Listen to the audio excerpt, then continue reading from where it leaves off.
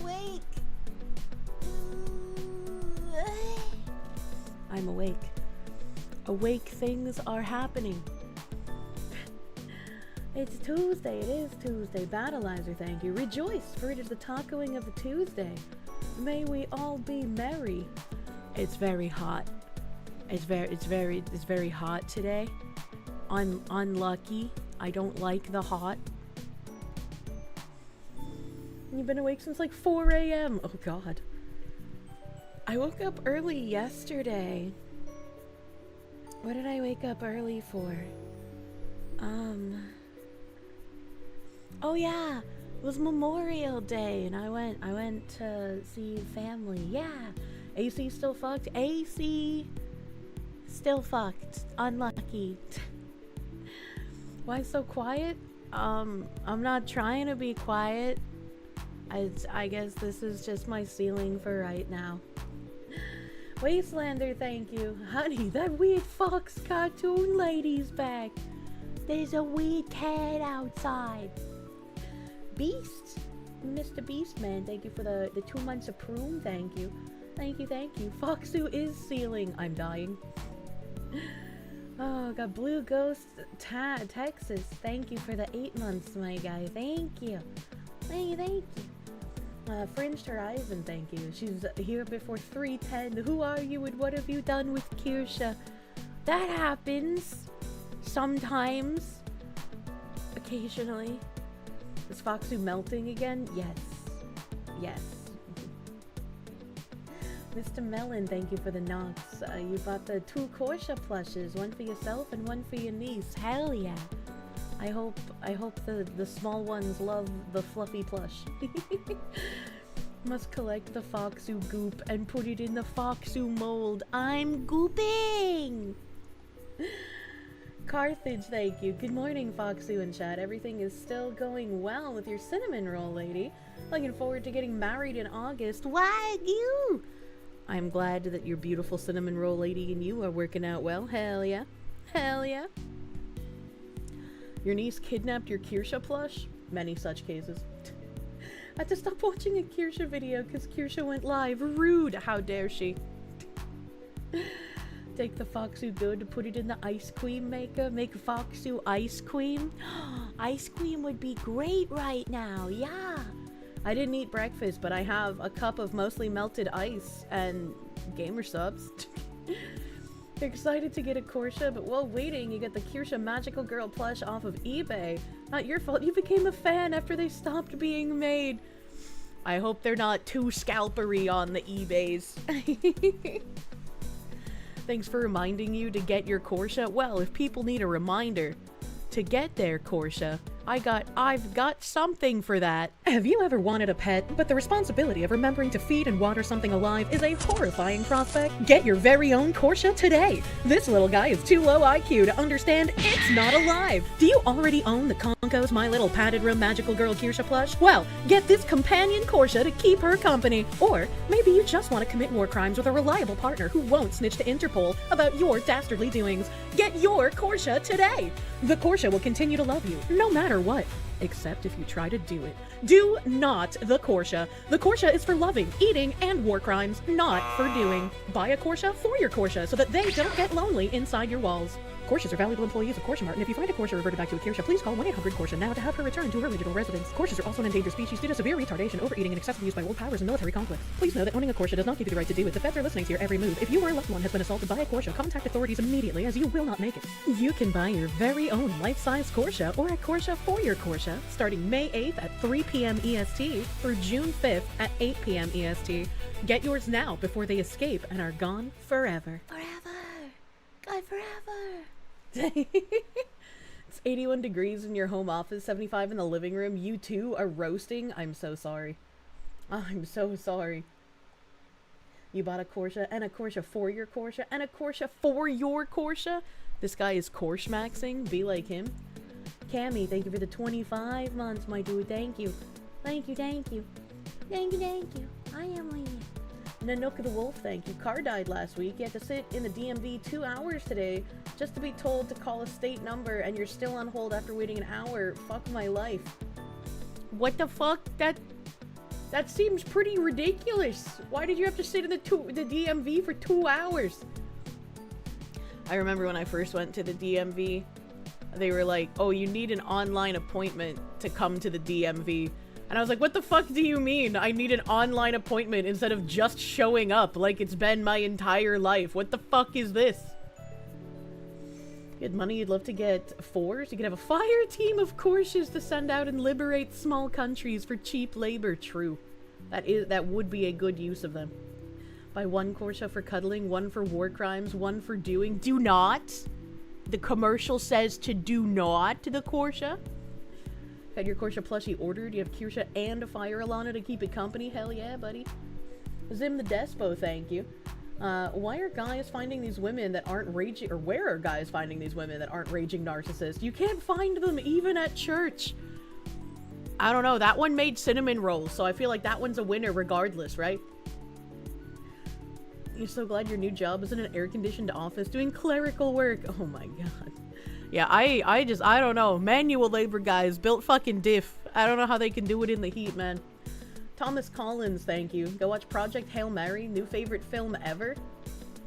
I think I saw, like, a single tweet on that, and I can't even remember what the tweet was.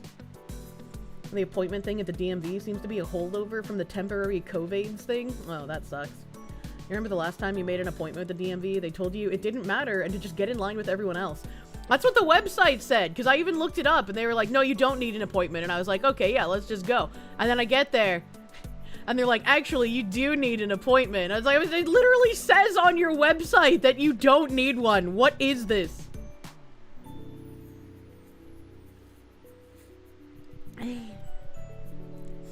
You don't mind working out in the sun? The occasional breeze was nice. No cool breeze in your house.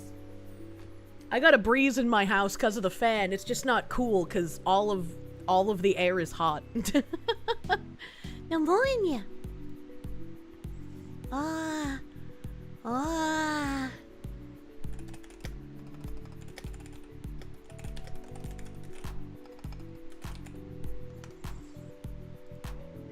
Okay. You ain't doing well in the heat, just boiling and eating electrolyte ices and water? Icy. Like a slushy? The DMV scene in Zootopia is still faster than an actual DMV? I'm gonna have to believe you, because I can't remember anything about Zootopia. I don't know if I even watched it. I think I might. No, that might have been Madagascar, not Zootopia.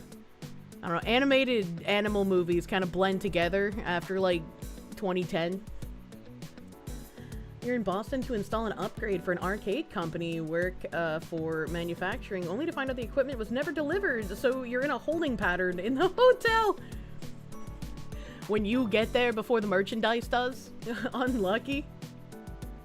Ants was cool. I vaguely remember Ants. The DMV in Zootopia was run by sloths. Oh yeah, of course that's going to be more efficient. You know you're in trouble when your employer brings out the electrolyte popsicles. Oh no. Anthony, thank you. Working outside in 90-degree weather. You've already drank a gallon of water with 5 hours to go. Good luck, my guy. Good luck.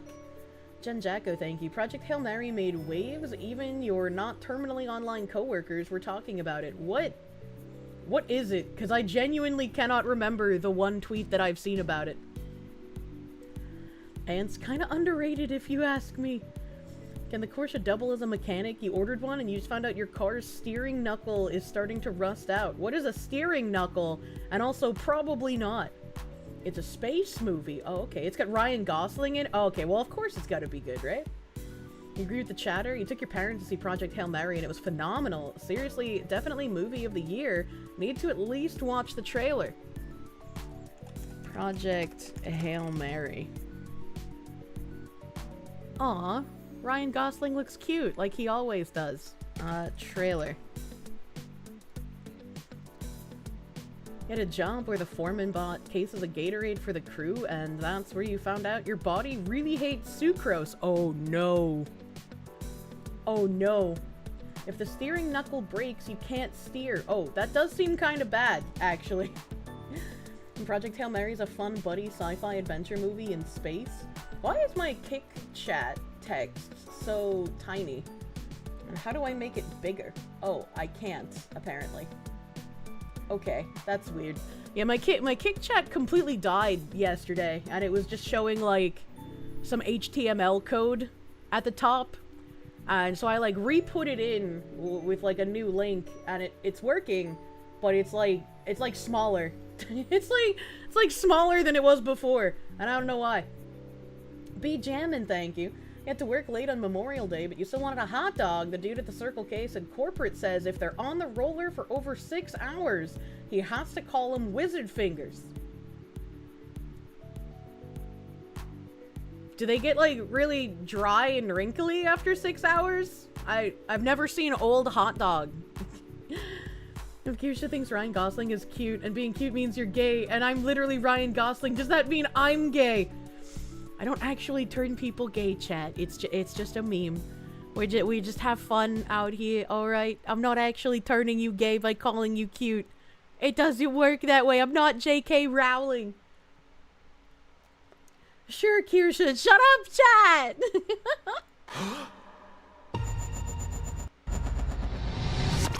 Why is he in a foreskin? Ryland Grace, he spoke up from a coma. I'm several light years from my apartment, and I'm not an astronaut. Oh, it's like Soma. I'm not an astronaut. I'm not an astronaut. If you don't go, you die.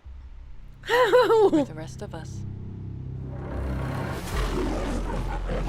The sun is dying. Oh. You are the only scientist who might know what this says. I'm just a teacher at Grover Cleveland Middle. You have a doctorate in molecular biology. I need you to come with us. This is Project Hail Mary. This is actually genius. Hold on a second. Hold on a second. This is actually... They've taken the, like, infallible girl boss character, but then made it a man. That's genius. Hold on. The sun is not the only star dying. Every star was infected by its neighbor, except one. Why? We don't know. Which is why we built a ship to go there and find out. It's 11.9 light years away. What a twist. I was just a barista at a coffee shop, but apparently I hold the key to saving the whole world. Instead of a female barista, it's a male science teacher. It's based on a book by Andy Weir, the same guy who wrote The Martian. I don't think I recognize that. Die in space. It's what you Americans would call a long shot. Hail Mary. I get it. Who on earth is gonna sign up for this? He said the name. Roll credits. If we do nothing, everything on this planet will go extinct. You'll find a solution. You are my solution. I put the knot in astronaut. I've never done anything. I've never done a space. I can't even moonwalk.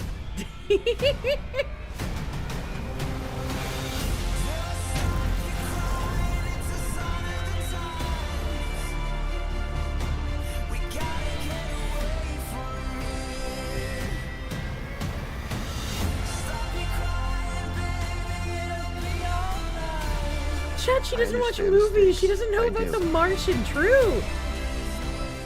My place is in the classroom. The world is counting on you. This might be very hard for you to understand, but some people are not good at things. True. You know who you are. You're gonna do great. I conquered Zero T in 5 hours. Yeah.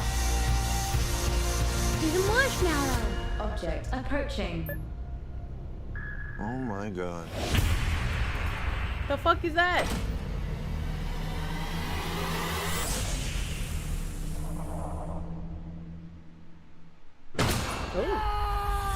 So, I met an alien. He's kind of growing on me. At least he's not growing in me, you know, which was a concern for a little while.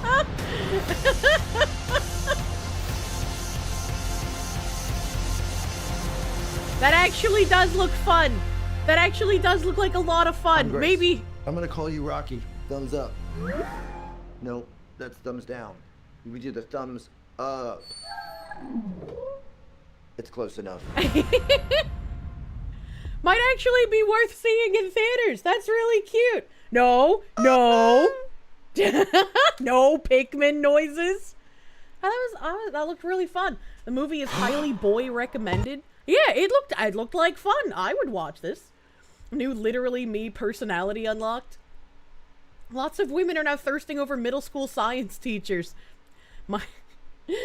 Oh my god.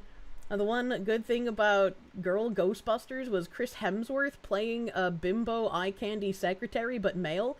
Turns out, the way to make annoying female characters lovable is to make them male! They made a movie about the son dying to get Kirsche to watch it, but she was so online and anxious she missed it. Oh, I didn't miss it! You guys showed it to me today! It's perfect! It works! What do you call the combination of Tesla, SpaceX, and the Boring Company? Three Musketeers? I actually don't think I know what the Boring Company is. Phantom, thank you for the 36 months, my guy. Thank you. Thank you, thank you.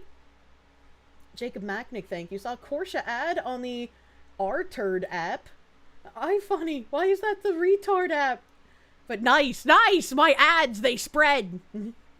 Bokir, thank you for the 22 months worth of watching theaters. Maybe I'll, like, make a barbecue and then hide it in a pocketbook and then go to the theater and watch this movie. The female girl boss who saves the world but male is just called the hero's journey. Well, no, because in, like, an actual hero's journey, the hero character, like, grows as an individual and learn things and also finds out that, hey, you know, this is actually way harder than I thought it would be. My ego has taken a bruising, but that's a good thing because now I've developed as a human being. Girl boss characters don't get that. Boring Company is a company Elon made to make a tunnel for high-speed transit in California. Project was readjusted to basically be a way for Hollywood celebs to skip traffic and avoid paparazzi, from what you've heard. Interesting. Interesting. I did not know that he was doing that. Or if I did, I forgot. Yeah, males do, even if they start as the girl boss, yeah. You just watched the movie in theaters yesterday. It's great. Now I'm gonna have to see an actually good movie, chat, instead of just the shitty ones. He also uses it to make flamethrowers. You found a way for me to remember the difference between Reform Britain and Restore Britain. Restore wants to restore the country back to its former glory, whereas Reform wants to reform the country into a commie hellscape. Someone already said that to me before. And I'm sorry to break it to you, if the two names are close together, like, even if I know what each one is, I'm still going to fuck up their names on occasion. The character having a degree and, like, being a teacher is not the same as a barista girl boss. I don't know. I just wanted to make a joke, and you guys are taking it a little too seriously. I'm not sure if this will be in theaters much longer. It's been out for over 3 months, and it was extended because it was doing so well globally. Maybe when it's streaming, we can watch it on Discord. It's been out for 3 months, and the first I've heard of it is yesterday? What the fuck? What the fuck? A Wastelander, thank you. Totes gay now. Sorry, bro. Jen Jacko, thank you. Your friend you work with from Rhodesia said he almost cried from Project Hail Mary. Really? That's kind of crazy. Battleizer, thank you. The only phrase you fear more than "I'm from the government and I'm here to help" is "I'm a bureaucrat and I have an idea." Oh no.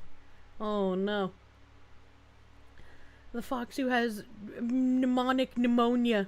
I don't know what that means.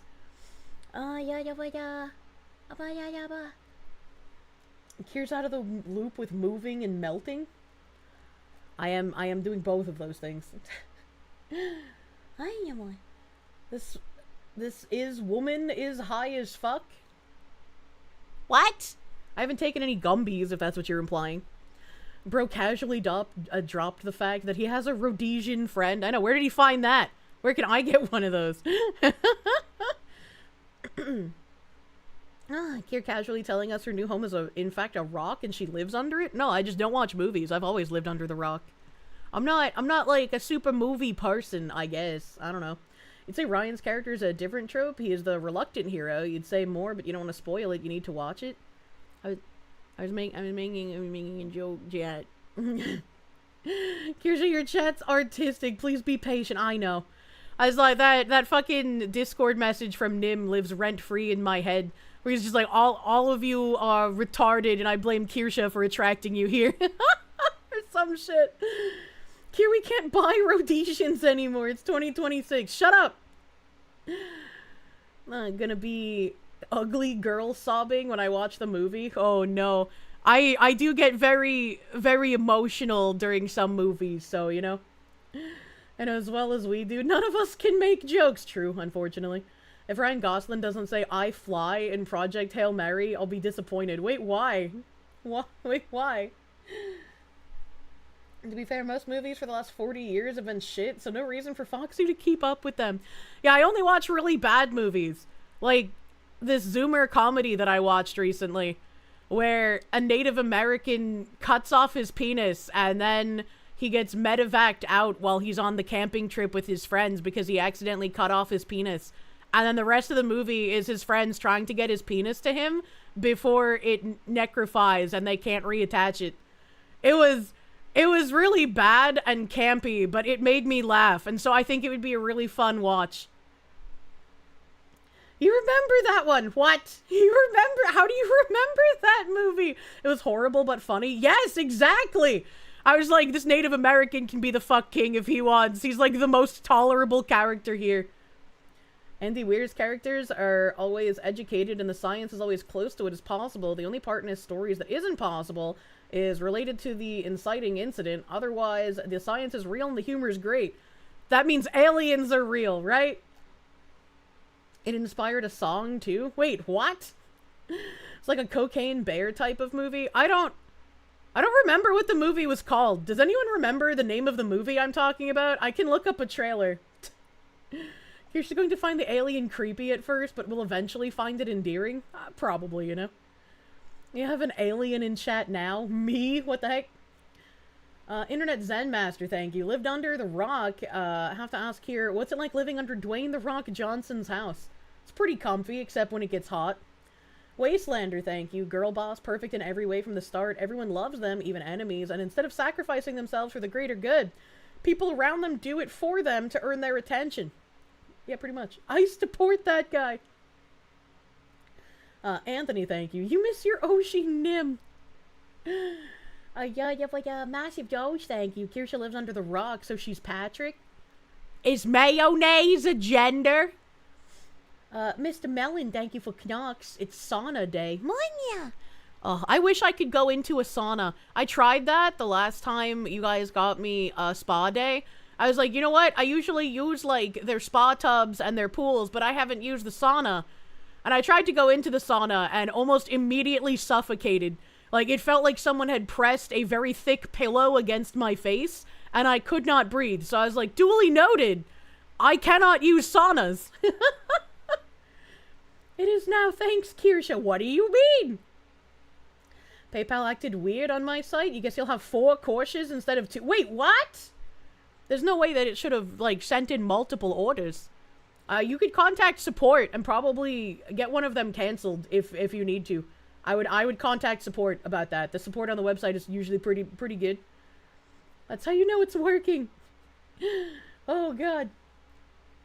Evil Mandrake, thank you. Rocky has more personality than 90% of characters in the last 15 years minimum. All my homies love Rocky. I know ya. Jacob Macknick, thank you. Saw a Kirsche ad? Oh, I already read that. Thank you again. Thank you again. PayPal does weird things on my site? Does it actually? I hope it doesn't, because that's kind of weird. You'll have to, I guess, explain what weird things it does a little better, so that I might be able to report said weird things. The movie is called The Package. Oh my god, thank you. The Package trailer.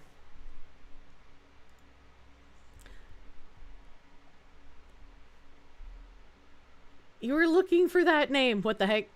So it's very, very goofy, very campy, but I enjoyed it. It was like just the right amount of bad to make it enjoyable. Show me the ID. Show military ID. Jack Jessup reporting for booze. You don't look like this guy. This guy looks like a soldier. I'm really excited to go camping with you guys. Why are there so many bags? Stop going through my shit. Sarah? Wait, did you not tell them that we were coming? I'm telling them now, like they're learning of it right now. You just like Jeremy's me. ever gone like 6 miles into the woods? Got you something, dude. The Fun King condom? This might be your chance to be with Becky. She's always had The a thing for you. fucking- I'm slow playing it, okay? You are no I can't believe they censored the trailer. In the actual movie, it's the Fuck King. They censored the fucking trailer. Jager Coghart, thank you for the sex. Not a movie person. Please say at least Kirsche has watched Lord of the Rings. I got some bad news for you, buddy. I've tried watching that a couple of times and I always fall asleep. Jen Jacko, thank you. The Martian had Matt Damon. I don't think I've seen that. Ryan Spalding, thank you. Watch the movie, not spoiling anything. Ryan Gosling actually gets major character development and isn't a girl boss. Movie of the year. Won't get an award because there's no message. Never does, unfortunately. Unfortunately. Dang it. Guys, it's spring break, and I'm ready to rage. Let the games begin.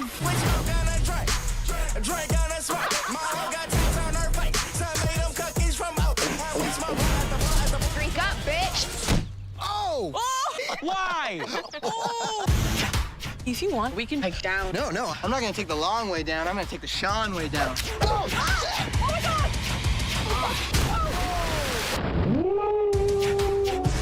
god! It honestly didn't hurt that much. It was actually really fun. Ooh. Oh. This knife is so sharp. What the fuck is he doing? Did you just...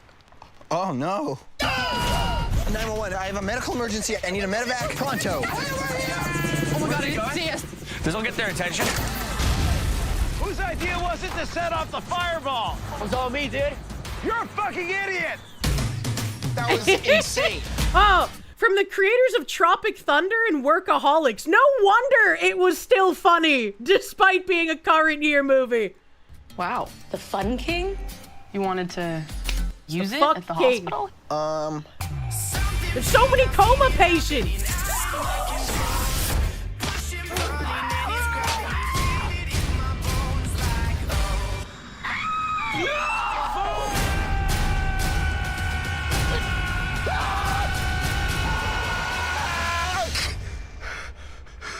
It was just supposed to be camping. Sean, let's go. Yeah. What's your problem? Sean, do you have a boner? What? I don't have a bony. Did you just fart? No, it's a seat. Oh my god, do you have the farts and a boner? I don't have the farts or a boner. One of those is definitely a lie. You're being cock-blocked, literally by your own cock. I don't remember the farting part being in there, but I think that would have been funny if they kept it in, considering previously in the movie they let it out that one of the other characters sharts when he orgasms during a blowjob. That was awful, you know? It's kind of bad, but it's fun bad. I had a fun time watching it. But oh my, Jen Jacko, thank you. Did the snake bite the Johnson? Well, yeah, but it wasn't attached, so, you know, it's fine. That's okay. Things I could have never known. What movie is this? It's called The Package. It's called The Package. How high were you, though? I don't think I was high at all when I watched this, actually. What you're getting from this is that I like early 2000s stoner comedy, like Without a Paddle. Without a Paddle was also a funny movie. Maybe I do like stoner comedy, even when I'm completely fucking sober. I'm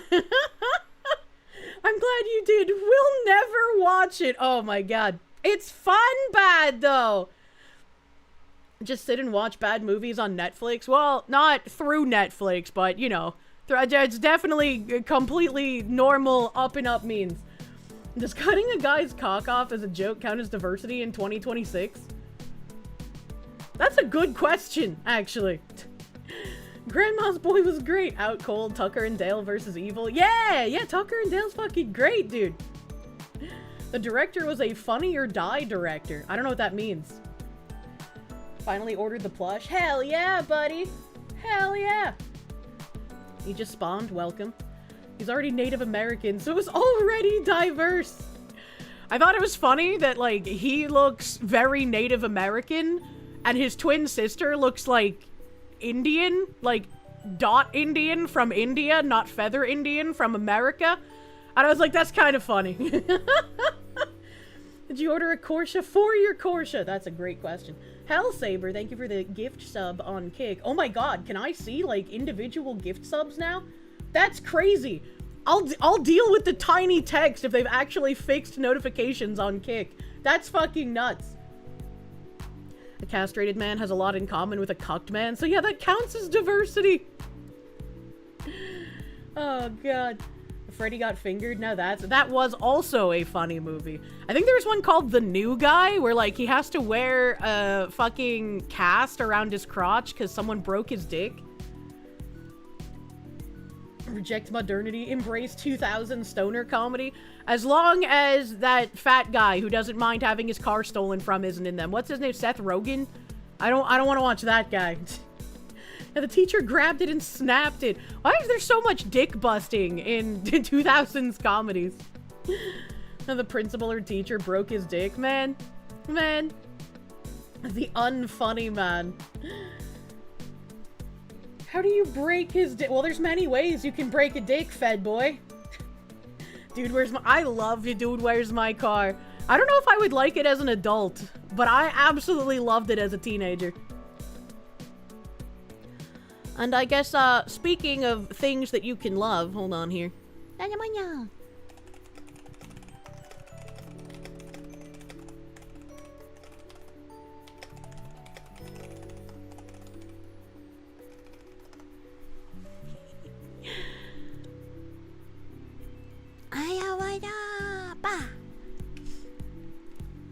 An Ontario man dies of MAID after being assessed outside of a Tim Hortons. Could you imagine, like, just having some kind of medical emergency outside of a coffee house? And the people who are supposed to come address your medical emergency are just like, this man needs to be killed immediately! That's the only cure! Most Canadian sentence ever. Yeah, right? What was that segue? What do you mean? John in English, thank you. Hey, Foxwoman, when you got done working on the car you were trying to revive, and she runs, but now you think the boiler's going out. You're tired of this, Grandpa. I'm sorry your car is giving you shit, buddy. Hopefully you can get it all finagled. Motherfucking Neo Johns, thank you for the 5-month resub. I can see alerts, yay! Good evening, Kirsche. Seems like we've now got the heat wave that I recently suffered through. I don't know if it's the same, but here in the UK, it's rather humid. Probably feels worse. You know, I've been experiencing life as a European for the past few weeks that my air conditioning hasn't been working. And let me tell you, boy, am I glad that I'm no longer a European. Holy shit. You guys live like this? Every day? What the fuck? Get sick in Canada, so you've chosen death. Garugamesh, thank you. You just entered into the chat. What the fuck did you hear? You know? Many things. Euro poor hate. It's not even that, like, they don't get AC because they can't afford it. It's like their houses just aren't built for AC. And so they're like, well, we have to get the floor units. And it's like, well, yes, so did I. I had to get the floor unit. I understand. Trek Chris, thank you for the 3 months of Prune, my guy. Thank you. Thank you. Reminds you of the solid JJ skit. Well, that guy is a candy ass, so. And you're glad to be an American where at least I have AC. True and real. You misread the title, Man Dies of Maid After Being Asked outside of a Tim Hortons. Please do not anally rape medical emergency patients outside of the Tim Hortons. The summers are getting hotter each year. Wasn't this hot a decade ago? I just don't believe you. Like, unironically. Got IBS. Time to get deleted. A London, Ontario doctor who assessed a patient with inflammatory bowel disease. Wait, that makes it even worse. Does coffee give you the runs because you have Crohn's? Time to get in the suicide pod, idiot. What the fuck? And a history of mental health issues for maid outside a Tim Hortons location, and later personally drove the man to the place where his life was ended and has agreed to a minimum 6 months supervision.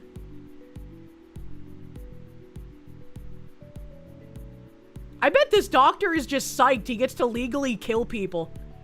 'Cause what the fuck did I just read? You can just pick up a guy who drank coffee and has irritable bowels, take him to the maid offices, and they'll kill him for you. No questions asked. That's fucking crazy. What the fuck? That dude works on commission. What the fuck am I reading?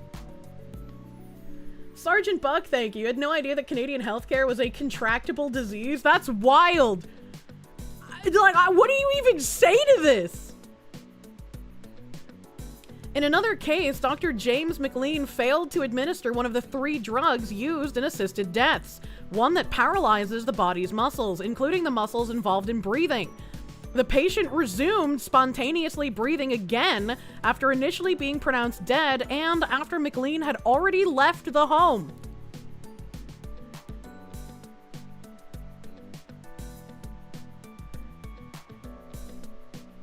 This is, unironically, this is just a guy who is allowed to murder people sanctioned by the state.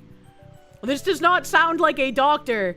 This sounds like, I want to watch people die and the state is enabling me. So he didn't even kill the guy right. It was in another case. This wasn't even the guy who, like, shits his pants after drinking coffee. This was a different person. As first reported Monday by the Globe and the Mail, the doctor's case is raising new concerns about Maid's oversight and accountability. What is striking is not only the seriousness of the concerns identified in these cases, but the limited regulatory response, said Dr. Ramona Coelho, a family physician and former member of the Office of the Chief Coroner of Ontario's Maid Death Review Committee.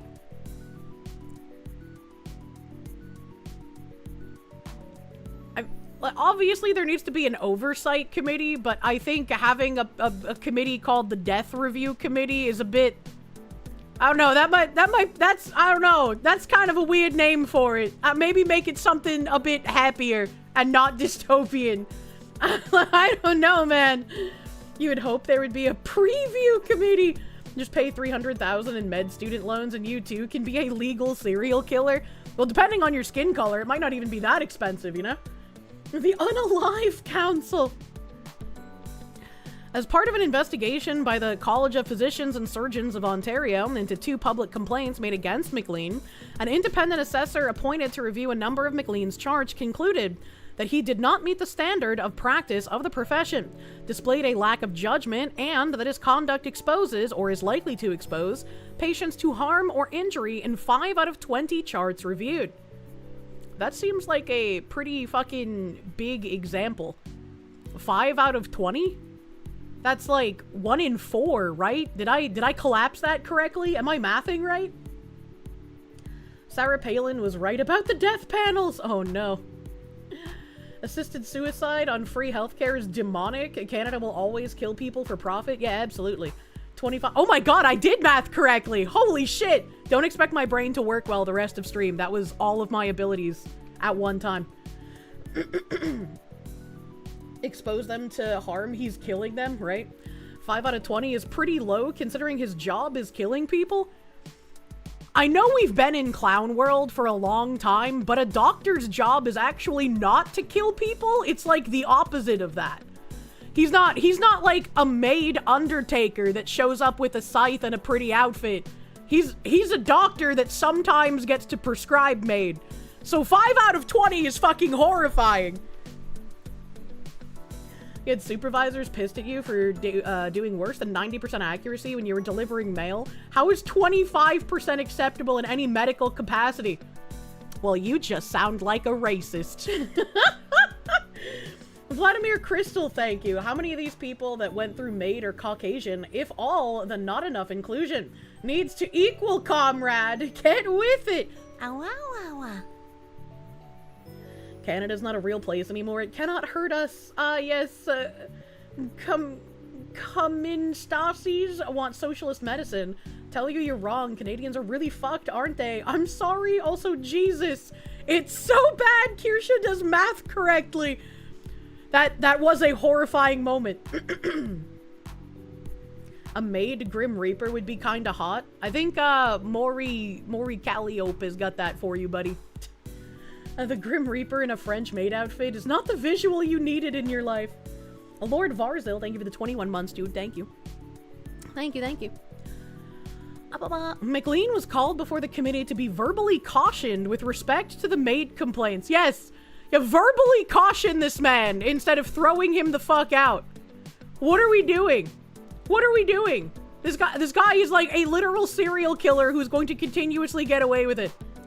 In addition to agreeing to mandatory clinical supervision for at least 6 months as part of an undertaking with the college, McLean will undergo ongoing review of his MAID patient charts and mandatory professional education related to MAID, consent, documentation, professional boundaries, and professional behavior. Someone who is, like, able to kill people under the law legally probably is not going to get anything from a, we need to teach you about consent. If we could just teach the rapist to not rape, surely rape would just go away. His license already should have been revoked. In a normal society, yes, it would have been revoked. There are people making a medium, not a medium rare steak with more consequences. What the fuck? You don't think there's any hope for Canada at this point? That's pretty fucking wild, yes. After 6 months, he'll undergo an assessment of his practice, the results of which may form the basis of further action by the college, Laura Zilke, a CPSO spokesperson, said in an email to the National Post. You see, the problem here is that McLean seems like an actual competent doctor, right? He seems like he actually knows what he's doing, which is why he can do this shit with MAID in a really egregious way.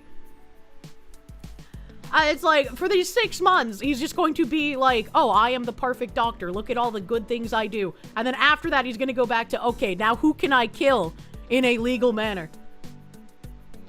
It's not going to teach him not to do it wrong, but how to do it without getting in trouble, you know? Chet, thank you. The MAID situation is far worse than you know. Dr. Ellen Wybe is one of the worst. She snuck into long-term care facilities to kill people. Putting a bunch of stuff together is just going to take a while. Yeah, I've never heard of Ellen Wybe, but if she's like... she's sneaking into places to legally kill people, like, what the fuck? Canada, what the fuck is happening? Massive Doge, thank you. What's the physiognomy of that doctor? I have no idea. They haven't put a picture of him. Mr. King, thank you. India's first North American colony is going crazy. Not like this. Flying Nanook, thank you. You thought we were supposed to include the in Minecraft phrases with these jokes? Oh, this is serious. I guess that's Canada having a terminal case of being Canadian. I do not know what Canada has anymore, but like every time I read something on MAID, I'm just like, what the fuck is happening over there? What the fuck? Also, what the fuck? Former Walmart worker who stole over $7,000 worth of stuff is given house arrest, partially due to risk of deportation. What? The fuck does that mean? Mr. Mellon, thank you for the knock. You should look up Arnfinn Neset. He was a nurse in Norway and was charged with killing 22 patients and may also be guilty of killing 189 people through overdose. Is this recent? Because what the fuck? What's the address? I have a call to make. The undertaking imposes extensive oversight and monitoring requirements on Dr. McLean's practice, Zilke said.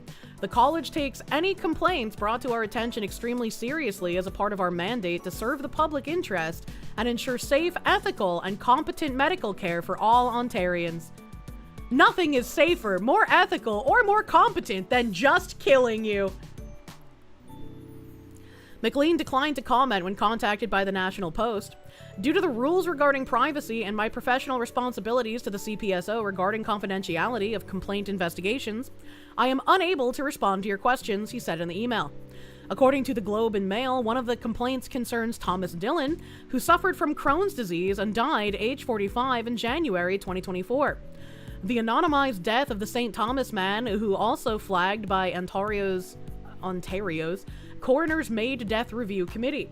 In a report involving 2024 MAID deaths, the coroner's panel highlighted the case of Mr. A male in his 40s with inflammatory bowel disease who, because of his illness, didn't have an active social network, had difficulty maintaining a job, found personal relationships difficult, and was dependent on family for housing and financial support. He had a history of mental illness, previous bouts of suicidal thinking, and ongoing alcohol and opioid misuse that cost him his driver's license. During a psychiatric assessment, Dillon was asked if he was aware of MAID and given information on the option. There was no documented input from the family, who were known to have had concerns about the MAID request. McLean and another assessor found Dylan eligible for maid under Track 2. Designed for people whose death is not reasonably foreseeable, but who suffer intolerably from a grievous and irredeemable medical condition. Bro, people live every day with irritable bowel syndrome. What the fuck are they talking about? Literally, do you shit yourself on occasion, uncontrollably? Have you considered just dying instead? Remember, they want to expand MAID to mental health. It's kind of disgusting, but it's not surprising that after the entirety of, like, do you have gender dysphoria? Instead of trying to treat the dysphoria, we're going to feed into delusions that you can actually become what you want to be in real life, right? Like, we used to have those, like, body dysmorphic people going on Jerry Springer because they cut their limbs off or blinded themselves. And everyone was like, yeah, that's obviously not the way you deal with it. But now that we've already established that confirming delusions is apparently the correct way to practice medicine, this guy's like, are you depressed? Are you having suicidal thoughts? Have you not been able to kill yourself because you're an incompetent fuckwit, which furthers your suicidal thoughts? Don't worry about it. Let the Canadian healthcare system kill you for you. Was he traumatized after someone called him the poo-poo man? It's like, I can understand people, like, not really wanting to, I guess, socialize too much in case an accident happens. Like, I can understand the fear, you know? They also want to expand MAID to toddlers under the age of 2, so I guess it's just an extended abortion. We need really late-term abortions for, like, people in their 30s and 40s who are trying to destroy the country. I want to be a dolphin, South Park, 20 goddamn years ago. It's also tiresome. Jen Jacko, thank you. The French in Canada need to get off their butts and throw a party already. Please, invoke their blood right. Charminator, thank you. We have mental health cops now who will admit you. What the fuck? Patchouli, thank you. Canada seemingly lauding Jack Kevorkian as a saint within your lifetime is wild to you. That guy was stripped of his license for a reason. You know? You know? Are you lonely? Do you want something warm and fluffy to cuddle? Do you not want the Canadian government to think you should maid yourself? Buy a Kirsche. Going out like a true warrior, shitting all over your doctor's office, and then going down fighting against the maids. Internet Zen Master, thank you. Your little sister just graduated from medical school. Fortunately, the school wasn't in Canada. Unfortunately, it was in California. Fortunately, question mark? The school's Jewish, so at least she knows her shit. Thank you. Kirsche, please protect me from Canadian healthcare. I don't think there's anything I can do about the Canadian healthcare, man. I'm not a Canadian. Newly Wired, thank you for the 5 months. Please stop winning all the hockey gold, otherwise we will keep Kevorkying ourselves for legal reasons. This is satire. Charminator, thank you. Government stopped serving our interest 11 years ago. We've been screwed ever since. I feel like it's probably been a longer than 11 years. That's probably just when it became the most noticeable. Much like the commie gobbledygook had infiltrated our government in America, like, fucking, what, 70, 80 years ago? But it only really became noticeable to some people during, like, the 60s and 70s, and then they fell asleep again or didn't care enough. And then we had a period of grace in the 90s, and then everything went to shit after that.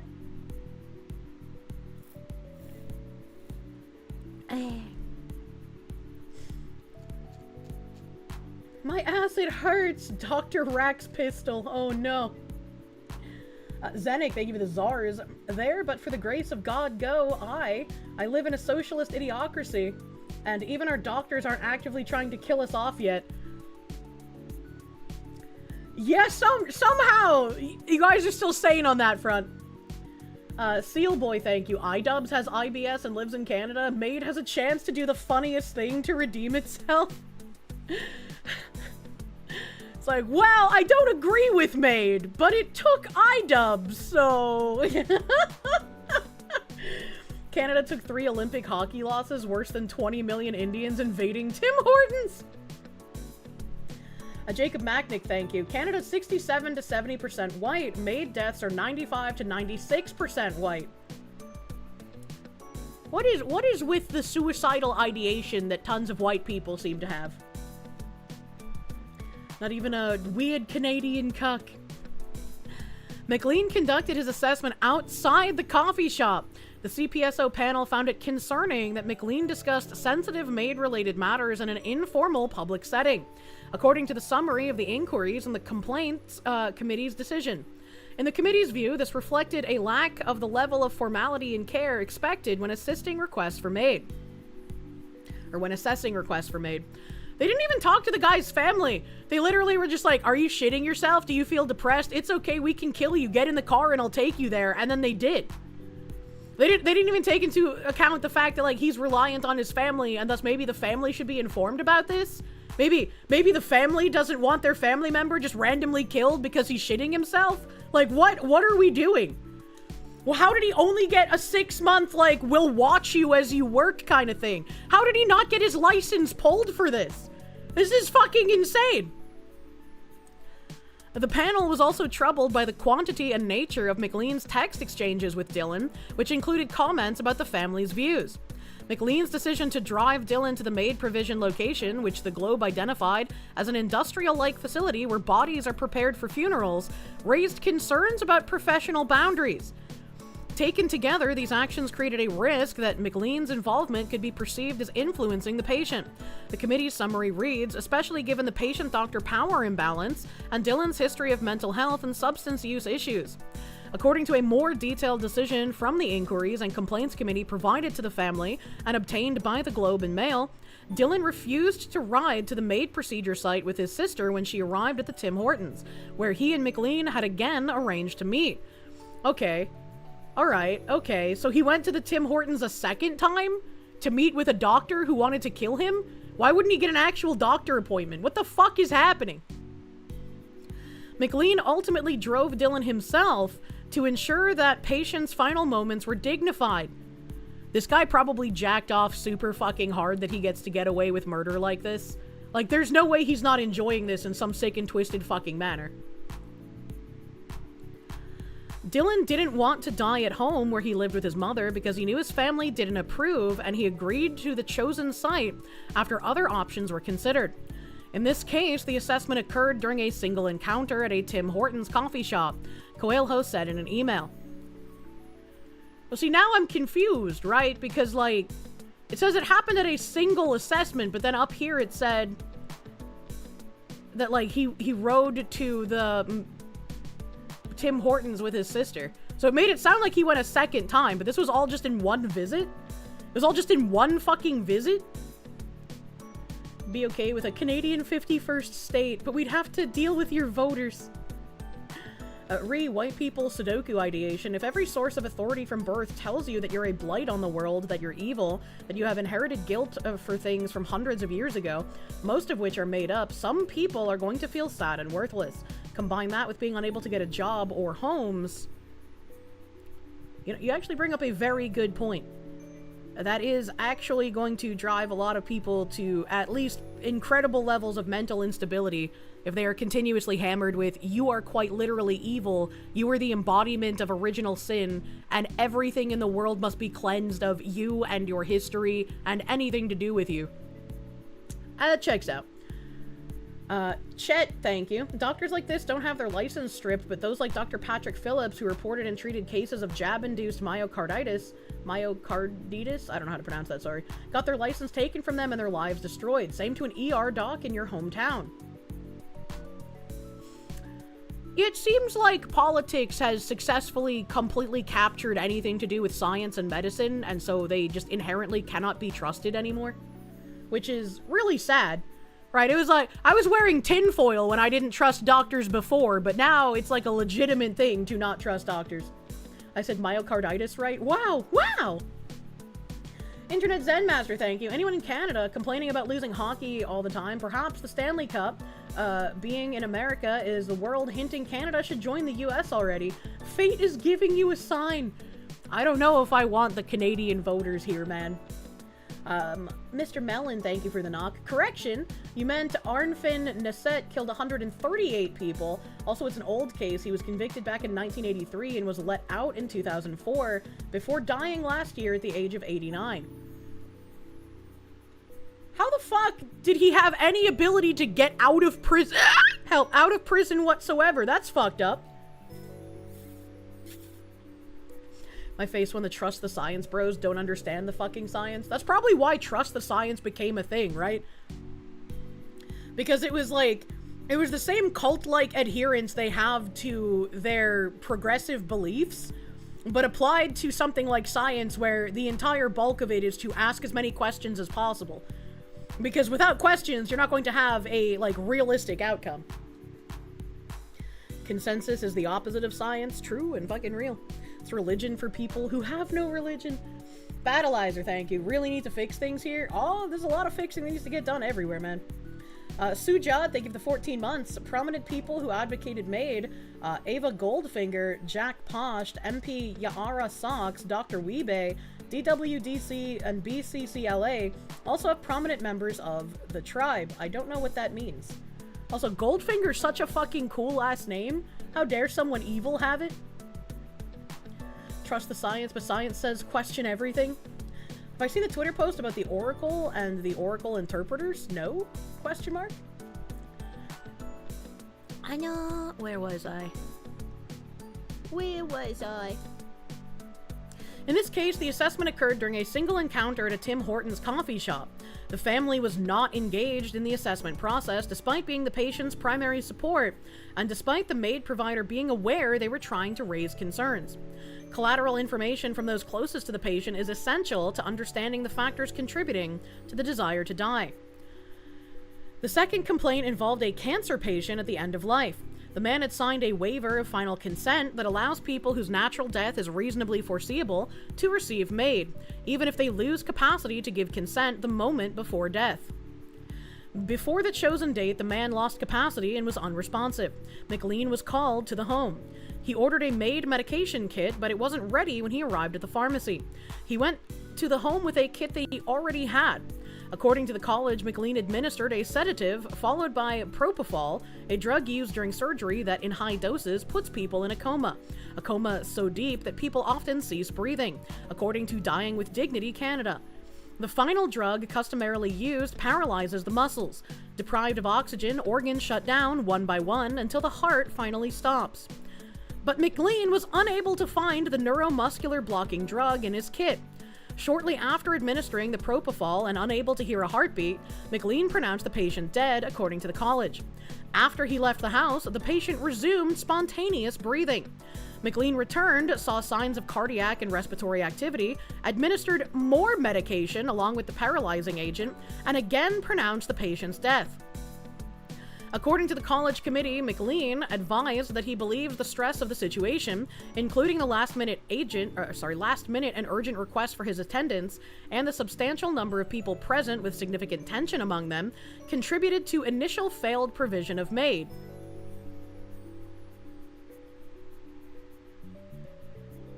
As a doctor who does this stuff, you should absolutely be able to handle that kind of tension in a situation. What the fuck are you talking about? What the actual fuck are you talking about, man? Like, that's why, like, we see so many actual surgeons and whatnot making incredibly dark jokes. Like, they need a way to offload the compartmentalization they have to do in order to handle that kind of level of stress. What's wrong? You can't come in front of an audience. Jen Jacko, thank you. Wait, he carries around his own kit? Sus as fuck? Yeah, that is really sus. Vladimir Crystal, thank you. You dislike that they captured your science. How will you get your warp drive working if the commies are everywhere? The answer is you won't. Unfortunately. Mr. Mellon, thank you for more knocks, dude. Norway only has a 21-year sentence for jail, but it can be extended if the person is deemed dangerous. That seems like a really shitty system if like 21 years is the maximum you can give for anything. That seems a little fucked up. Norway doesn't have lifetime sentences. The longest they can do is like 20. Anders is the absolute exception, and they plan to renew his sentence. I mean, good, right? B. Jammin, thank you. Thank you for more knowledges. Modern experts aren't actually experts, they're just ideologues. Case in point, you sat in a presentation given by an economics professor and he cited Karl Marx as a source of economics. As soon as you saw that, you knew why so much of his presentation was out of touch with reality. Oh god, I hate living in society. Battleizer, thank you. Brought his own kit. Yeah, this guy is just a state-sanctioned serial killer. Yep. Forbidden Cat Belly, thank you. Jokes aren't allowed in Canada, though. You know? That's what Breivik is sentenced to. He's gotten 20 years, extendable, and he's going to get it extended every 20 years until he dies. Which, I mean, he should, but it seems like there are other people who should also get that extension. So, like, why even have a maximum sentencing? That just seems like it doesn't do you any favors. A lot of EU countries have 25-year max prison. That explains why Europe feels a lot worse than the US does when it comes to all of these, like, horrendous crimes. Like, we're in the same fucking sinking boat, buddy. But it felt like Europe got there quite faster than we did. I know how lots of pyromaniacs and arsonists go into firefighting, start fires, and then show up to get the adulation of putting it out. You're getting those kinds of vibes, but serial killer? I didn't know that there were a lot that did that. I mean, I would assume sometimes that would happen, right? But a lot. I didn't know that. I didn't know that. Spicy Lumi. cat raid. What the hell is this spicy cat raid? Lumi playing games. Thank you for the raid. Welcome, Raiders. Welcome, Raiders. The family complained about McLean's professionalism and communication. The level of scrutiny and accountability applied to Maid is inconsistent with how other serious medical procedures are regulated. The federal government frequently points to the absence of criminal findings or disciplinary action as evidence that the Maid system is functioning safely, Coelho added. Which, based on a lot of the stories of Maid that we've read, yeah, that's absolutely a problem. Cases such as these, along with those documented by the Coroner's Maid Death Review Committee, confirm that important gaps in oversight and accountability remain. Yeah, to put it fucking lightly, man. To put it fucking lightly. I kind of want to see if there's a picture of this guy, because I'm picturing him as like an old white boomer. And I kind of want to see if there's a picture available. Let's see. Canada Maid.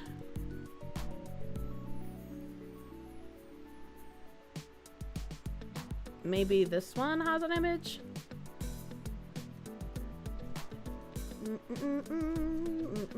Actually, this one won't even load the article. Okay, what about this one? That's a woman. And then they won't show me the rest of the article. Okay. I'm not going to click on Sports Kita because they are slop and they can't get anything correct. Yeah, it looks like there's no pictures easily findable, which is kind of weird. Which is kind of strange.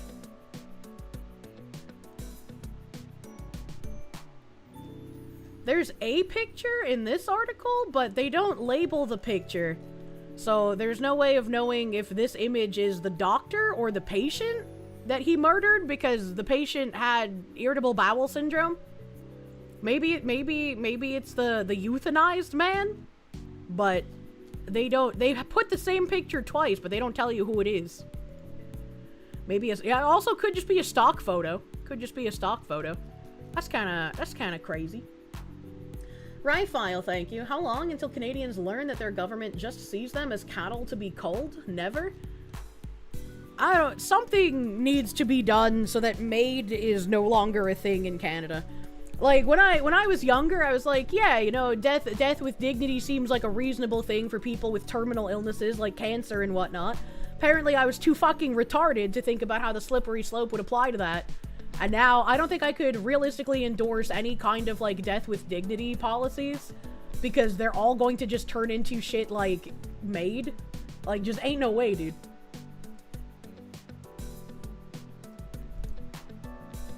Nord, thank you for some Knox, dude. 21 years is the max in Norway unless you're deemed a risk to society, and then they can keep you as long as they want. This worked until diversity happened. A tale as old as time. Sujad, thank you. Here in Europe, lots of lib judges give suspended or negligible prison sentences. There's a judge in Ireland, Judge Martin Nolan, and he's infamous for it. Yeah, we got our own shitty judges that I wish we could just deal with the way that President Bukake does with his judges, but you know, unfortunately,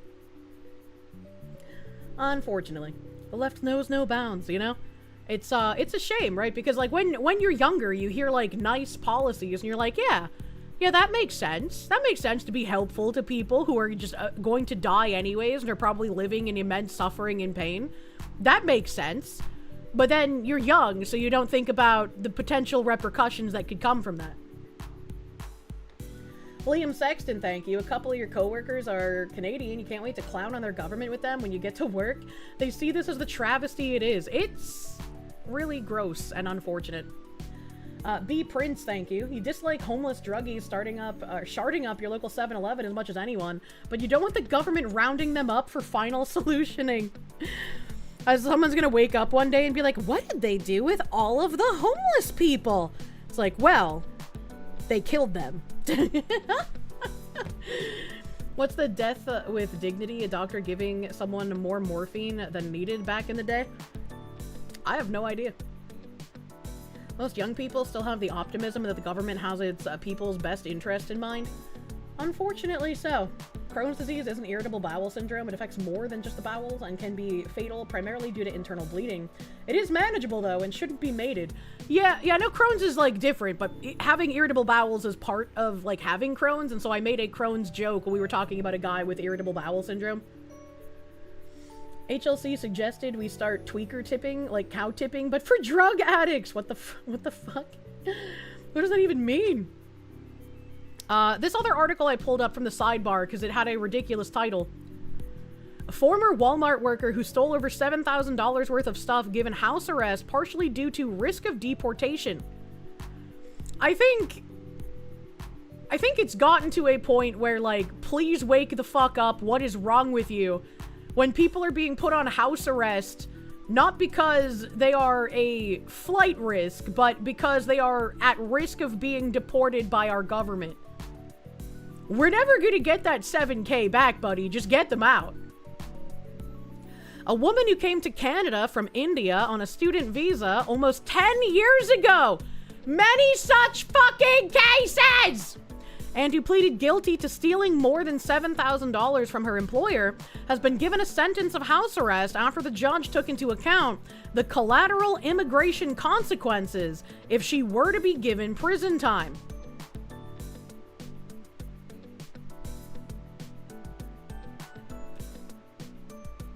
What? Like, in a sane country, this would mean we want her to get the fuck out as quickly as possible. Therefore, if we imprison her, we can't get her the fuck out as quickly as possible. Which I'd be like, yeah, that makes sense. Get her the fuck out. But I doubt that's what they're saying here. The case was decided this year by Alberta Court of Justice under Justice James J. Ogle.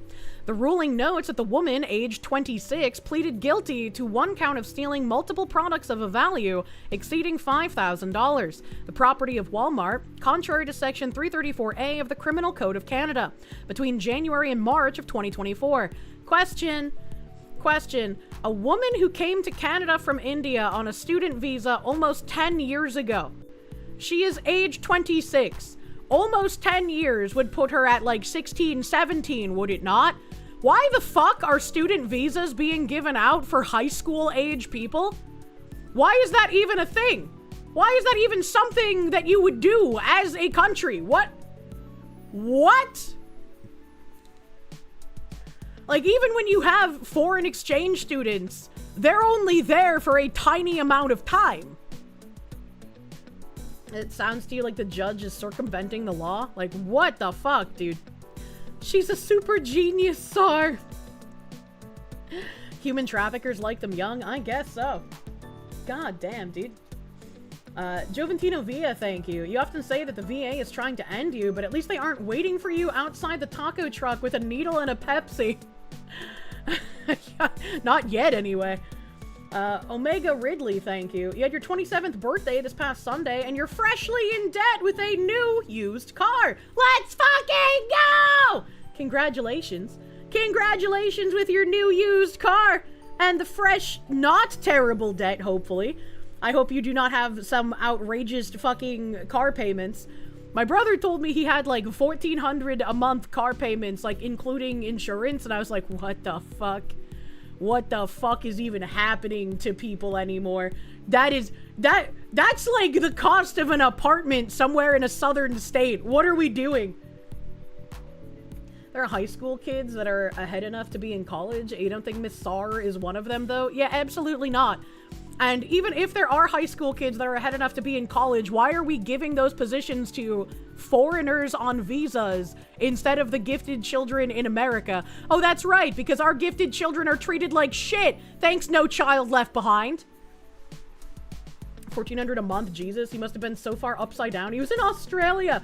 Yeah, it was not good. She probably overstayed her visa, got problem just as bad up here in the States, probably worse because the government doesn't care to enforce the overstays. Yeah, I mean, obviously, because it says a student visa almost 10 years ago, and it doesn't mention any, like, new visas, so it sounds like she just overstayed her student visa that she had 10 years ago, and then just never went home, and then started working at Walmart. You're not gonna get any kind of a visa to work at Walmart. That is not skilled labor. Also, this is Canada in the article. Fucking Canada losing again. True. Rifile, thank you for the 4 months. You just turned old last week. This is the hospice of VTubers. Thomas Collins, thank you. Update on JP Morgan freaky eye scam guy. His lawyer dropped him and he's going pro se. God, this is gonna be funny. I hope they fucking stream that. I hope they stream that, because what the fuck? Also, hold on a second. I'm getting a phone call.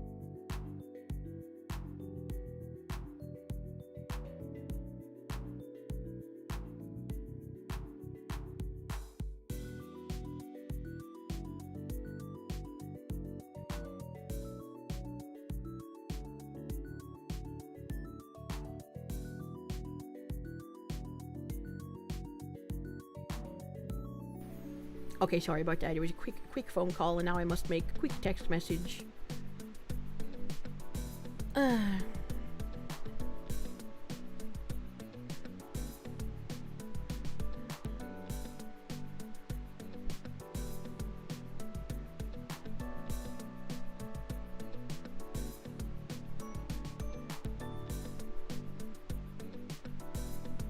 Okay. Someone find Kirsche's dad and get him to MMS-er the pic of that dude with the eyes upsized so even he can get in on the fun of jump scaring her with it? No! No! In the news of Kami Gobbledygook, apparently Hassan just came out and named his collaborators on stream after he was questioned by the feds. Yeah, I have that in a tab, I think. I was like, damn, that's kind of retarded. Foreign pleb here, what exactly is No Child Left Behind? No Child Left Behind? I don't know what the actual text of the thing is, but what it actually did was, like, say you're in a classroom of 20 kids, and you're doing just, like, basic algebra, and 19 out of 20 of the kids have understood the assignment, they've gotten passing grades on the assignment, the teacher knows they understand the assignment, they've had quizzes on the assignment, they know what they're doing. And that one kid is like, he got a D, he doesn't really get it entirely, he needs some extra help because he's not quite as good as like a normal person at math. Instead of taking that one child and removing him from the classroom to give him specifically extra assistance on what he's bad at, they keep the entire class back learning the thing that everyone else already knows so that that one child is not left behind.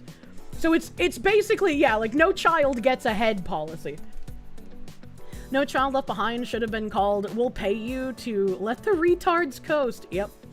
Yep. He needs some milk. That means teachers got punished for having a single failing student regardless of that student's own decisions. Yeah, it was absolutely ridiculous. That's so stupid. It is very stupid. It is very stupid. And I consistently remember, like, I bring it up on stream when we talk about, like, popcorn reading. Like, I would read ahead when I would be given, like, reading material for class. And so when they would call on me, I'm like, I don't know where you guys are. I'm like 7 chapters ahead, bro. Popcorn reading is slow and inefficient, and I don't want to take part in it. And it's, that was discouraged. If you were doing well, if you could read faster, if you could actually absorb the content in a faster manner, you would get, like, told not to do that. you wouldn't get punished. They wouldn't like give you, you know, an in-school suspension or like a detention or anything. But they were like, you can't do that. You need to stay on the same path as the class. You cannot make everyone smart, pretty, or fast. You can force everyone to be stupid, ugly, and slow. True. True and fucking real. Swear you didn't have a single class after like elementary school where you didn't hear the teacher at some point say we were behind in the lesson plan always, you know? I can't let you do that, David. Amen, thank you. But Kirsche, you were told by the boomers all you have to do is eat ramen and drink pond water to be able to afford a car payment. I have to imagine a lot of like the posts are just like rage bait now. Like I cannot imagine people being like genuinely that out of touch where it's like just eat peanut butter and jelly sandwiches and you'll be able to afford whatever you want. We don't live in that world anymore, Grandpa. Your world had this, and we had a kid that completed all his classes within half the school year. The teachers were furious. Yep. I'm glad my physics teacher was an intelligent human being. You remember school before No Child? It was sink or swim, bitch, and you learned to swim. That's how it should be. Even worse, you're now seeing fucking millennials echoing it. It's like... I don't know where you can point to cause and effect, right? Because we watch Caleb Hammer. We know that there are retards out there who make good money, who could have good lives, but instead they're trying to finance a life that they cannot afford. Right? Even if you're making, you know, like $180,000 a year, that's amazing. That is a crazy good salary. But you can't live like you're making $1.8 million a year. You just can't do that. And there's a lot of people, and I don't know whether they're just like naturally retarded or if it's a consequence of like where our economy is, where it's like, I'm never gonna have a good life anyways, might as well just rack up all this fucking debt living how I would like to. Who knows? Either way, they have that like group of retards they can point to. What about special ed? Got way ahead of your class in almost every subject except for the one old battle axe that retired the year after you had her, you know? Both. And I mean, if it's a bunch of people just being like, fuck it, I will never be able to afford anything, let's just rack up debt on 1 million credit cards. If that becomes like the norm, which it feels like a lot of people, and maybe this is a bubble because again, I watch Caleb Hammer, it feels like a lot of people are taking that kind of approach, and it's like, when so many people take that approach, you get to the point where if you're not trying to game the system, you are just de facto a loser, right? Like, why do things the right way when nearly half the country is on, like, welfare programs, when you have foreigners coming here specifically to defraud American tax dollars, when you have other Americans saying, well, I'll never afford anything anyway, let's just run up tons of debt. Like, what is the incentive to do things correctly and as a good person? Damn, kid, are you organically retarded or are you GMO stupid? Oh my goodness, where are we here? LNEFC, thank you. Did I see the white lady from Minnesota got 41 years for fraud?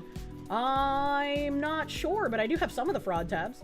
Battleizer, thank you. The fanfiction bank is that scammer is repping himself. Let's fucking go. That's the best news you've heard all day. You cannot wait to see how he edits his version of 50 Shades of Curry. I pray that they stream that, because holy shit. Majab, thank you. Keep in mind, Caleb only takes on certain cases. Yeah, that's why I'm saying, like, it could be a bubble, right? Because we're watching these people specifically because they are so horrendously bad with their finances that they would be entertaining to watch talk about their horrible finances. It's so tempting sometimes. The voice is on your shoulder whispering, get on welfare. I mean, in my case, it'd be like, look, I got like a fucking 850 credit score. Imagine the credit cards I could open. Imagine the tens of thousands of debt I could accrue. It's so tempting sometimes, you know? Battleizer, thank you again, I read that. Be Jammin', thank you. Supposedly Hassan Piker has turned state's evidence, I don't know what that means, or is implied that he's cooperating. Either way, a bunch of lefties on Twitter and Blue Sky are baying. A communist will always betray their own, so this is a get your popcorn out, buddy. Albatross, thank you. Don't folks say that teachers pass students so they don't have to deal with them? Now, No Child Left Behind means they ain't my problem anymore. Yeah, potentially. And turn state's evidence means he's a snitch now. Oh, Jesus Christ. Where were we here? The maximum penalty for this offense is 10 years imprisonment, court records state. There is no minimum sentence. According to an agreed statement of facts, the woman worked at Walmart as at the customer service clerk. On at least 14 occasions over a 5-week period, she stole goods from Walmart's Cochrane, Alberta location, either by herself or in concert with others, including her boyfriend. The relationship ended more than a year ago. None of the other participants in these thefts have been charged, and none of these others were employees of Walmart, court records state. The woman's primary method of theft was to ring in goods not with the barcode of the item in question, but with the one used for individual photo purchases, which was 32 cents.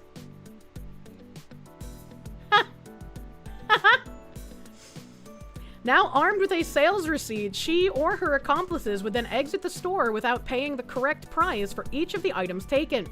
The woman has lived in Canada since she arrived on a student visa at the age of 17, though she has taken several trips back to India over the years to see family. She obtained permanent residency status in Canada in 2024. So this is kind of one of those cases of arriving on a temporary visa, overstaying the visa, staying in the country anyways, and then getting your permanent residency status. The thing that the United States just said will no longer be allowed to happen. Looks like Canada might need to take a leaf from us. It's quite a few cop cams making arrests for this type of theft at Walmart. She has worked in the past in Canada in several different retail store positions, court records state. Since being fired by Walmart,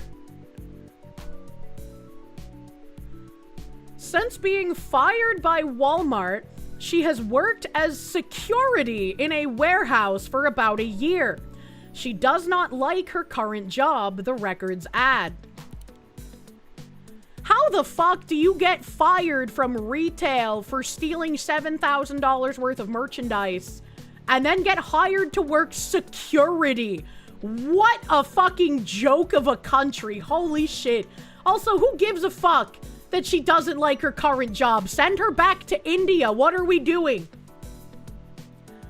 Under aggravating factors, the justice noted that the method of theft was relatively sophisticated and required the woman's knowledge of Walmart's practices to lessen the chances of discovery.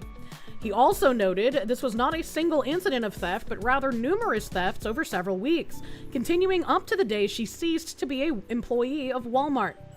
He added the total value of goods taken is just over $7,000. None of the merchandise has been recovered. Court records also note the defense submits there are numerous mitigating and other factors, including a risk of deportation, that justify a conditional discharge. A conditional discharge would avoid a permanent criminal conviction on the woman's record. Why? Why protect the fucking criminals? What are we doing? This is insanity! Yes, she absolutely should be penalized. Yes, she should have a criminal conviction. Yes, she should be deported. It should not be a risk. It should be a finality. It should be like, yes, this is going to happen. What are we talking about? It's significantly harder to steal in a warehouse, which is why she doesn't like it. Good God, it's not we, it's they. I kind of put, like, you know, these kinds of countries in a similar basket. So it's like, we have similar problems here, you know? She'd get life or maid if she was white, let's be honest. A risk of actually fixing the problem. Yeah, true. That's the real risk. The justice wrote that the Crown was not seeking imprisonment, but rather a 6-month conditional sentence of imprisonment, commonly known as house arrest, noting a number of mitigating factors, including her lack of a prior criminal record. Why the fuck would that matter? Why the fuck would that matter? She's clearly going to just keep doing it if she can.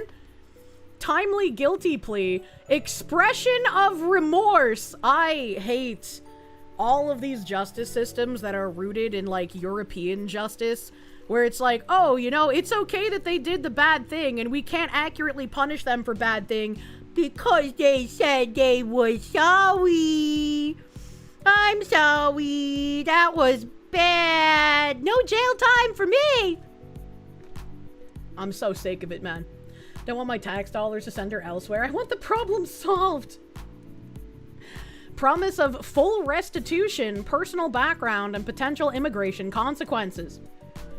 The justice referred to a 1976 Alberta case that noted theft from an employer would, in most cases, involving, as it does, a breach of trust, not warrant a discharge.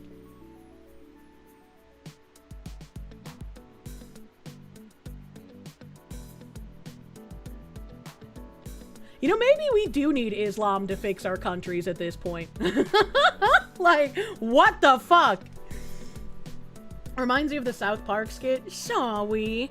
I'm sorry. Yeah, right? Internet Zen Master, thank you. I'm sorry, did I just hear a claim that Hassan flipped on the Code Pink crowd? Someone tell Nux to take down the decorations. Hassan probably isn't going to jail. Turkroach is still getting fined, though. I have no idea. I haven't read the tabs.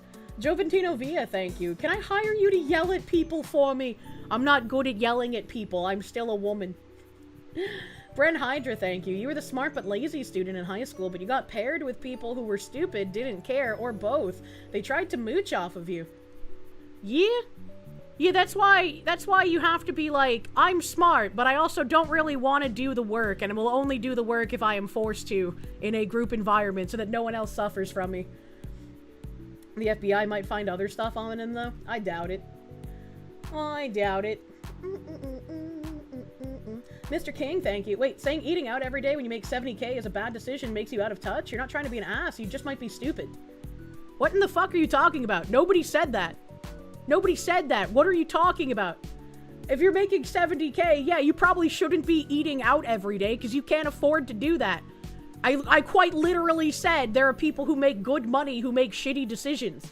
70K is a good salary. It is not pay someone else to make my food at every meal a good salary.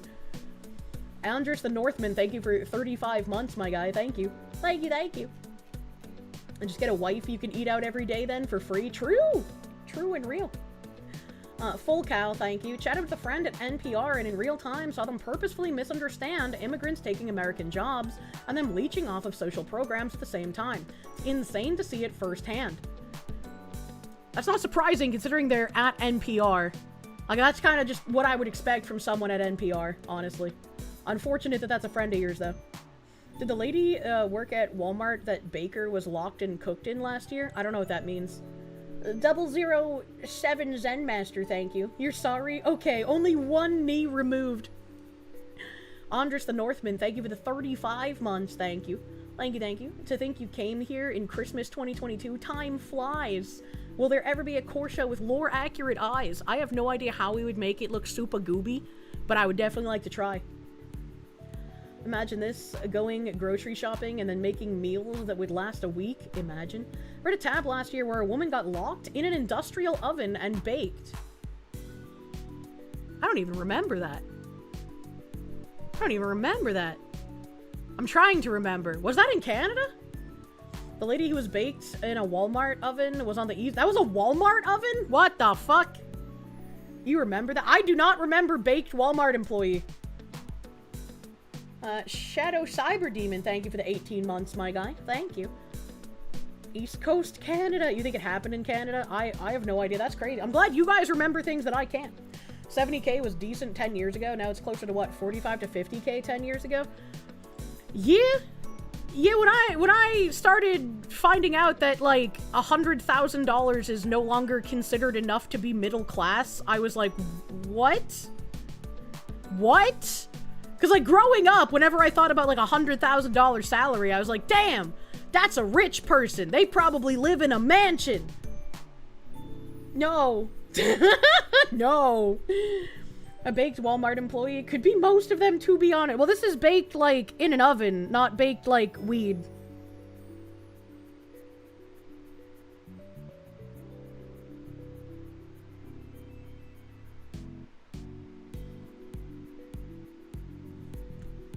$100K is approaching trailer class in Canada. It should not be that way. It should not be that way. You were making 70K. It was affordable when you had 4 roommates. Jesus Christ. Happened in a tuna canning factory too. Poor bastard got closed up in a walk-in pressure cooker. What the fuck?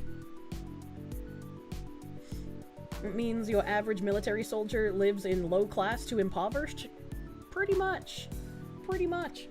You make 80K? You are poor! Jesus Christ. That's what I was saying as well. Like, my brother made, like, really good money, and he was still living paycheck to paycheck in New Hampshire. It's kind of crazy in some areas. You can attest, even a dual 100K income household is not enough, depending on where you live, abso-fucking-lutely.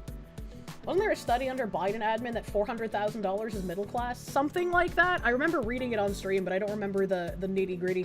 You make north of 150K, and it's a struggle because you refuse to have your wife work. She's at home with the kids like God intended. Based. Based, man. Hopefully you can struggle a little bit less, dude. October 2024, Halifax, Nova Scotia, Walmart employee baked in oven. Jesus Christ. If there was something like the safety fail switch or whatever, like, didn't work, and so they couldn't get her out. Like, that's horrifying. You make 45K a year and it's good enough money for you to live plenty? That depends on where you are, for sure. But it's like, overall, in the average, it used to be like $100,000 pretty much anywhere but like Deep City, New York City, or like Los Angeles would get you pretty much what you would want, right? Now, 100,000 salary is like, oh, you're poverty tier. You're not even middle class anymore, buddy. And that's fucked up. That should not be the case. You work 50 to 60 hours a week, 2 jobs, and make less than 40K a year. You're gonna die alone and crippled. You're 29 and hurt every day. You live in Virginia. I am sorry that you live in Virginia. That does make your case a bit more horrifying. But don't give up. Don't say you're gonna die alone. You could find somebody sweet and move out of Virginia. Maybe make your state great again. Who knows? Depending on what kind of gusto you have to get things done. Also, definition of living good. Some people consider ramen everyday good. It's... Back in the day, when $100,000 salary was considered good, that basically meant that you could afford a house, you could afford 2 cars, you could afford the stay-at-home wife, you could afford multiple vacations in a year, right? It's just like that is typically not your case anymore in the United States. $100,000 will not get you that anymore. That's true, you're just about 100K and it's not enough, California. Yeah. Never give up, never surrender. True and fucking real. Vladimir Crystal, thank you. You guess you're the blue-collar slave class. You're so poor it give you benefits just like the illegals, please. A lot of the, very necessary tradesmen that live around here, they have like the wives that do the administration jobs, so their wives are making like a fuck ton of money through administration jobs, while like they're making good money as a tradesman, but you cannot afford to live in certain places in New England on a tradesman salary. It's just not enough, and they're making like I want to say it's like usually around 120K for like people who have decent experience, not like an entry level. And it goes up from there, so don't give up on your dreams. Keep sleeping. Patchouli, thank you. Your job out here thinking 61K is damn good money to live alone in New England. A lot of the senior techs in your area seem to agree. They all have wives making just as much. Yeah, pretty much. Pretty much. I was like, that makes sense. How there's like some tradesmen in certain areas is like the wife is bringing in a fuck ton of money through a daycare job. You were earning 120K back in 2015, and you lived in Houston, Texas, out in the burbs. You took the bus to work every day. Oh, man. That's... no car, buddy? No. I would hate having to take public transport with the state of public transport as it is right now. You have a stay-at-home wife and a 3+1 in the fall kids. 38K is pretty tight. Yeah. Like, I don't think you would be able to do that in certain places in the US. Like, I'd like it just be impossible on 38K. Where you're from, a first-year apprentice can make 90K a year without overtime. Yeah, it's still really good money, but it's not good money in certain places in the US, and that's why like the average for like 100K. Yes, you can live very fucking well in some areas on 100K. In some areas, 100K is literal poverty tier. It is no longer a middle-class salary. It's no longer that. Can't even get a fucking 40K PA web dev job anymore? Jesus Christ. You're so mad at your current employer, they have the salary listed for your job as 75 to 88K, and they offered you 27 an hour, which is 44K a year. Better get a raise soon, or you're gonna report the company. You should report. You should report the company. Like that's kind of fucked up. Houston is pretty much gridlocked traffic. Really? That's insane.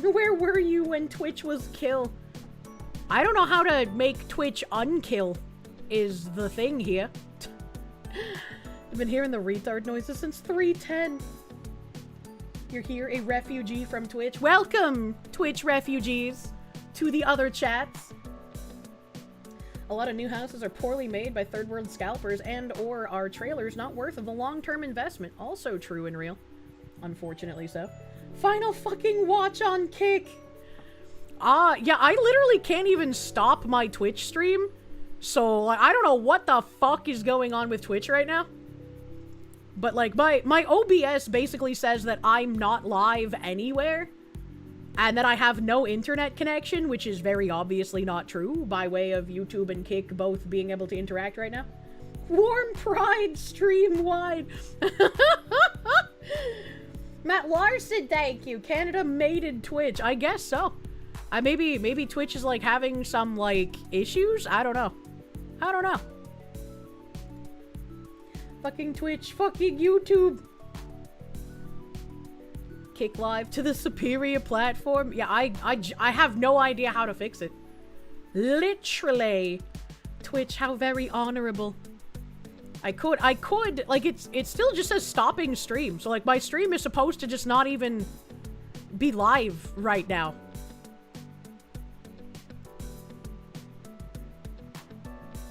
Okay, maybe I caused things to hiccup for a second, but, like, I don't know, man. I don't know. Let's see if this makes Twitch come back. Can I still see Twitch chat? Yeah, I can still see Twitch chat. I can still see. Maid got to Twitch.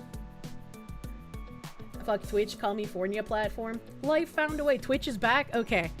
I finally touched the buttons in the right enough order to have it tell me my internet is real. We back. We back. Twitch has finally returned. I have done things for you, my Twitch children. Sorry for whatever the fuck that was. I have no idea what the fuck happened. Twitch just having some weird bullshit going on. She loves us. Yay! Smee 23, thank you for the 35 months, my guy. Thank you. Thank you. Sorry for the issues. I have no idea what the fuck happened. Ikaron Nate, thank you for the 32 months. Tier 3 on Twitch, my man. Thank you. Thank you. Thank goodness we no longer have to associate with the YouTube plebs. Be nice to your brothers. Seems like pop-out chat users were able to keep chatting, but others were not. Very weird. Dan Clancy was using all the bandwidth. Well, it's a good thing he gets off quickly. You know, it didn't last too long. It was fun being a warm body for 2 minutes. I love warm bodies, man. Warm bodies and the thick penny dollars. I know. Godel self, thank you. We should just eliminate all social programs and social security. Then we'll see if they still think the market is acceptable, you know? That could be an interesting hypothesis to test. Morgpie's feet must have tripped the Twitch breakers. Didn't she get banned for that?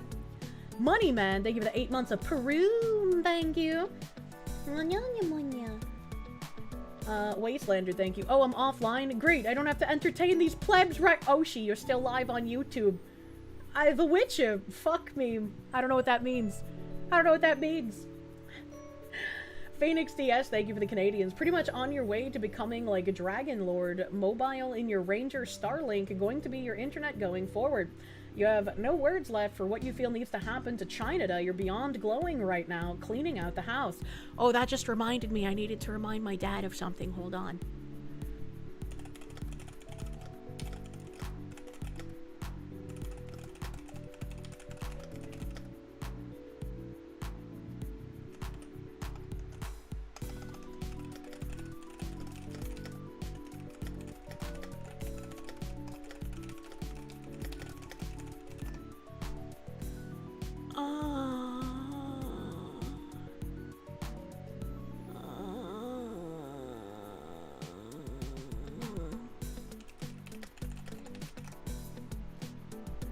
Okay. Thank you. Thank you for reminding. Jen Jacko, thank you. Have the option to swipe right on a cute girl, but as they all do in Minnesota, she's got 3 kids. However, her first pick, she's shooting an HK-416. What do you do, chat? She could be a military widow. Right? She could be a single mother through no fault of her own, and those ones aren't the red flags. Or do her kids look like her? Do you think she can be trusted? You're putting your headphones in. Oh no. Alpha Chad Fenor, thank you. Kirsche, hope you have a blessed day today. You're happy to be one of the entities blamed for Hassan getting subpoenaed. Hell yeah, buddy. Great work. Great fight. You're a patriot. Genuinely hope it was the case that the feds saw your post and said, the king spoke. Let's get this guy. Ryfile, thank you. Get some wild-ass weather coming. Might be fucking with the network. You're gonna weld yourself a house with a sick-ass pool. I was talking to my uncle, the one that thinks I'm communist for supporting Donald Trump. I was talking to him, and he was like, you don't want a pool.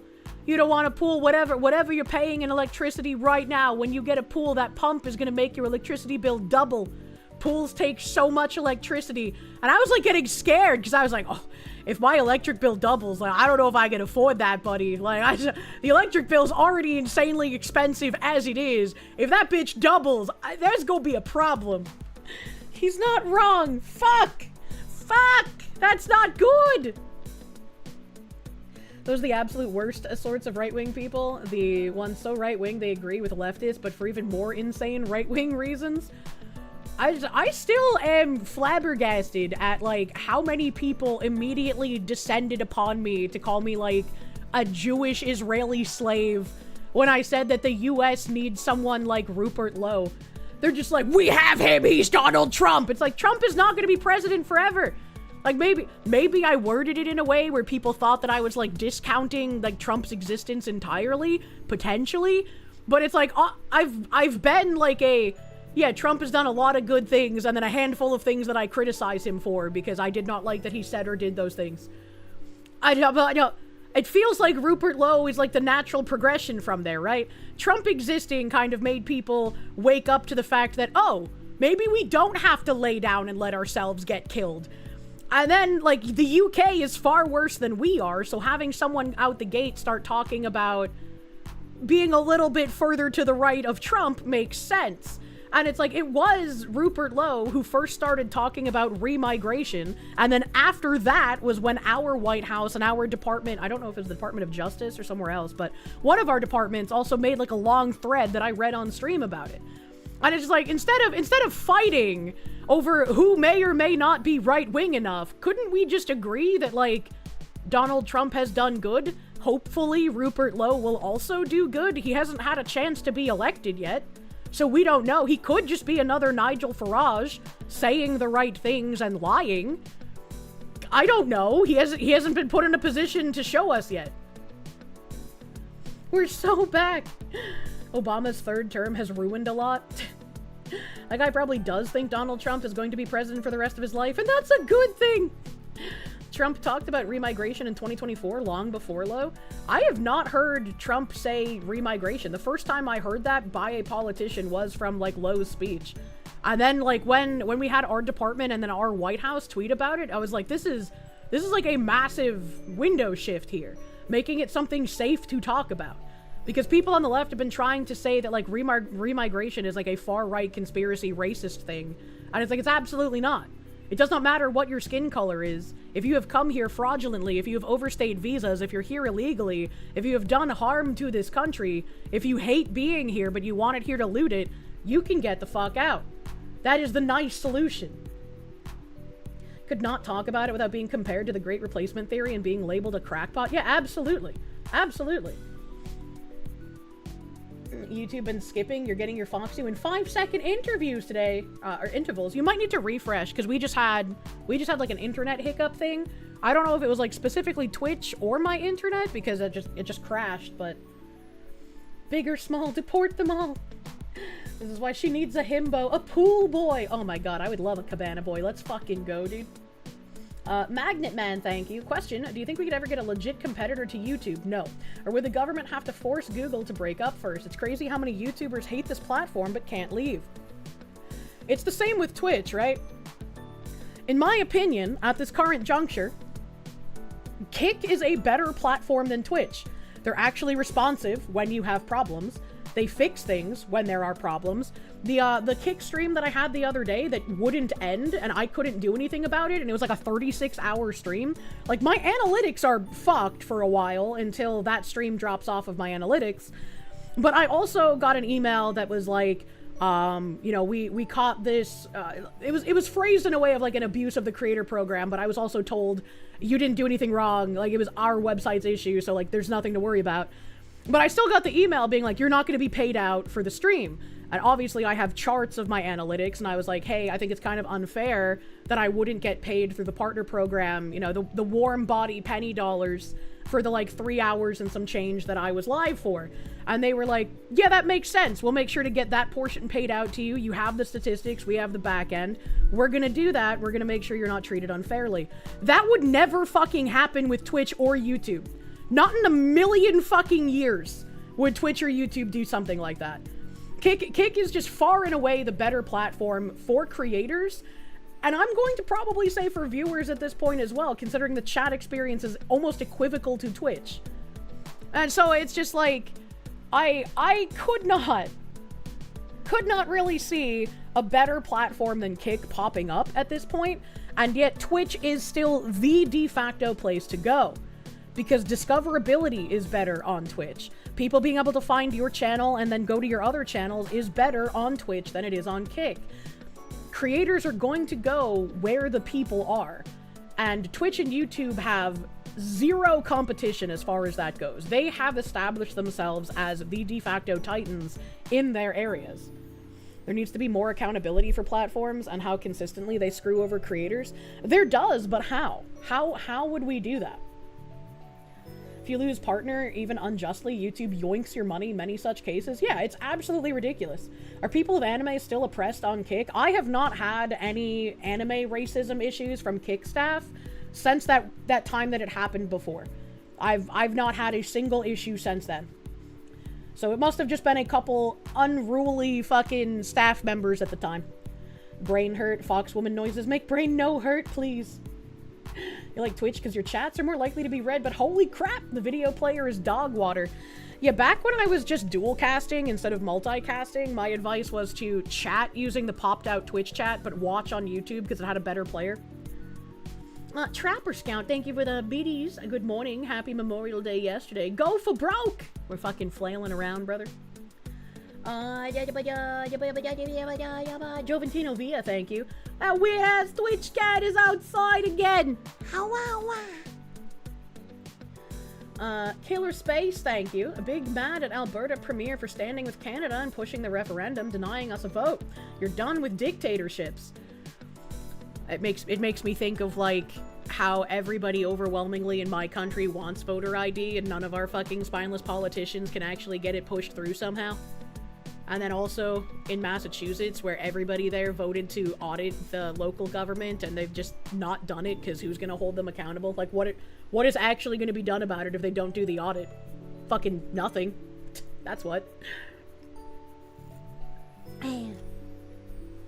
I haven't had anime racism issues since last time. I can't remember how long ago it was, so I couldn't put a timeline on it. Here's your vote to make the emblem for Anime Lives Matter be the Gurren Lagann drill. Hell yeah, buddy. Rupert's already an elected official, just not the prime minister. Yeah, so like we don't know what he would do in a position like Trump, right? Because he's not the prime minister yet. A Reveler of Foundations, thank you for the 5 gift members, my guy. Thank you. Thank you, thank you. They have just not done it because it will kill the MBTA Act, and they're trying to deep throat us with. What's the MBTA? I know that's like a commuter rail. Revealer of Foundations, thank you for those 5 gift members, my dude. Thank you, thank you. Thank you, thank you. Jake Monroe brought up the same concern about Low. There were some people in my tweet who actually posted some, like, interesting information. Let me see. Oh, shit. I have, like, so many things open for some reason. Let me see if I can find that. Did your Twitch fuck up, or did I have to restart? I had to restart. Something fucking died, bro. Something fucking died. Where's that tweet at? Well, let me finish reading this article first. Hold on. I'm getting extra distracted. But, like, I read this paragraph. What? Why is there an Immigration and Refugee Protection Act, I guess is also my question, that seemingly protects refugees and immigrants when they commit crimes? Because, like, it says, a permanent resident or a foreign national is inadmissible on grounds of serious criminality for having been convicted in Canada of an offense under an act of parliament, punishable by a maximum term of imprisonment of at least 10 years. Because it reads to me like, yeah, if you get convicted, we'll kick you out, which is what should happen, right? But this guy's saying, like, yeah, we can't kick this immigrant out even though they've committed mass theft. Protect them on the way to the border. Sorry you went to the Department of Labor page. Welcome back. Welcome back. Brown Bear, thank you. Boomers are only capable of seeing the world in black and white. You voted for Trump 3 times, but anytime you criticize him for anything, your boomer mother accuses you of being a far leftist. It's insane. You shouldn't create a cult of personality around someone and make them, like, completely infallible, you know? Like, criticism can happen. Professor John Wolfman, thank you. Nope, you got yelled at on Twitter because you told some freak that I had criticized Trump before. When you gave examples, they got mad because I didn't critique him hard enough. Well, yeah, that's just trying to argue with a retard leftist. They're never going to admit you had a point. Anglo-Saxophone, thank you for the $1, my guy. Mr. King, thank you. You think people also miss the fact that YouTube, Twitch, and Kick aren't profitable? People don't normally get into business to lose money. That's also a good point. The justice added, the Crown opposes a conditional discharge in this matter, citing a number of cases, including in particular cases from the Alberta Court of Appeal that repeatedly state that a conditional discharge is not an appropriate sentence in cases of theft from employers such as the matter before me. The justice agreed with the Crown that a conditional discharge was not appropriate, but chose to sentence the woman to a conditional sentence of imprisonment for a period of 5.5 months. So he's like, yeah, this isn't appropriate, but I'm gonna do it anyway, because who's gonna fucking stop me? Why are we no longer real countries? Thanks, I hate it. The Zoning Act, trying to make communities that they deem close to the MBTA rezone and build more affordable housing. I don't like that. No true Scotsman fallacy. Battleizer, thank you. The ERP Act. Oh no, the role players are in the government. They have the ERP Act, the FUTA Act. What's next? Because we stopped tar and feathering judges. We definitely need to bring back tar and feathering in some capacity, because it's getting ridiculous. And speaking of ridiculous, Boston Public Library to host 19 drag queen story hours for children at branches across the city as part of June Pride Month programming. Why? Why? Why are we here just to suffer? Mayor Michelle Wu's Boston is rolling out the red carpet for tots, with the city's public library system scheduling 19 drag queen story hours for children at branches across the city in June, as the New Boston Post first reported. Taxpayer-funded Boston Public Library has booked 3 performers, Miss Patty, Just JP, and Rose Quartz, to read picture books and sing songs to kids and families, with Miss Patty alone headlining an 8-show tour of branches from the West End to Dorchester. This looks like that fucking Bud Light guy in a bigger wig. Dylan Mulvaney, that's his name. The library is pitching the sessions as a way to raise awareness of gender diversity and build empathy. Do they yet realize that every drag queen story hour for children does the opposite of building empathy? It actually radicalizes another person every time someone has to read about this shit. Buzzwords that have triggered parental rights groups, religious leaders, and Republicans nationwide, who say drag shows have no business doubling as children's programming. They don't, and they shouldn't. And actual, like, drag queens with brain cells will also say the same thing. How about no and go fuck yourself? Vladimir Crystal, thank you, because Mr. Soros doesn't like borders. Well, I don't like Mr. Soros.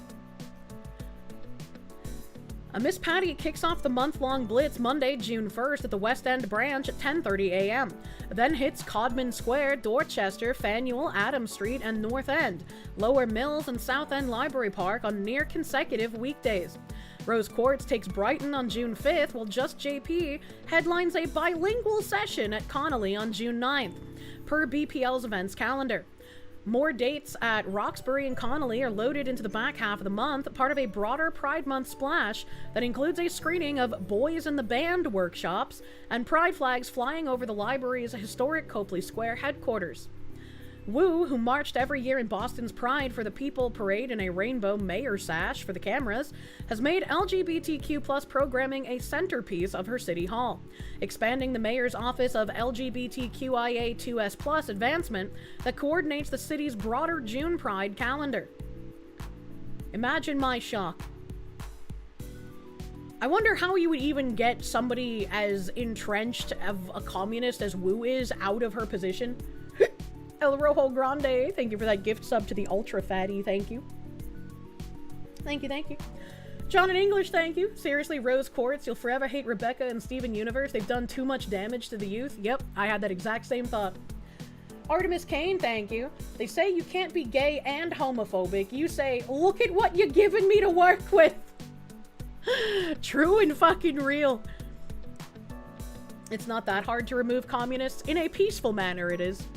The mayor was rocked by international backlash last month after MDN exposed her administration partnering with a non-profit to dangle up to $500 yoga, massage, and wellness vouchers for LGBTQ+ migrants.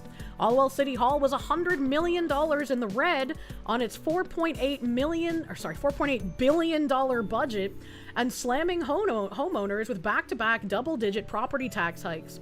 10.4% in 2025 and then 13% in 2026. Wu's office blasted the grant spending as inappropriate and yanked the program. Drag Queen Story Hour launched in San Francisco in 2015 and has spread to libraries nationwide, drawing cheers from LGBTQ+ advocates and jeers from protesters who have squared off outside Massachusetts branches, including the Fall River Public Library. And drag queens do not belong doing anything around children. If you are an individual who wants drag queens to be doing stuff involving children, you are the bad guy. Just end of. There is no conversation to be had. Sergeant Buck, thank you. You're once again asking why these drag queens are so fervently craving an audience of children. It's really fucking weird.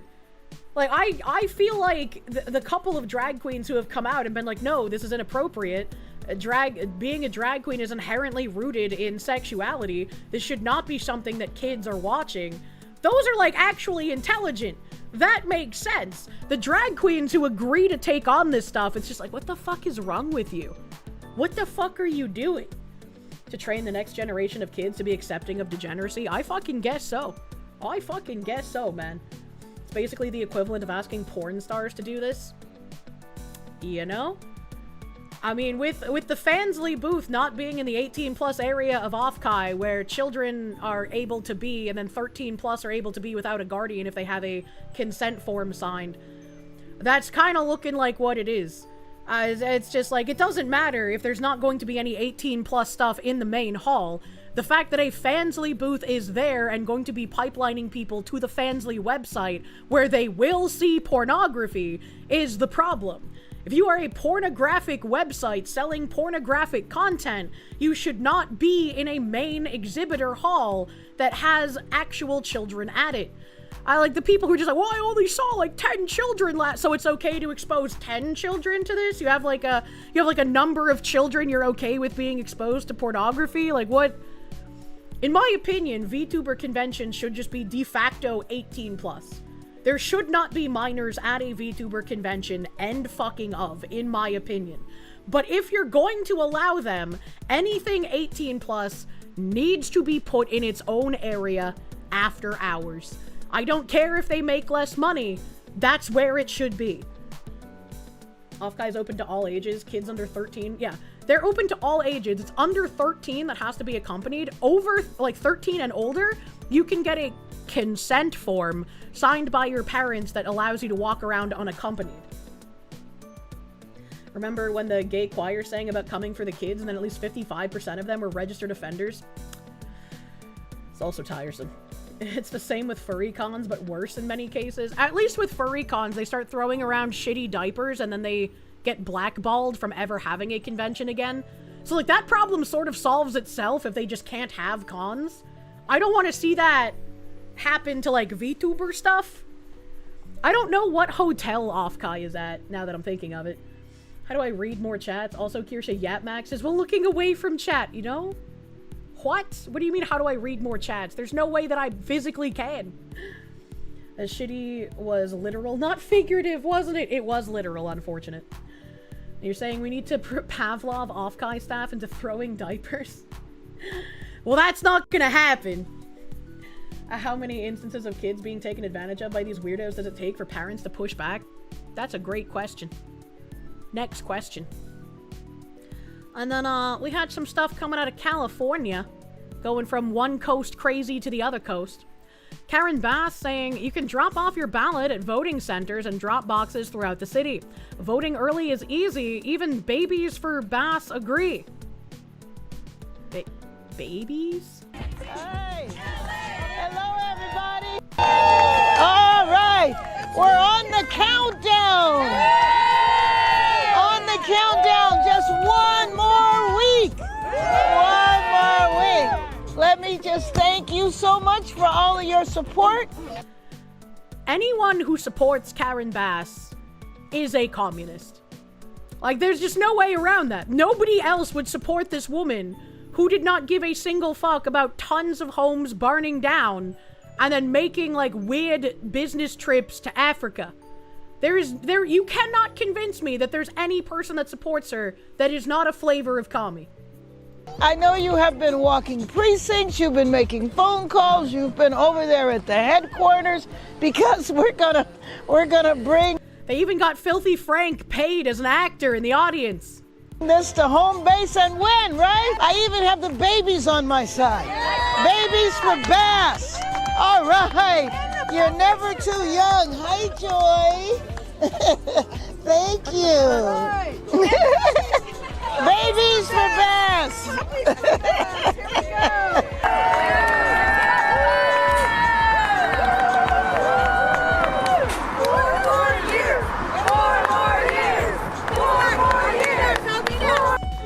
They're like probably hoping she lets more people's houses burn down. One more vote to win.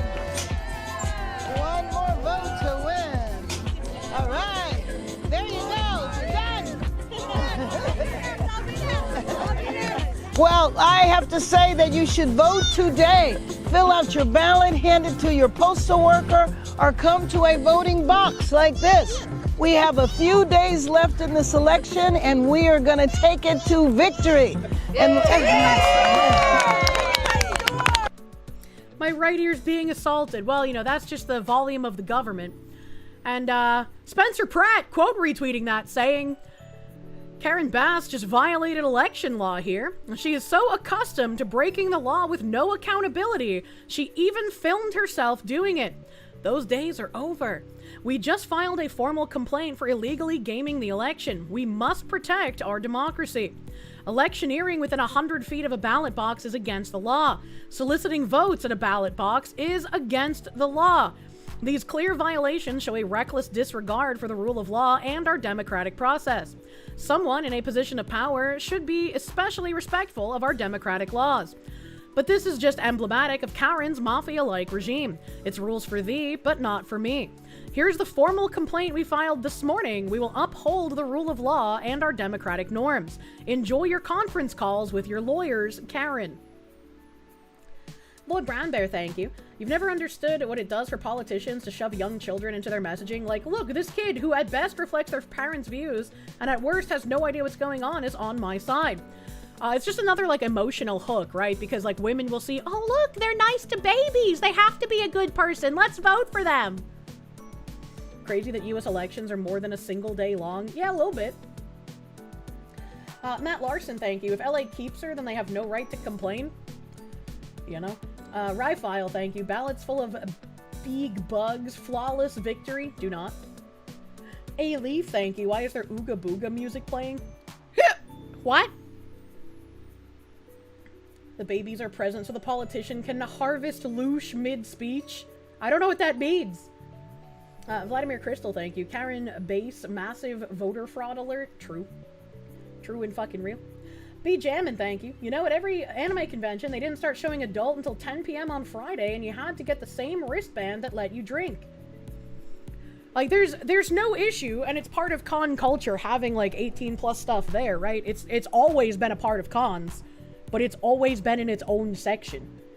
I don't know what this, like, oh, you just put some sheets over it and it's fine, like, newfangled stuff is. I saw that at a few cons last year, and I was like, that's kind of weird. That's kind of weird that you would, like, put explicit stuff at the same booth next to non-explicit stuff and just cover it up with, like, a little piece of sheet or something. I was like, I don't know, that's kind of weird to me, I guess. Man, she's such a base hole. Internet Zen Master, thank you. Babies for base. I'm saying her name both ways. I don't fucking care. I know she's doing the baby kissing politician strategy, but bringing up a demographic that cannot vote when Callie has voter ID problems isn't a good look. Plus what Pratt said. It just made me think, like, yeah, that parent is probably putting in a vote in their baby's name. It's California. Why not, you know? Be jammin', thank you. Have a white pill. If you're ever feeling down, I do remember that a college-educated Boeing engineer made the worst mistake of his life. If you know, you know. I do not know. Ian Bruin, thank you. The original Kiss People's Baby thing for politicians functioned as a basic empathy test. Real empathy, not the progressive skin suit. How would it function as a basic empathy test if you know as a politician you're supposed to kiss the baby? So even if you don't have empathy, you still do it. Like, it's still performative, is it not? You remember at ALA a few years ago, they had a bad dragon booth smack in the middle of the dealer hall? If it's an 18 plus con, that's fine. If they allow minors at all, what the fuck? They hadn't worked out the meta back then. Kissing the baby is a sign of being a reptoid. But his paper here. Nice. The McNulty law firm. Having adult stuff at cons is fine. We all remember the video section at the rental store that was behind the curtains when we were kids.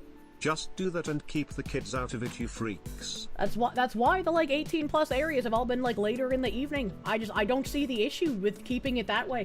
I don't know why Offkai wants to put fucking Fansley in the main exhibitor hall. Thank you, Koi Kitsu. Thank you, thank you. Dio Brando, thank you. Remember, the term is heritage Americans, not native. Thank you. I always forget that. Mediate on this. Ruminate on it. You're trying to make this chat memorable. Hopefully I can remember the word heritage American, because it is a good term.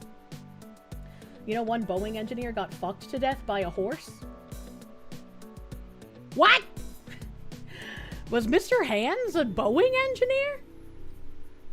What the heck? Yes? Oh, I had no idea. I guess I only knew about his horse fucking proclivities. Very interesting. Dear Miss Lattimore, I'm writing this letter on behalf of my client, Spencer Pratt.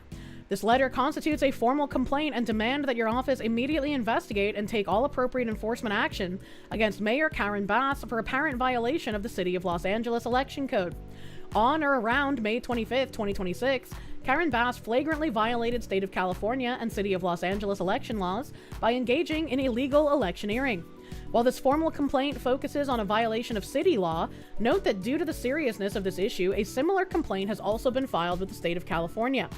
As you undoubtedly know, the City of LA has a restriction on electioneering under Article B, Section 815.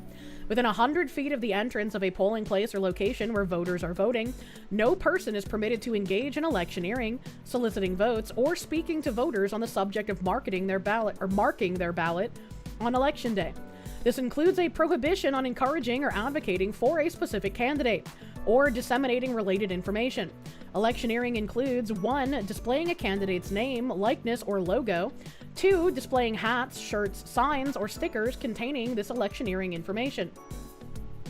Here, as evidence in her own social media post, Karen Bass has violated the law by soliciting votes, holding signs asking voters to vote for her, describing the qualifications and process of casting a ballot, and engaging in blatant electioneering directly near a polling place and drop box location. Due to the fact that ballots are already being cast by early voting, Election Day should be broadly construed here. Indeed, it isn't just a matter of Karen Bass being too close, but rather that she shows herself and others directly submitting her ballots into drop boxes, all while electioneering, soliciting votes, and promoting such activity all over social media. Sorry, I almost had a hiccup and then my throat just, like, crunched itself for some reason. Weird. Such clear violations of electioneering restrictions show a reckless disregard for the rule of law and an apparent belief that she need not comply with relevant restrictions that apply to all other candidates. This sort of activity in such close proximity to voters has the potential to intimidate and improperly influence voters, which is exactly why these laws and restrictions are in place to begin with.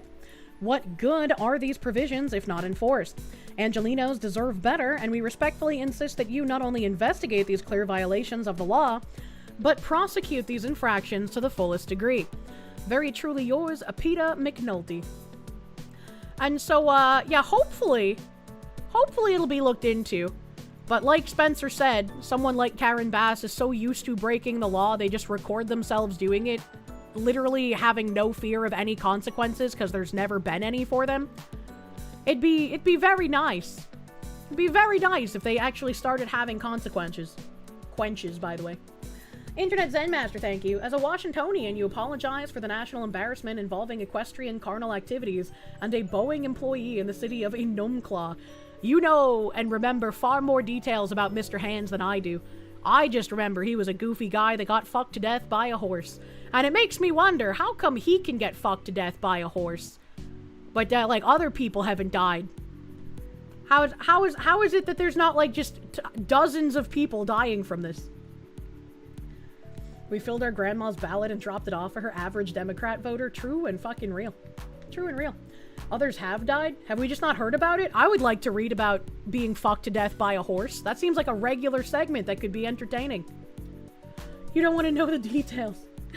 XX_bussybreaker_XX, thank you. You thought Heritage Americans were Casino Americans? No, that would be Native American. That would be Native American. Heritage is encompassing the people who came here and built the empire. If you recall correctly, Catherine the Great used a pulley system so it wouldn't rupture her organs, apparently. That may or may not have been propaganda, though. I feel like claiming Catherine the Great had a pulley system in order to fuck horses is probably propaganda. That's probably not real. Please stop saying things we can take out of context so easily. Make it a challenge. What do you mean? Didn't the Romans use the horse as a method of execution? Well, yeah, but I think that was like pulling someone's limbs apart by multiple horses, not having them get fucked to death. Diddly doodler, thank you. For some reason, your home state is known for horse fucking with Mr. Hands and Vosh. You hate it there. I didn't know Vosh was also from Washington. Does Washington just breed horse fuckers? What's happening?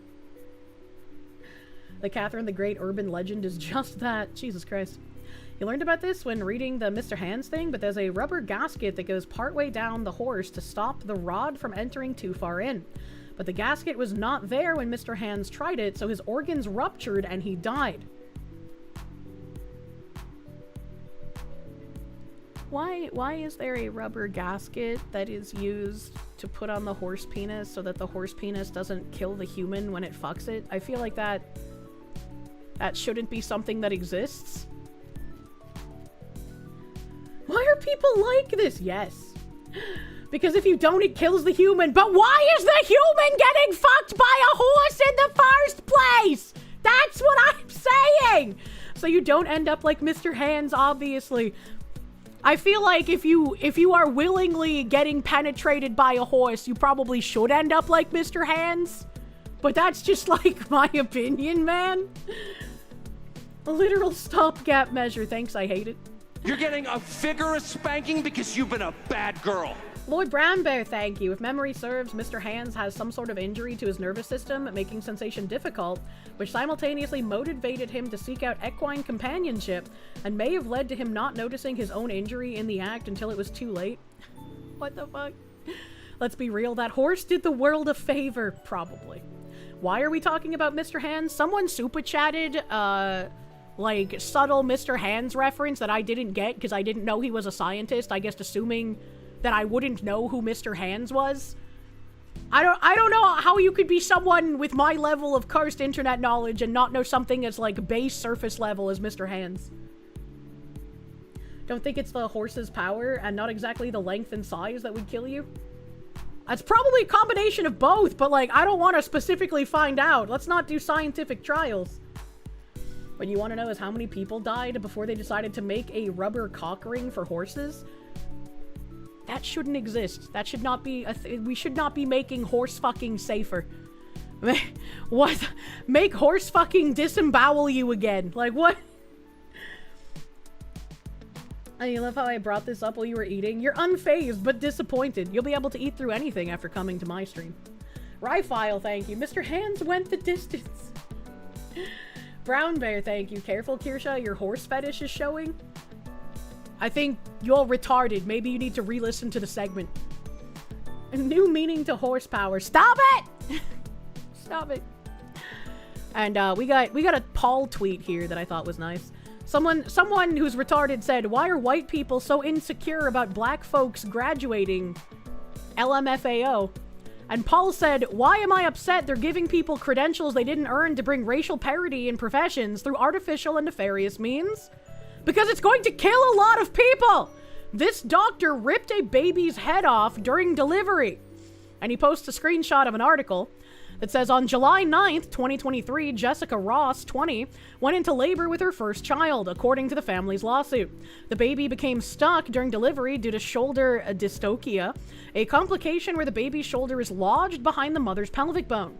The attending physician, Dr. Tracy St. Julian of Premier Women's OBGYN LLC, attempted various vaginal delivery methods, including applying traction to the baby's head. The suit alleges Dr. St. Julian grossly and negligently applied excessive traction and failed to perform a timely cesarean section, resulting in the baby's decapitation and death.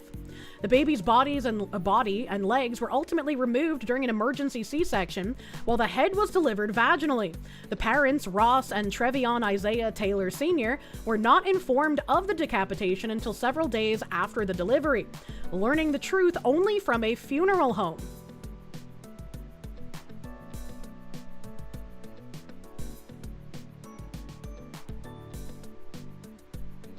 It was already disgusting enough that this incompetent doctor managed to decapitate a baby while trying to deliver it, and then delivered the two different parts of the baby in two different manners.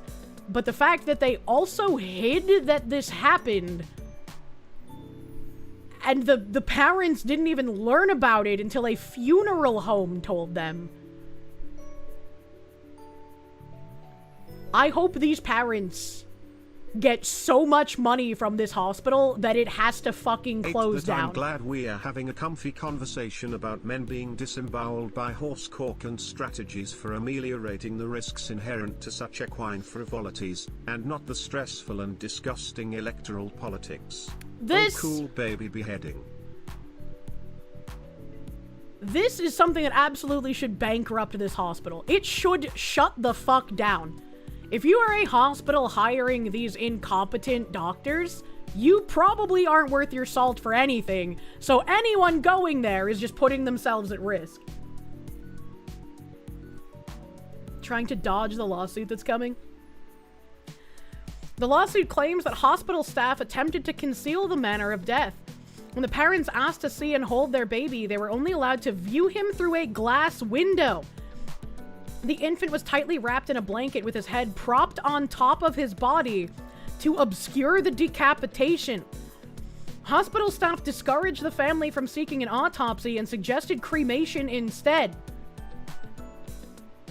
If everyone involved in this doesn't immediately lose their license, then there's just literally no hope left. Just burn everything down, buddy. On July 9th, 20-year-old Jessica Ross was undergoing childbirth when a complication known as shoulder dystocia occurred. This is a medical emergency where the baby's shoulder gets stuck in the mother's birth canal during childbirth. The baby was an otherwise healthy full-term boy and was to be named after the father, Trevion Isaiah Taylor Sr. That is such a hard name, dude. What the hell? You're holding your child when your future wife births him or her? Yeah, absolutely. What the fuck is this? What the fuck is this? The future is black professionals killing people because teachers refuse to fail them at any level. This is Dr. Tracy St. Julian. It was a woman too, god damn. Dr. Tracy St. Julian is a board-certified obstetrician and gynecologist.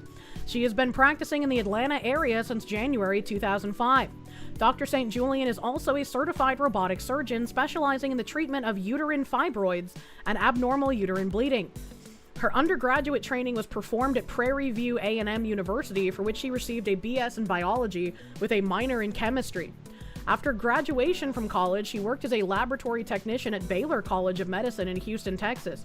Dr. St. Julian attended her first year of medical school in 1992 at the University of Texas Medical Branch and was also commissioned into the U.S. Army the same year. She received her doctorate of medicine in 1996 and began a 4-year residency in obstetrics and gynecology at the National Capital, period. Uniformed Services... Wait.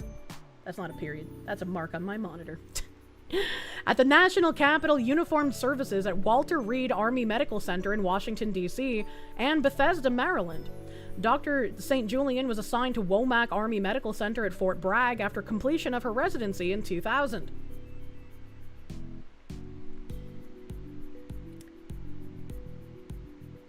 So, coupling this with the fake study that says black patients get better care with black doctors, does this mean we should also only be asking help for white doctors? Of course it was Bethesda. DSC, thank you. Just so we're all on the same page, DEI doctors are graduating, and there's an increasing chance you'll get a surgeon who doesn't know anything. It's absolutely horrifying, and I do not like that prospect. I already did not like and trust doctors. Sergeant Buck, thank you. This might strike some viewers as harsh, you know? Ivan McDeath, thank you. You were disgusted before, now you are sad. Thanks, Foxu. Axel Jack, thank you. She is still a doctor in Fayetteville, Georgia. How in the fuck is she still a doctor? I know the answer to that, but like, what the fuck? Why the fuck is a gynecologist delivering babies? Gynecology is a different wheelhouse compared to a midwife? I don't know, I feel like that's kind of normal in current year, unfortunately. Should be reminded that she yanked the head off of a baby every day for the rest of her life, and then propped that baby to make it look like it wasn't decapitated so that the parents wouldn't question her, and she could cover it up, and she's still fucking practicing according to that other chatter? What the fuck?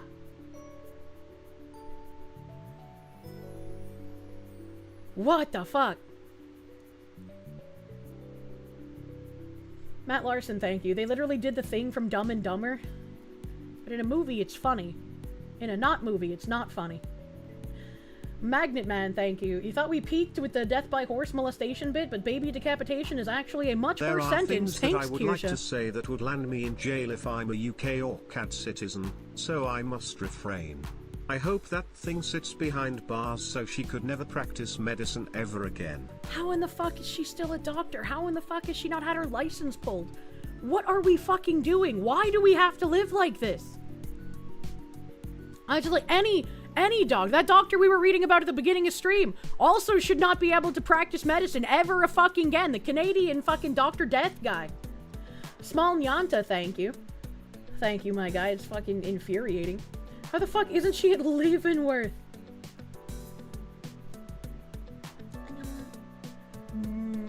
Brown Bear, thank you. Dear God, can we please go back to talking about death by horse instead of this disturbing story? Oh God, it's getting worse as I'm typing. Yup. Battleizer, thank you. Oh, queuing up the song Burn Baby Burn. I just... You're gonna have to start looking up the names of your doctors in the same manner that, like, you have to make sure you're not ordering from a fucking ghost kitchen. You're gonna have to vet your doctors because of all of the DEI hires, man. This should not be reality. Hoster the Fool, thank you. Depending on if the baby was able to get a breath or not, it could be anything from a murder to an illegal abortion. Here's to hoping it's the former. I mean, the decapitation should absolutely be attempted murder. I can't imagine it being ruled as like an illegal abortion, considering this was a woman giving birth. This was like literally at the time the baby was being born. Also, yeah, why attempted when it actually was murder? Yeah, that's a good call. It should just be murder, not even attempted. It's just murder. Ask your doctor what kind of grades they got in college and med school. You'd be surprised how many of them got fucking C's and were still allowed to practice. The worst thing that, like, hiring all of these people who are not qualified for their jobs as, like, some sort of DEI equity nonsense is the erosion of trust in institutions. Like, for as much as, like, I didn't trust doctors, I knew that there were some that I could trust to know what they're doing. Kirsche. That some is getting smaller by the day. Isn't this bitch a Nazi? 9. In related news, the horse who ended Mr. Hands was named Big Dick. Jesus Christ. Suddenly, I wish for the stallion to resurrected and be deployed on all of the doctors involved in that baby's death as a form of execution. For no particular reason. I summon you for murdering a baby to be executed by way of horsecock. Thank you, Internet Zen Master. Thank you, Internet Zen Master. You're gonna have to look up your doctor's KDA when you have to shop for doctors in the future. What the fuck is going on right now? Yep. Your doctor called you fat once? That one's a keeper! Ask your doctor how they would feel if they didn't have breakfast this morning. You know? Vladimir Crystal, thank you. The courses are glowing. It's not a good time. It's not a good time to exist. How did the father not kill her on the spot is my question. That's because they covered it up for several days, so the father didn't even know that this bitch had decapitated and murdered his baby. She's still practicing, according to Grog. Her Georgia medical license remains active, issued around 2004, expires in 2027, with no public record of suspension, revocation, or disciplinary action from the Georgia Composite Medical Board related to the 2023 case.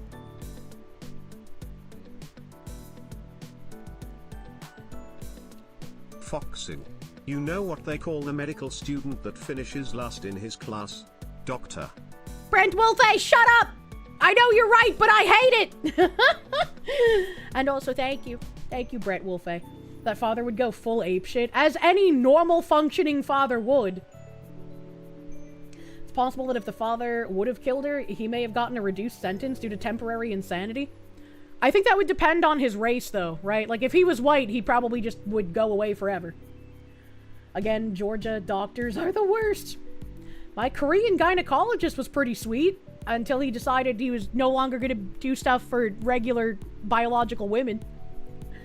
Doctor didn't take warning signs seriously, and as a result, your father has irreversible kidney damage. Before you ask, yes, the doctor was from India. He was like, oh, that's just normal where I'm from. Don't worry about it.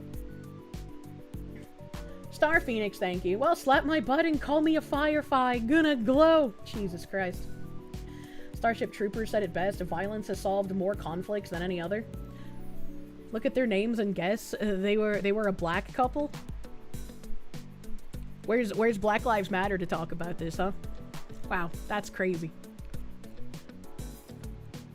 Isn't the family that lost the newborn black? I have no idea.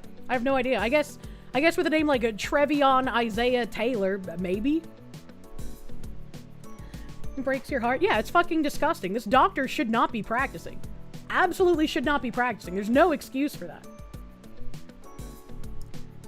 Kirsche should stream on Rumble so that we can glow. That would not allow us to glow in any way, shape, or form. I'm sorry to disappoint you in that manner. Does not matter what platform I am on. The glowing cannot happen.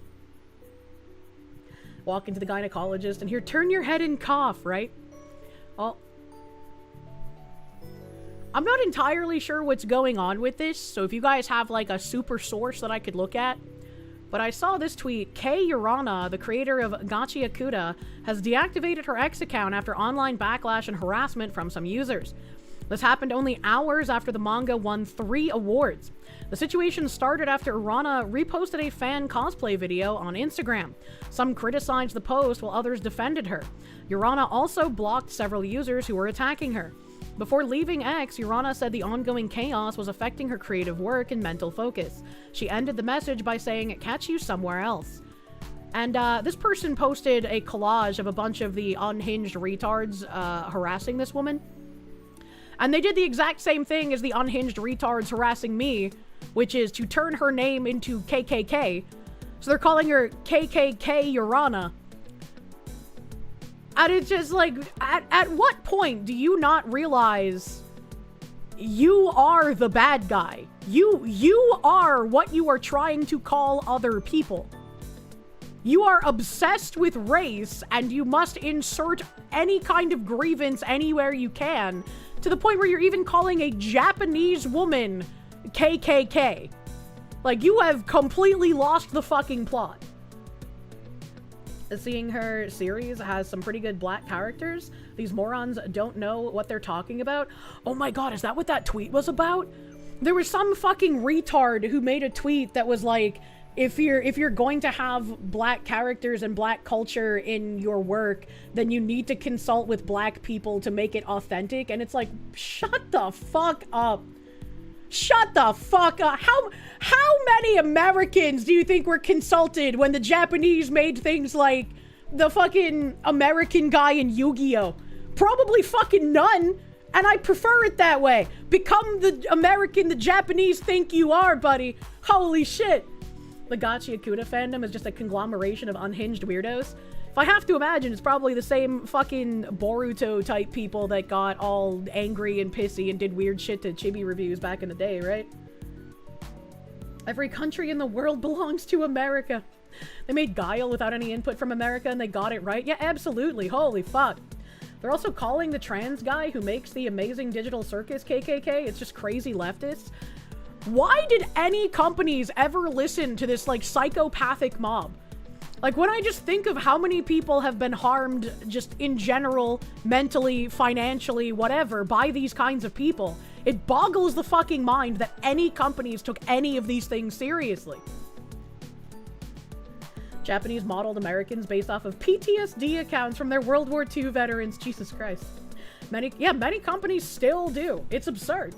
It's absurd. And KKK Urana is so childish when it comes to receiving backlash for her wrongdoings. These people are just like caricatures of actual people. Like, what the fuck? How do you act like this? Bad apology? Black features being minimized is not entertaining? What the fuck? I'm sure she shared something like that fucking guy who, like, does the low-cost cosplays. Where he just, like, puts on some random household gadgets and somehow looks like the character. Twitter freaks tried to tell her she was non-binary. What the fuck? She should have never apologized. She shouldn't have. I don't know if she did. But I guess, yeah, I apologize if it caused offense. Don't do that. The people are just gonna smell blood in the water and be like, oh, well, we can pile on more. The artist who makes the graffiti for Gachi Akuda also left Twitter because of these freak-ass weirdos. I mean, good. These people shouldn't have to be subjected to seeing the inane drivel of psychopaths. She was harassed since the beginning of the year. They asked if she was non-binary or one of her characters was trans, and she just said no. The newest one was actually a low-cost cosplay. Jesus fucking Christ, dude. I genuinely hope that, like, any kinds of Japanese creatives, whether they be mangakas or whether they're animators or whether they're making video games, genuinely, if there's one thing that can be, like, good gleamed from this kind of stuff, it's please absolutely disregard any of these kinds of complaints coming from the West. Please continue to make your works in line with, like, what you do culturally. Please continue to do that. I've read manga, I've consumed anime since I was a child, and I do so because I like the stories that it tells. Completely fucking untainted by this weird Western puritanical bullshit that we've had to deal with for decades now. Like, please don't change that for the sake of the West. K. Urana's smart. Getting off Twitter is always the right move. Yeah, absolutely. Absolutely. She liked or retweeted a video of a guy doing a viral dance in a cosplay of one of her black characters using leaks to be the character's hair, and she thought it was funny. Bro, what? People got upset about that? What the fuck? The creator of Bayonetta knows how to handle leftists? Yes! He publicly compared them to insects on Twitter. I fucking love the Bayonetta guy. He just does not care. It's fucking amazing. You shared a pic of the leak cosplay? Really? This is what they got upset about? This is what's causing them to call her KKK? Are you fucking kidding me, dude? We have lost the gatekeeping war. If this is enough for people to go on a fucking retard crusade. Kamiya blocks most people that reply to him unless they're a hot cosplayer. Oh my god. Twitter freaks aren't people. It's so fucking frustrating. That's a true weeb. Look at how many leaks he has! That's nuts! And because the dreads are apparently offensive? Jesus fucking Christ. Actually insane. Actually terrible. Holy fuck. Don't you know that leaks are a stereotype? We have a minor update on Carmelo Anthony thing here. It says, it was brought up in the bond hearing by the prosecution that Carmelo Anthony had a prior assault or altercation involving Carmelo on February 4th, 2025, 2 months before the stabbing of Austin Metcalf. The incident was handled internally by Frisco ISD and did not involve law enforcement or criminal charges. It was referenced in court as part of the prosecution's argument to keep the bond at $1 million. They lost, and the judge reduced it to $250,000 with house arrest and an ankle monitor. Which, somebody accused of murder being allowed to go home on a massively reduced bond and an ankle monitor, and also being allowed to graduate with their peers after murdering someone, allegedly, kinda makes you think maybe Black Lives Matter had a point. Maybe we should burn cities down, you know? Like, that's the only thing they listened to. Was his prior altercation also self-defense? Either way, some believe he brought a knife to school. I have been told by multiple sources that he allegedly threw a chair. Either way, somehow, that prior offense went away. Also a fact, the Texas Education Agency told Frisco ISD in 2020-2021, black males were being disciplined at a disproportionate rate compared to their population share. I don't give a fuck. I don't give a fuck about the population share. I don't give a fuck if there's a disproportionate discipline rate. There's usually a reason for that. So it's like, you're not supposed to try and make this shit equitable. Just punish people who do bad things. Do not care about their color, do not care about their sex, do not care about their disability. If they commit a crime, you discipline them. That is what happens. That should be the only end of. Does it matter if he's black or white or Asian or Mexican or man or woman or trans or weird ligament animal thing? No, it doesn't. They do bad thing, you discipline them. Shut the fuck up. That's crazy. Per capita is incomprehensible. True. Black students are about 11% of enrollment, but 35% of out-of-school suspensions. So the TEA ordered the district to review and revise its code of conduct. Translation, stop disciplining black students so much or we'll keep flagging you. This isn't equity, it's telling schools they can't report reality when the numbers don't match racial quotas. Behavior doesn't care about demographics, lower standards help no one. It clearly did not help Austin Metcalf. And on that same fucking line, if you're literally telling a school there are too many black students committing offenses that get them disciplined, stop disciplining them, that will then give the appearance of, one, a two-tier justice system where certain people are more equal than others, and two, it will instill a, I can do all of this shit and nothing bad will happen. There are no consequences for my actions, so why should I not do it? Slap their balls with a splintered wooden club. What the fuck? A much more dangerous variant of affirmative action? Absolutely. Absolutely. Kip Cole, thank you. FYI, Mr. Hand's death was preventable. He died of septic issues after refusing to go to the ER because the medical folks would put 2 and 2 together. Well, yeah, can you imagine having to go to the ER and say, I had coitus with a horse and it impaled my organs, and now I have internal bleeding, please help? NYC is trying, thanks, I hate it. Roadkill VT, thank you. When they told the parents to cremate the body, they lied and said the county wouldn't pay for an autopsy. Emmy ruled it a homicide. The investigation is still open. How is she still practicing medicine? How does she still have her license? Is my biggest trip up here. Like, I guess it's good that the investigation is still open, but why hasn't it been shut? It's been years. That happened in 2024.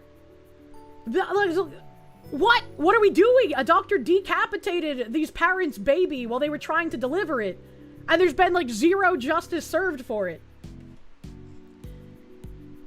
Help, I have a horse cum infection in my anus. Well, Mr. Hands didn't have the horse cum allergy. That was a transgender pedophile in the UK that had the dog semen allergy. That's a different case. It's really easy to get them confused. I don't blame you. Ryfile, thank you. Just make the Twitter freaks more mad. Easy win.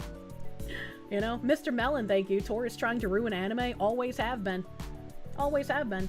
Sujad, thank you. If you haven't, you should read or listen to the audiobook of Camp of the Saints. It is a near-perfect explanation of it. I mused on stream if I should read that book on stream, and people were like, Kirsche, don't do that, so... Battleizer, thank you. It is because they were loud enough and insistent enough, and we were grilling. God, I wish I could just grill, man. ADG Actual, thank you. Just got your side mirror taken out as you were listening on the commute. Let's go! How the fuck did someone take out your side mirror? How did that even happen? Isn't it funny that they are OnlyFans whores that can create Mr. Hands with toys from certain websites? Mr. Hands was weaker than an OnlyFans whore. You see, now that's an actual scientific test, right? If there are women taking massive horse cocks up their anus on OnlyFans, is there something that makes the woman anus more malleable than the male anus, thus making them able to take a larger member? The horse don't go all the way most of the time. Vladimir Crystal, thank you. Ergo, the teen takeovers. Ergo, lack of discipline. Like, these teen takeovers shouldn't even be happening. As soon as one happened, police should come in, arrest all of them, 6 months in jail. It'll never happen again. Simple, easy. You think the horse may have moved or bucked? I don't wanna think about it that heavily. Jesus Christ.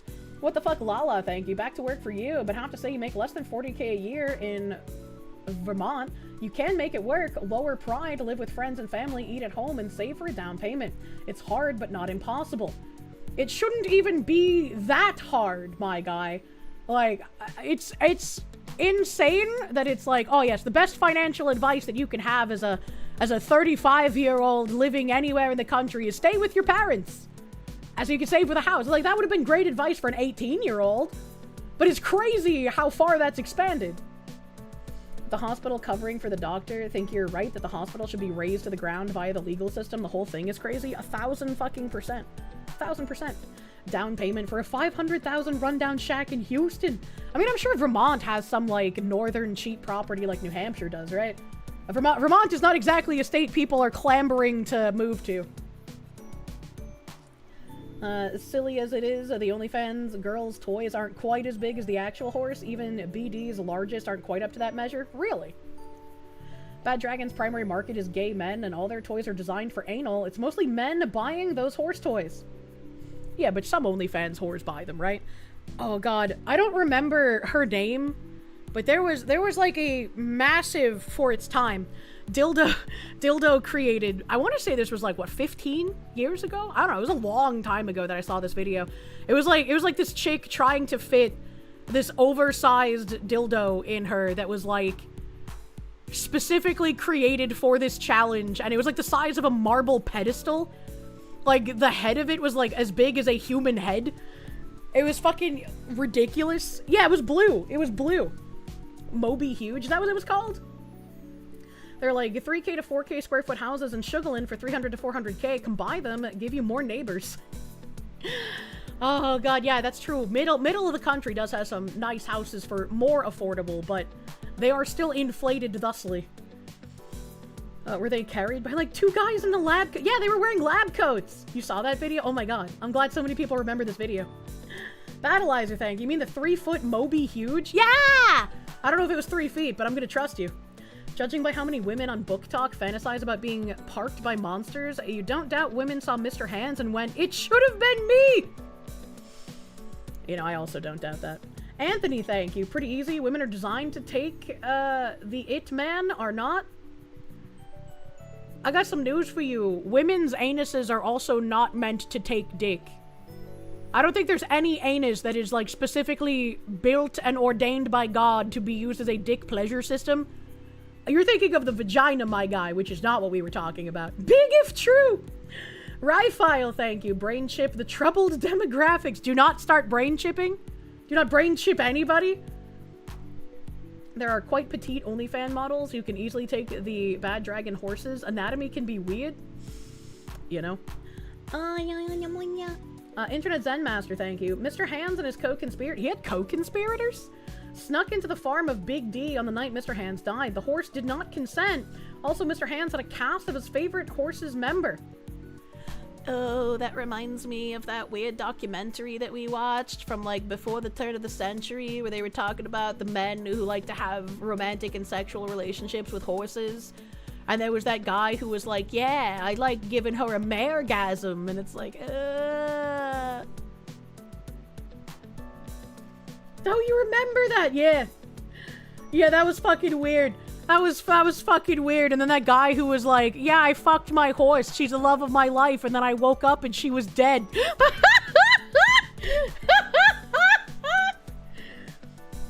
He had scraggly, long, brown, blonde hair and a butterface. What? What? One of the co-conspirators had a pro-zoophilia YouTube channel called Zooier Than Thou until he died of literal cancer. Ew. Ew. Oh, that reminds me of that, like, one weird zoophile person who was also, like, some sort of blue, furry, sapphic dragon or something. And they also had, like, just incredibly, disgustingly degenerate stuff. The weird things we watched during the Donathon, true and real. I like, why don't they make sick and twisted documentaries like that anymore, man? Where are my sick and twisted sexual fetish documentaries? Posted the clip in DMs. Oh no, dude. How did you have this clip on tap, buddy? Nowhere there. Nowhere there. Stop it. Stop playing. Stop playing. I gotta turn up the volume. Gotta crank that bitch. Turn off my BGM. Nowhere there. What? I turned up the volume on the little volume thingy and it didn't work. Oh, because it's not on. You piece of shit.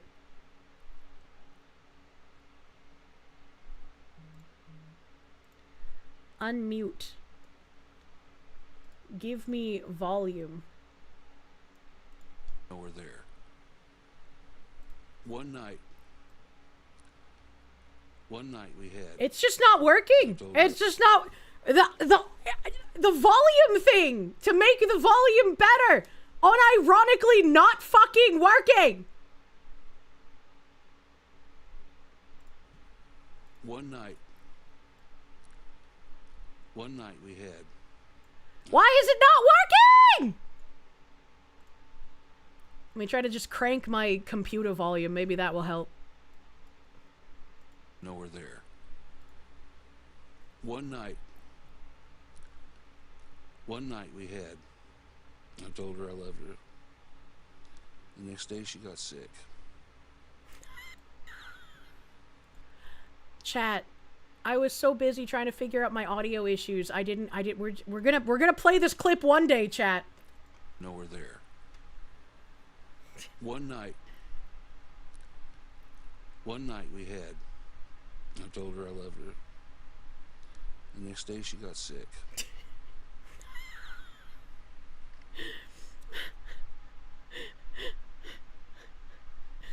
I told that horse I loved her after I came in her. And like some sort of divine intervention, she was sick the next day. And she died.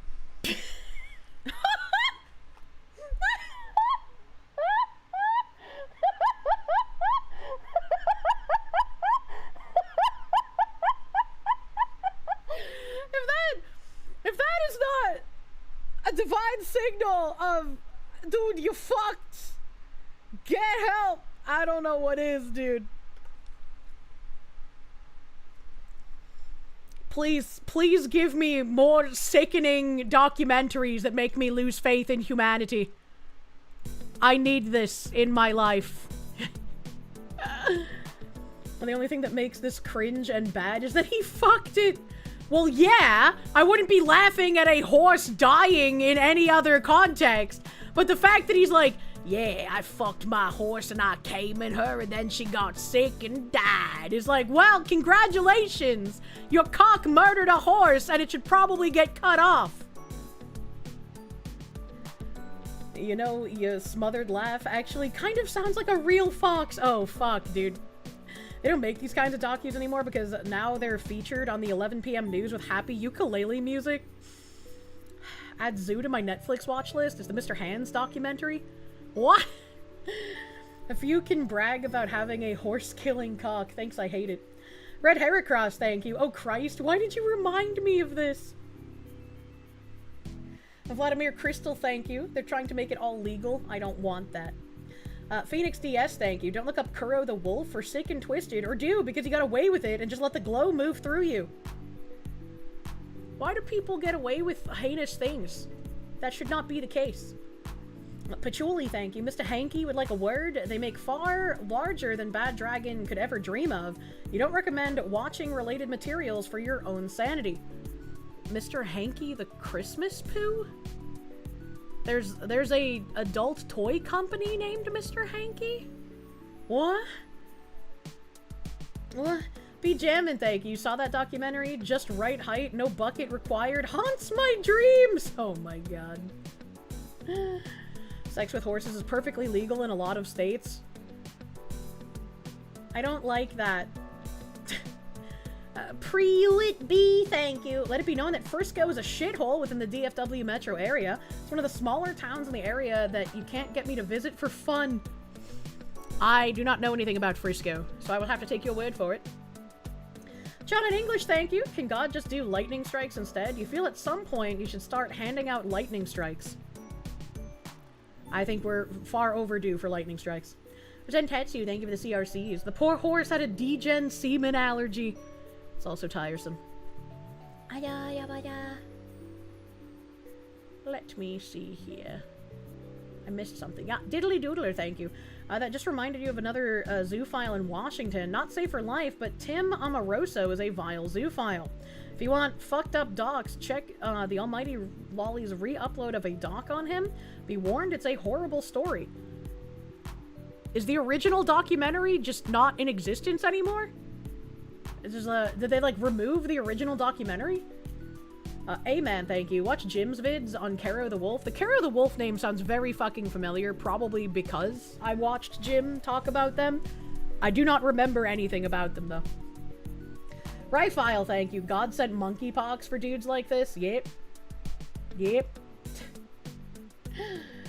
Is that the Cuban guy that Kiwi Farms tracked down? I have no idea who is and who is not Cuban, question mark. Why are we still on bestiality? Could we go to video games and politics? There's a little bestiality in all streams, if you think about it. Not like that, but, you know. I have some questions. Let's see here. Let's see here. I saw this video, and you guys... Oh. I opened the wrong thing. Thankfully, there was nothing there. You guys seem very split, so I can't tell anything about Thomas Massey until I look into him myself. But Thomas Massey says he will publicly read the names of the Epstein clients before his time in Congress comes to an end. And I think the most obvious thing to say here is, why not just read them fucking now? Because like, I think everybody is tired of everyone coming out and being like, I will read the Epstein names if this happens. And it's like, no, stop with the if, just fucking say them. But also, I don't think he will ever say them because he said this. There is at no point in time you could convince me you know the names of people implicated on Epstein's list, and you would be able to publicly say that you will say those names on that list, and then you don't wake up dead to 2 shotgun blasts to the back of your head. So it's like, if you actually had the names, You would not do this as some kind of virtue signal, because the people who don't want those names outed to the public have proven they will just kill you. So saying this is like the dumbest thing possible, unless everyone knows he doesn't have the names, and thus it's not bad for him to say this. Can we expect you to name more names in the coming weeks and months? Yes. Todd Blanche is violating the law. There's still millions of files they haven't released. We know from this, honestly, the way that he's moving here, it doesn't even look like he's real. Like, this looks like it's AI. Is this even a real video? Victims' lawyers that their own 302 forms haven't been released. We know that files have been over-redacted. I have released at least 3 names of billionaires who are implicated in this. I don't think it's possible to get to convictions with Todd Blanche at the top and with the FBI director, Kash Patel, at the top, because they've effectively both perjured themselves. What's wrong with his mouth? It's not like one specific thing wrong. It's like the way his face is moving while he's talking. And also, his head doesn't move at all. Like, it's just... It feels really unnatural. It's like that Chinese guy from that Linus Tech Tips video that I just kept screaming that he wasn't real. He already admitted he doesn't actually have a list of names months ago after getting called out. Massey's grandstanding hack who needs to lay off the drugs. By saying that there's nobody else in the files. Even Melania doesn't believe that. The First Lady knows that Jeffrey Epstein didn't act alone. And here's the great thing, Kristen. Whether I'm in Congress or not, the Epstein Files Transparency Act is a law, and it goes on for years. So if we can't get this Attorney General and this FBI Director to do the right thing, the next ones who take those seats are obligated by law to release the files that these individuals are not releasing now. I've pretty much given up all hope of finding out any names in those files until everyone who could be held accountable has long passed away. Which is, I think, like, the most infuriating part of all of this. He's released names that are in the files, not that they were implicated. He cannot say they did nefarious things without being held liable outside of the congressional floor. Unless a foreign power leaks it, nothing will happen. I mean, what foreign power would leak it, considering apparently it implicates many foreign powers and not just, like, the US and the UK, right? Rifile, thank you. The names are kind of useless. Massey got busted for throwing shit on 6 innocent dudes who were in an FBI lineup. Yeah, and it's just like, if he knew anything, he would not say this. If you have secretive information that hasn't been released to the public and has gotten multiple people killed, including the guy who, like, did the entire pedophile ring in the first place, the number one thing you would do is not say publicly that you have the names and will release them. So, it's just like, this is all fake. This is all fake and gay. A Blar, thank you for the full year. Massey stands act like liberals if you give the most minor of criticisms his way. It just feels like things have gotten, I guess, incredibly tribal to the point where any kind of criticism lobbed at an individual means that you fucking hate them and you want them to just stop existing. It's like that's really weird, man. Like, they're politicians. They're not going to do 100% of everything right. Would it be crazy if they did? Yeah, sure, but that's not gonna happen. Is it a threat, him saying he has them and could release them? No, because he'd be a retard to threaten that. He would just get killed. Like, we're not playing with, like, some normal fucking information here. We are literally on the levels of, if you interact with the Clintons, you're going to get murdered. If he had these names, the number one worst thing he could do was let people know he knows the names. Because then they will stop him from outing them. The fact that he's still alive tells us that he knows fucking nothing about this. You don't threaten to do something, you just do it? Yes, absolutely. Pour one out for the Harambe boys. Like, if it's something of smaller consequence, I could understand the chest beating and the, like, lobbing threats of, like, we're gonna expose you. But that's not what the Epstein files are. He's just full of it. The whole thing was a virtue signal from the start. If Massey gave a fuck about the Epstein files, he wouldn't have been silent about it under Biden. You know? You know? Okay. You didn't play with, we don't play with elites like this. They eat babies for shits and giggles. Razor Fist hasn't made a good video in a while. It's random. Random! You're always in danger of me reading your chat when I look at you. Let's see, what else is in the titty tabs here? Oh yeah, fucking the Hassan update had... I keep hitting the wrong thing. How horrifying.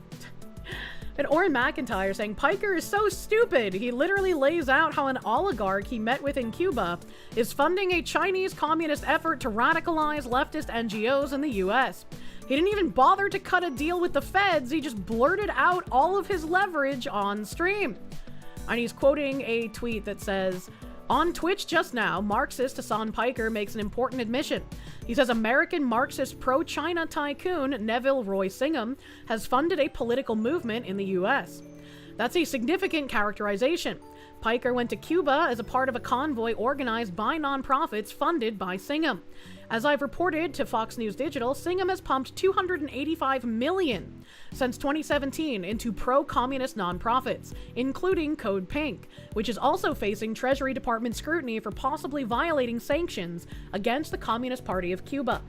The group that Singham has funded are 501c3 and 501c4 nonprofits that are not supposed to be part of political movements, but have clearly been politically motivated, supporting candidates, protesting the administration, both Dem and Republican, policies, and messaging consistently anti-US political positions. Piker claims the goal of a probe into his Cuba trip isn't him, but Singham. He speaks about Singham as friends and calls him Roy Singham. He's been a funding vehicle for a lot of political movements in the country, a lot of activism. They're trying to jam him up. That's it. That's the goal here. They get to chill speech. Piker says the Trump administration National Security Advisor Sebastian Gorka is behind the scrutiny, but he didn't provide evidence. Follow Fox News for coverage of this issue, and why does it matter? Because these political movements are changing the dynamics in America, promoting the propaganda of America's adversaries. And I would also say a step further, once again, this quote that they put here from Piker is projection. Communists absolutely should not have free speech, because communists work the best under subversion of language, and a communist will use free speech in order to censor yours. If they do not uphold the values of free speech, if they are censorship charlatans, they do not deserve the benefit of having free speech. To quote a scene from The Big Short, I don't get it. Why are they confessing? They're not confessing, they're bragging. Yeah, absolutely. However, enemies gotten so far while at the same time being so retarded because they use our principles and our laws against us in the hopes that we defend them conquering us. Hassan literally just admitted to being a foreign asset. You know? Communists should not be citizens. Non-citizens should not get the rights of American citizens.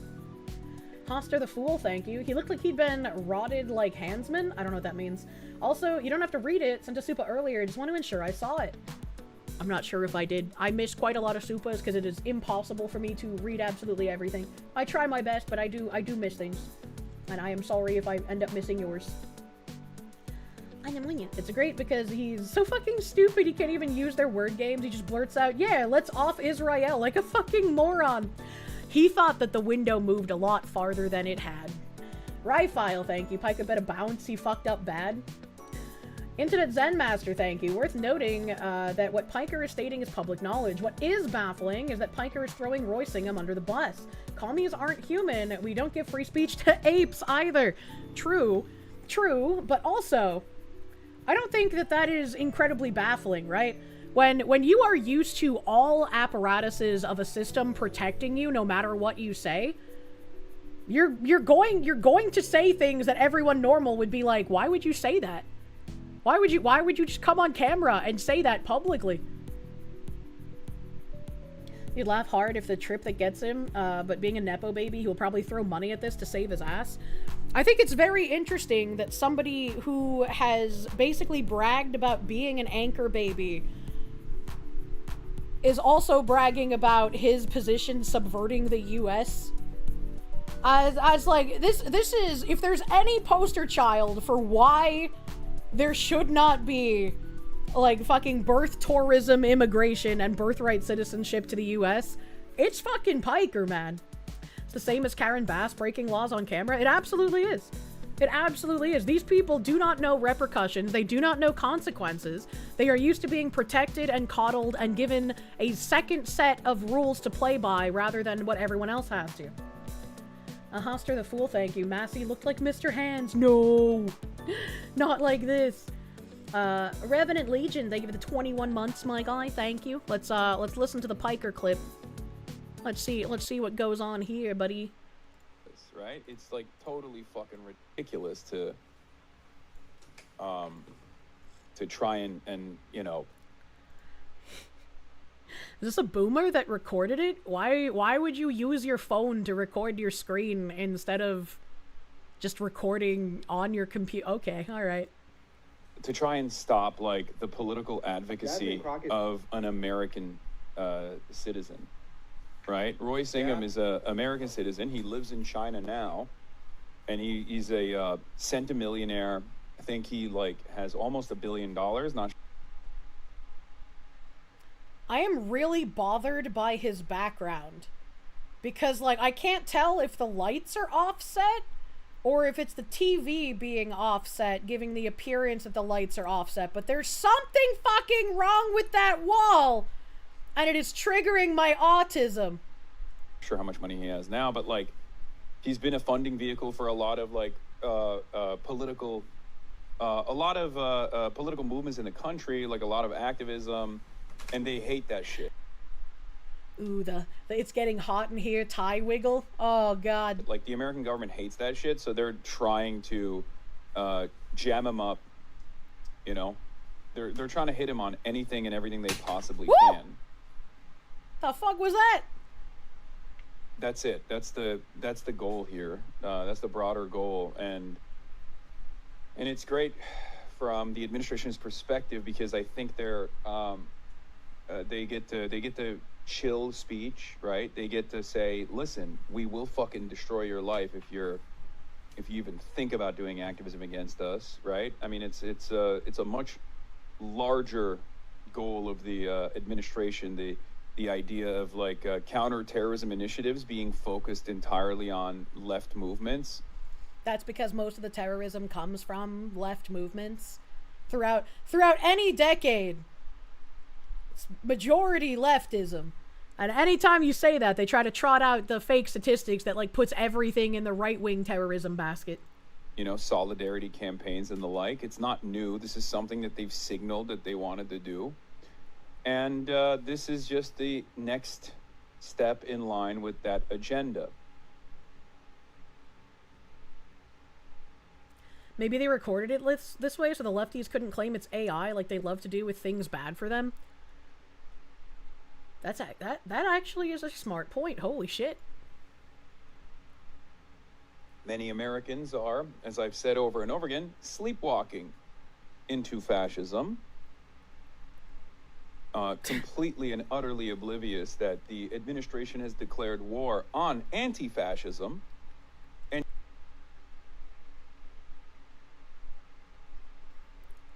I know that Hassan Piker is not a useful idiot. I know he's one of the malicious liars, but it still feels really jarring to hear something like that.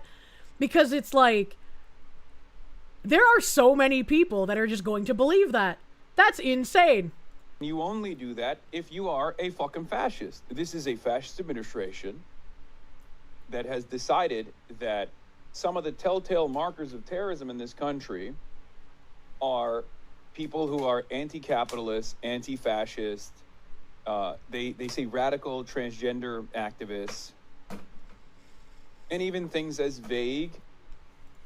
Do you think that if communism actually came to rise in the US because we failed at thwarting it off, on a scale of like 1 to being able to shock Kaya, how happy would Hassan be to like start culling people who are in his audience?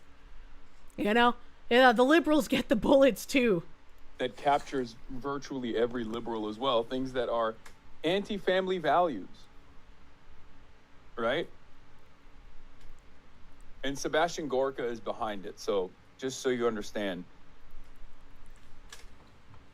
Now, of course, the number one hurdle that these guys have the number one hurdle that these guys have ahead of them is the First Amendment. In this country, the First Amendment has literally stopped the American government from prosecuting the Klan. Well, that, and also the fact that, you know, some of those who are in the force were also wearing the robes themselves. But regardless, like,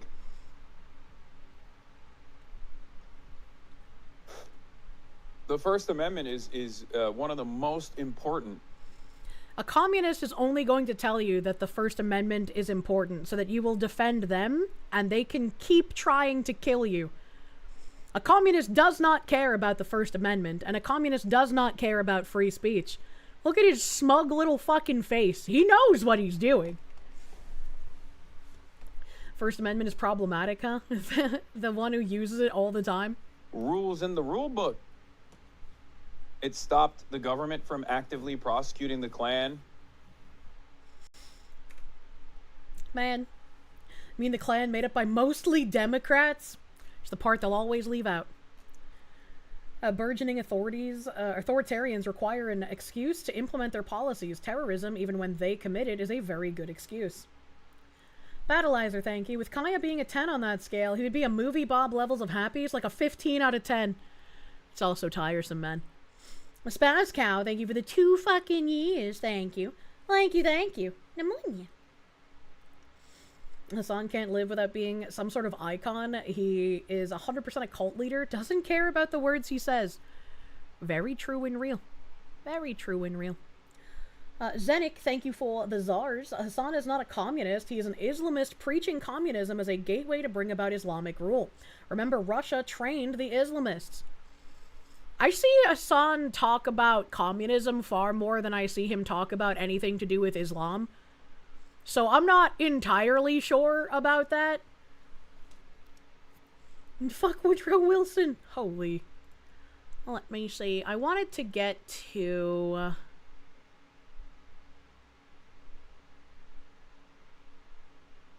I wanted to get to some libertarian stuff, because that went kind of crazy today. Or the last few days, rather. But, little Asmongold segue. Mayor Jacob Frey, and he tweeted about George Floyd before he tweeted about Memorial Day. Said, today we remember George Floyd, who was murdered by a former Minneapolis police officer 6 years ago. That moment changed our city forever. Asmongold saying, imagine crying at the casket of a career criminal scumbag who was driving on Fent and pointed a gun at a pregnant woman. You're lucky the Trump admin is full of pussies, or you'd be getting tried for sedition with a best case scenario of capital punishment. God, I wish we lived in that timeline. Holy fuck. And of course, because these people are fucking irrational, some Twitter freak came out and said, Asmongold, try not to be racist for a day. Challenge level impossible. Which Asmongold says, sees list of crimes, immediately starts thinking about black people. Yes, I am the one who is racist. These people have managed to shut so many up by trying to call them racist for things that aren't racist in any way, shape, or form. Asmongold did not mention his race. He's not being racist because he wants a career criminal treated like a career criminal. All of our jokes are making fun of individuals like this thing that want to idolize and saint canonize George Floyd. You can think it is a bad thing that he died. It's not great when people die, hot take. But he was a criminal. Why are you trying to idolize him? That's insanity. And then we have a Kirsche account here that says every accusation is a confession from these people and pulls up the fucking receipts like you always should. And that specific internet freak saying you can't be racist to white people on a systemic level. She's correct. So it's actually this individual that is incredibly racist, as pointed out both by Asmongold and by receipts of them saying you can't be racist to white people. Imagine that companies actually took this kind of shit seriously, and so many people's lives have been ruined over it. You are not as angry as you should be. The Kirsche has the receipts. They ate them and now regurgitated them. Bank Rotas Mach 12, thank you. In 1941, communism corrupted Lithuanian youth, sent a delegation to the USSR to ask them to take Lithuania into the Union. Brainwashing youth is their MO. Yeah, absolutely. It's very unfortunate. It's like, you cannot uphold the, like, everyone can have free speech, because the people who don't want you to have free speech are going to use that to take away your free speech. There has to be some kind of, like, you don't share these principles, you don't want free speech, therefore you're not going to be given the benefit of them. Receipt storing Kirsche. We love receipt storing Kirsches here, man. Why do you think drag queens are reading to children?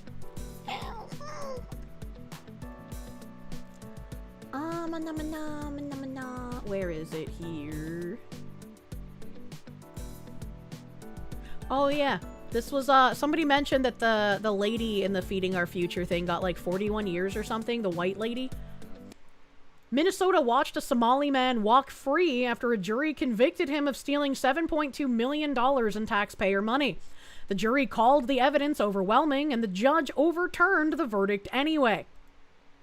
At the August trial for Abdi Fattah Yusuf, the jury heard evidence that he ran his home health care company Promise Health out of a mailbox at a Central Avenue address where multiple other home health care companies were supposedly located. Yusuf and his wife Lol Ahmed were charged with stealing $7.2 million of taxpayer money through Medicaid overbilling in a personal care assistant or Isn't that, like, illegal? Only if you're white. Or PCA scam. The couple allegedly spent tens of thousands of the fraud money on luxury items for themselves. Yeah, Despite cool the jury clock, swiftly Ahmed. convicting Yusuf, Judge Sarah West last week decided they got it wrong. It's reversing or overturning a jury's verdict. Defense attorney Joe Tamburino, who's not affiliated with this case, reviewed the decision and analyzed it for KARE 11 News. He says Judge West ruled that the state's case relied heavily on circumstantial evidence and that she believed the state did not rule out other reasonable inferences. That, in fact, there could have been other reasonable theories other than guilt in this case. That's what it comes down to. Despite the ruling,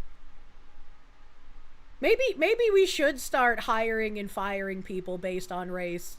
Because then we can just say no more white women in any positions of power. Does this job require you to make decisions? No white women need apply. even Judge West wrote that she is troubled by the manner in which fraud was able to be perpetuated at Promise Health. I was stunned. State Representative Kristen Robbins, chair of the House Fraud Prevention and State Oversight Committee, says she's now reviewing if any state laws need to be tightened. We want to strengthen state law so that we can get prosecutions out of these cases, because clearly a jury thought he was guilty. Jurors in the case can't believe the decision. I am shocked. I'm shocked based off of all of the evidence that was presented to us and the obvious guilt that we saw based off of the said evidence. It was not a difficult decision whatsoever. The deliberation took probably 4 hours at most. Holy based shit, off of that is state's quick. Evidence that was presented, I was beyond a reasonable doubt. The attorney for Mr. Yusuf, Ian Burrell, sent me a statement today that says, in part, Judge West's ruling affirms what we have maintained from the beginning, that our client, Mr. Yusuf, was wrongfully accused and did not commit fraud or racketeering. The Attorney General's office filed an appeal this afternoon, so the Minnesota Court of Appeals will take a second look at this decision. Julie.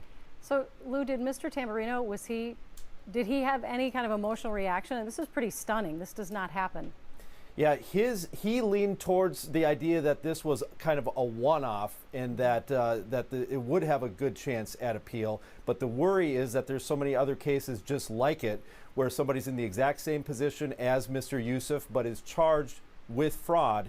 And if the judge can determine that maybe they didn't know that the fraud was going on underneath them in the case, then other judges could throw it out just like this one.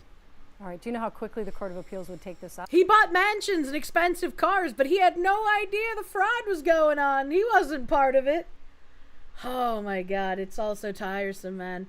What are jury trials good for then? Pretty much fucking nothing in current year, if I'm being honest with you. The one company that fired their whole HR team and now they no longer have any complaints, you know? You know? What does it matter if the judge overturns it? That means that there's no conviction if the judge overturns it. Right file, thank you. The judge is getting paid. She does it for free. The love of the game. Godel self, thank you. Self-defense doctrine, violating the rights of others forfeits your own. It's perfectly consistent to censor those who call for censorship. That's how I feel. That's how I feel. Zenik, thank you for the czars. Oh, I remember reading that. Thank you again. Jen Jacko, thank you. I guess Mom Donnie is using building inspectors to seize property of landlords. They don't meet the new code the city made. They can't fix code issues because they have no money. Can't raise rent due to rent control. It's all a sham. Ooh, we're going to have government-run apartment complexes now. How fun. How fun. I'm sure it won't be as bad as Section 8, which is also government-run.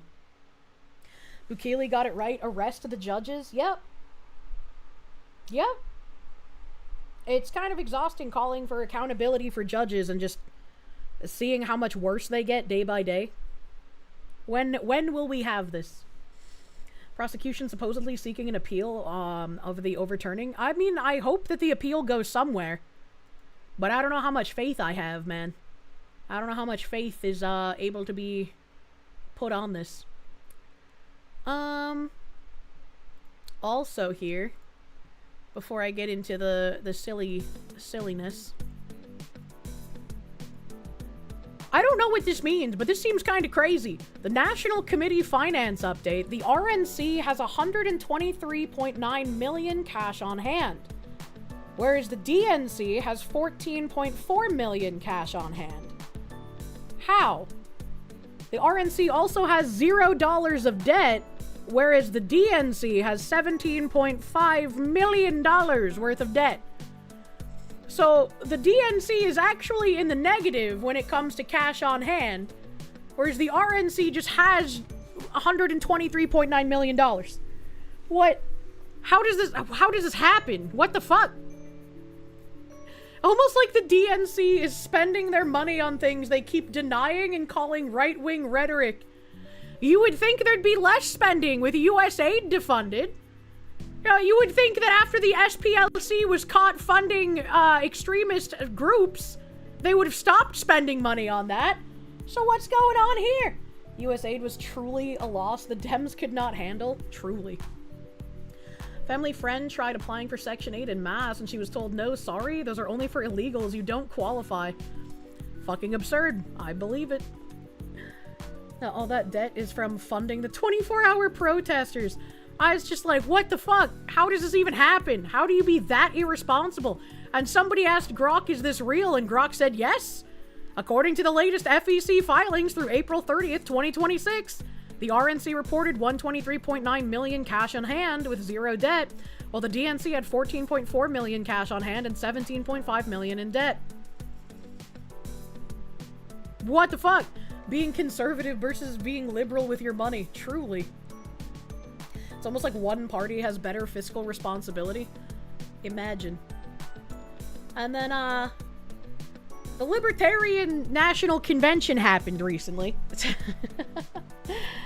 This guy said, amidst all the crying from the Libertarian Party of New Hampshire members and allies over being disaffiliated by the Libertarian National Convention, I have a question. LPNH and friends endlessly insult the Libertarian Party and its members, also calling them ineffective or worse for the liberty movement. So why does LPNH want to be affiliated with the Libertarian Party? And LPNH said, we're the rightful Libertarian Party of New Hampshire. That is our name. You won't take it from us. You're coming after it because as a left-wing freak, you get filled with envy when you see someone else succeed. Which is just true. And the OP replied, helping to elect candidates from other political parties is not how normal people define success for a political party. Well, when your political party has done nothing but split votes and lose for decades, and then one party's figured, hey, we can actually get candidates elected. We figured out a way to do that. And you say, no, you can't do that. You can't win. That might be a problem. And so someone else posted here some images from the Libertarian Party National Convention. This guy in the t-shirt that says, this was the only shirt I had with no cum on it. Supposedly, this is the guy who was elected as the current National Libertarian Party chair. And, you know, I'm all for a level of whimsy, but like, if you own that shirt, that is absolutely a shirt you wear in your house to do chores and relax, you know? Like, you don't wear that outside. Much less at some, like, public event. That's fucking crazy. This is just a leftist party number 2. Yeah, pretty fucking much. Pretty fucking much. And then there's another picture that was also from this convention. Someone with a sign that says, "Good luck in court, Kaufman." And then we have some sort of gender-confused individual trying to cosplay Organization 13 from Kingdom Hearts. And then a prostitute. Why is there a pink-haired prostitute at a political convention? What is happening? That's the shirt you wear to a job interview. Libertarians are a joke. LPNH is the only branch that isn't a bunch of lolberts. Yeah, pretty fucking much. Why do they both look like they're prostitutes? And 2 of those people are the new LNC board members. Guess which ones? If I had to guess, it's probably going to be the prostitute and either the cosplayer or the deranged woman with the sign. The pink-haired one isn't even trying to pass. Yeah, there's someone who would get hit in Grand Theft Auto, you know? You're busy playing children's card games at the Yu-Gi-Oh! Championship Series tournament last weekend, and 2,000 plus people were dressed more seriously than that fucking shirt! The fucking Yu-Gi-Oh! Championship Series tournaments has people dressed more seriously than the National Libertarian Party. Probalicious, thank you for the— why does he have the same snake tattoo that all the girls that aren't like the other girls have? That's a great question. It's the hooker and the fatty with a sign.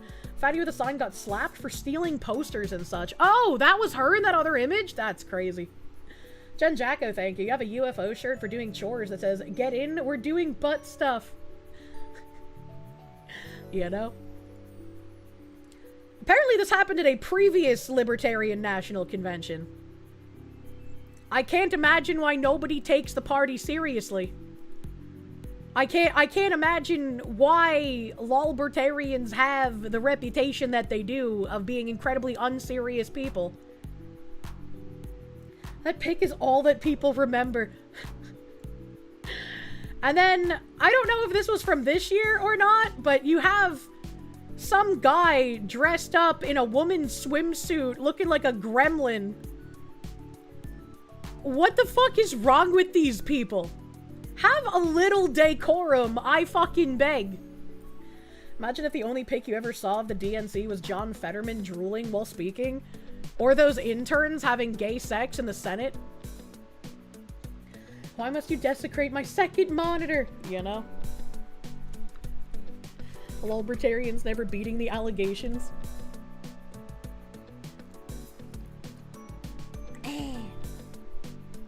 This isn't LPNH, right? No, this is the National Libertarian Convention that LPNH got disaffiliated at. And someone else here. A Republican Libertarian in New Hampshire trying to save the Libertarian Party from total humiliation. His proposal: wear shoes, wear pants. Maybe don't show up to a political convention in a thong. The reaction perfectly exposed why the Libertarian Party keeps losing while the rest of the political world moves on without them. Let's see what this video is, brother. And the Libertarians' response was, "You hate freedom, my dude." There was a Libertarian named Ben Ware who tried to save them, and they just wouldn't let him. Ware, who was running for Merrimack County Sheriff in New Hampshire, as a Republican, interestingly, he posted on X earlier this month. Yeah, so he can win. With a simple, modest, entirely reasonable request. He asked the Libertarian National Committee to establish a baseline professional dress standard for official convention proceedings. Business casual, neat facial hair, closed-toed shoes. That was it, okay? Yeah, and the Libertarian Party nearly tore itself apart as that, right? No boots as hats. That was a real thing, because one of these guys, I think you all remember from my time back in the day, Vermin Supreme, who wore an actual boot on his head for years, running for president, and no see-through clothing to protest government opacity, also a real thing, and no thongs on the convention floor. This was so controversial that Ben Weir described himself in the Wall Street Journal as— I can only think of Travis calling these people performative theater kids, because that's what it is. If you can't even take the time to look like an adult while describing things that you think should happen on a national level in our country, you are not someone who should be taken seriously. I am a literal cartoon fox in a swimsuit because artists will not finish models on time. And I have more awareness of I should put on a different outfit depending on the company I'm going to. I have more sanity as a fucking cartoon than libertarians on the national level. Libertarians are just a bunch of hipsters that get off on losing. I fucking guess so. As a quote punk / alternative guy with tattoos and a nose ring, he's not asking for Wall Street, he's just asking for chinos and a polo. And the libertarian's response was, "You hate freedom, my dude." Like, that's incredibly insane. Like, you can put on the normal human wardrobe to go into the political convention, and then when you get out, you can take off your normal human clothes and go back to being some sort of weird rave dancer at midnight, you know? Like, what is this? Battleizer, thank you. You remember having a custom shirt that said my other shirt died of AIDS? Having access to heat press was a massive success. I made my own custom Xenosaga t-shirts when I was younger because Xenosaga didn't have any actual, like, articles of clothing that I could have. Freedom requires responsibility that most of the libertarians can't exhibit. I just don't understand how it seems like the majority of people are very left. Because I thought this was supposed to be like a center party, you know? Nexus, the 9,560th, I can't read, thank you. Thank you for the 30 fucking months. You're not gonna lie, you'd sooner... What's that? I can't say that? My lawyers advised me not to finish the sentiment. Just know that libertarians are by and large a joke and LPNH are the exception to the rule. I was definitely warned that it's like herding cats. Libtard socialites ruined it like they ruin anything that gives them any leeway. Yeah. Yup. I thought libertarians are supposed to be super right. Gotta change your party affiliation. Well, why do you think most of the LPNH guys are running as Republicans? Libertarian Party has two wings, a left one and a right one. Both are clowns, but in a different way. Yep. Libertarians were supposed to be the extreme anti-government party. Metallic Church, thank you. Stand for the liberty to wear thongs at political conventions. This is why you lose, doofus. True. Internet Zen Master, thank you. Libertarians, don't you miss the days when your party was only known as the party of Gary What's-in-Aleppo Johnson? Also, guys, just wear polo shirts, Costco grade slacks, and slip-ons. It's not hard. It's really not. And conventions aren't even that long, man. Like, even if you don't like dressing like dumb man, like, it's not gonna kill you to just look professional for a couple hours. Libertarian parties tend to be adult children LARPing rather than people who actually consider what is required for liberty to flourish. It's very unfortunate. It's very unfortunate. You dressed nicer for an anime... I dress nicer for anime conventions! It's crazy! John in English, thank you. Why I can't have a trailer in front of my house every time! Oh no, man. Patchouli, thank you. Who the hell is that? Who let Timu Jim Gaffigan in a Speedo into the LNC? Oh my god. Toddlers don't put up this much of a fight when you dress them in nice clothes. I know. Well, at least the toddlers can look cute in like a little tiny suit. It's like, oh, he thinks he's a big people. How adorable. You don't think you even have those types of pants? You got jeans and some button-up shirts? The amount of dudes that I've met throughout my life who don't have, like, at least one suit is insane. Even if you think you have nowhere to wear a suit to, you should fucking get one. Because holy shit, every guy looks fucking phenomenal in a suit. Like, it just increases your attractiveness by a factor of 5. Suits are expensive. You don't even have to get, like, a fitted suit. You know? Amen to that. White shirt is $20 for a 5-pack. Have my birthday suit. Okay, that's illegal. You can't go outside in that. Libertarians are just libs that are upset someone has told them to do anything. They're actual children. Yeah, some I can see. You just have your old dress uniforms, and oh no! If you're not wildly misshapen, you can get a suit at Goodwill for something like $15. Wildly misshapen, by the way. Spend 3 hours watching YouTube on how to trim your own suit and get one that's close enough at Salvation Army for like 20 bucks. Holy shit, that's actually not bad. Paid chatter. Haunted Skies, thank you for the proom. Thank you for prooming. Thank you for prooming. You're not going to have an outfit in your closet for untold years just to wear it once. You're never wearing a suit. I have several incredibly expensive dresses that I had been given as gifts when I was younger. I don't even remember the last time I've been somewhere fancy enough to wear one of those expensive dresses, but I still have them. It's gonna happen again one day, I bet, and then I'll have the perfect outfit. You have dress pants and a nice shirt, and that's all people are getting out of you. And we have, Jeremy Kaufman gave a speech. I did not watch his speech, so we're gonna watch it together. So the Libertarian Party has become detrimental to the cause of liberty. And Jeremy Kaufman specifically was running for the National Libertarian Party chair to dissolve the Libertarian Party. Help! Never shies away help from straightforward thinking, visionary action. And you can look at his history in business, you can look at his history with his family. He is a very successful man, and I hope that you will all respectfully listen to what he has to say and the recommendations that he has to make today. Respectfully. About the purpose of the Libertarian Party and how, as chair, he would make that happen. Thank you.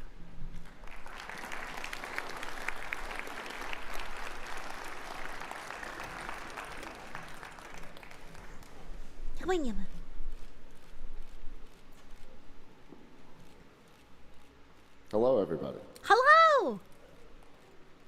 I wanted to start by saying thank you to the man most responsible for me being in the Libertarian Party. Could we give a hand to Nick Sarwark, who recruited me? Thank you, Nick, for getting me here on stage. Nick deserves a lot of credit.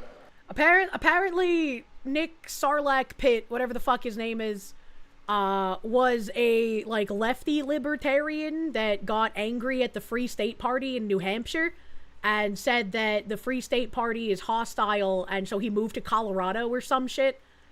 And it's like, yes, that's what I want.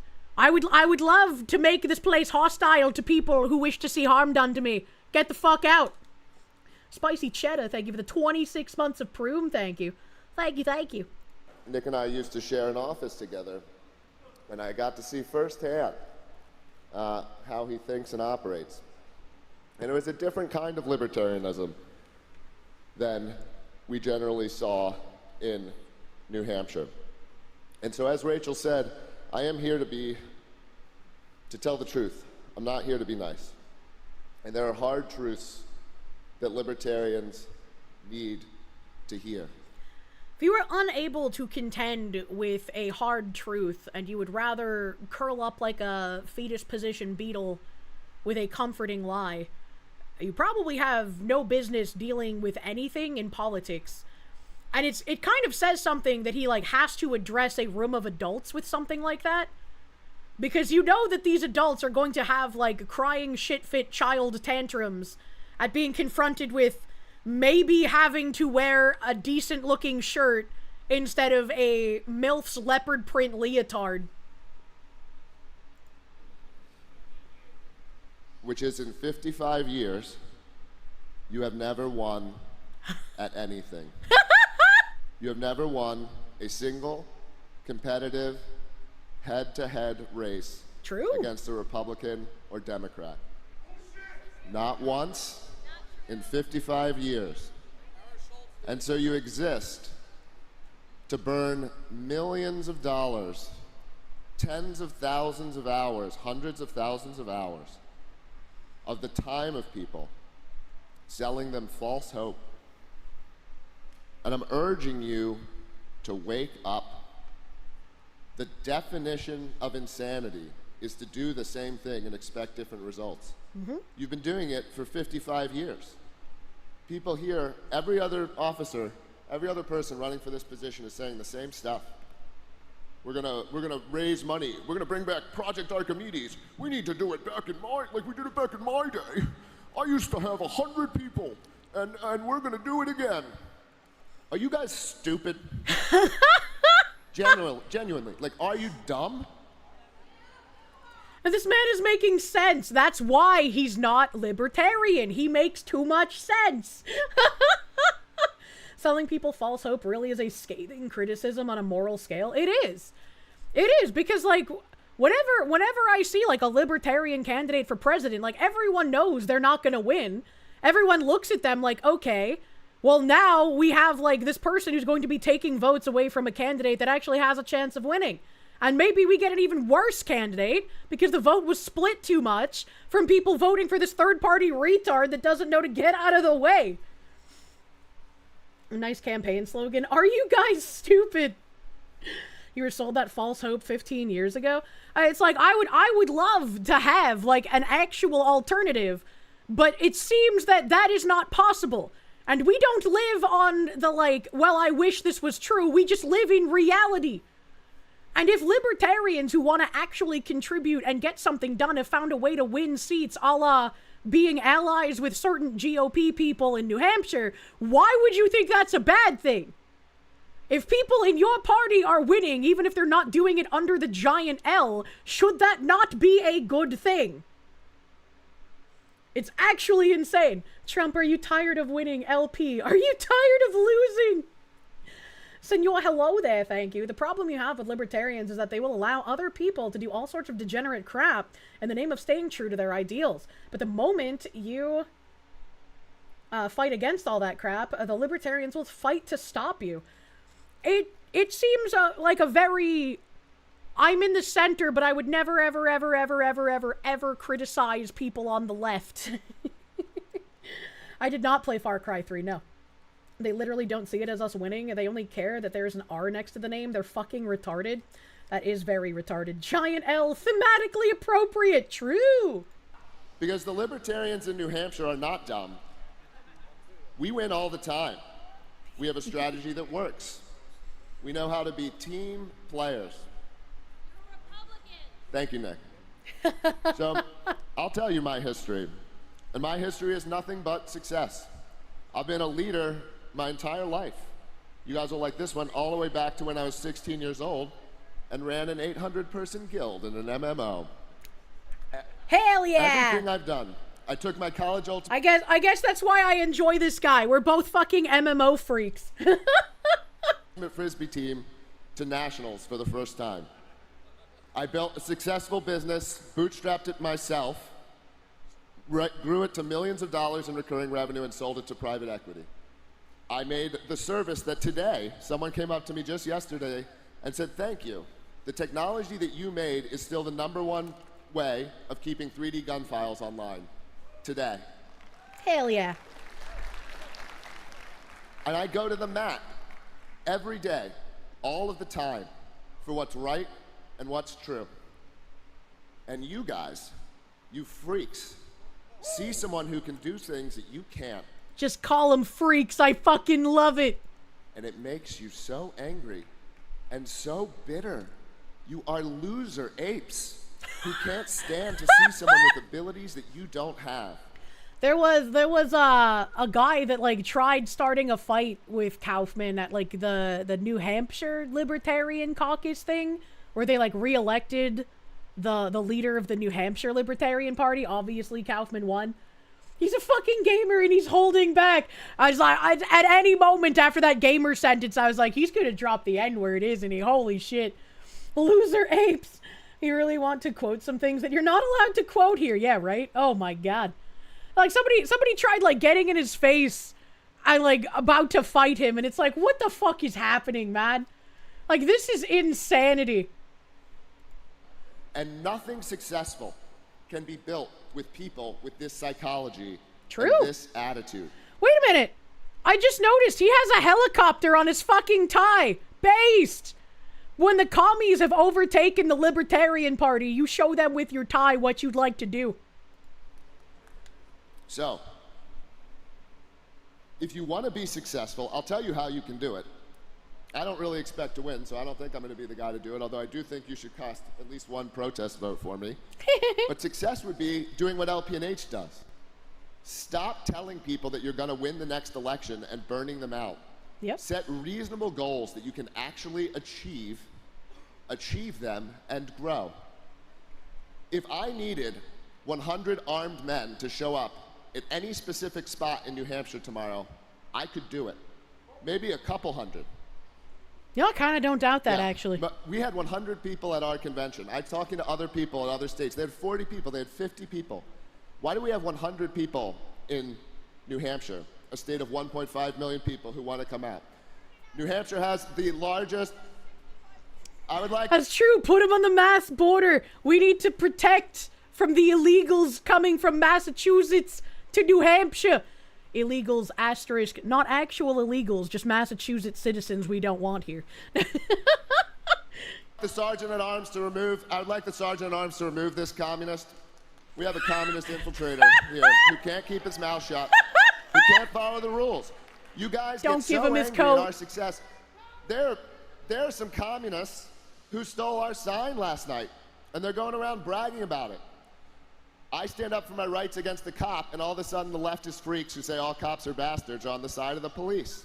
That's true. I don't even know if there's been any developments with that. Or like there was an altercation in a parking lot, and like there was an article that just like basically railroaded Kaufman. But I don't know if anything's happened since then. So you guys can't handle it. You are so congenitally anti-everything that when you see someone with something who can do anything, you melt down. And I am here to cleanse the party of you losers. Hell yeah. You will no longer have control over the name libertarian. We will bring it back to the place of truth and justice and all that is right and good. Okay?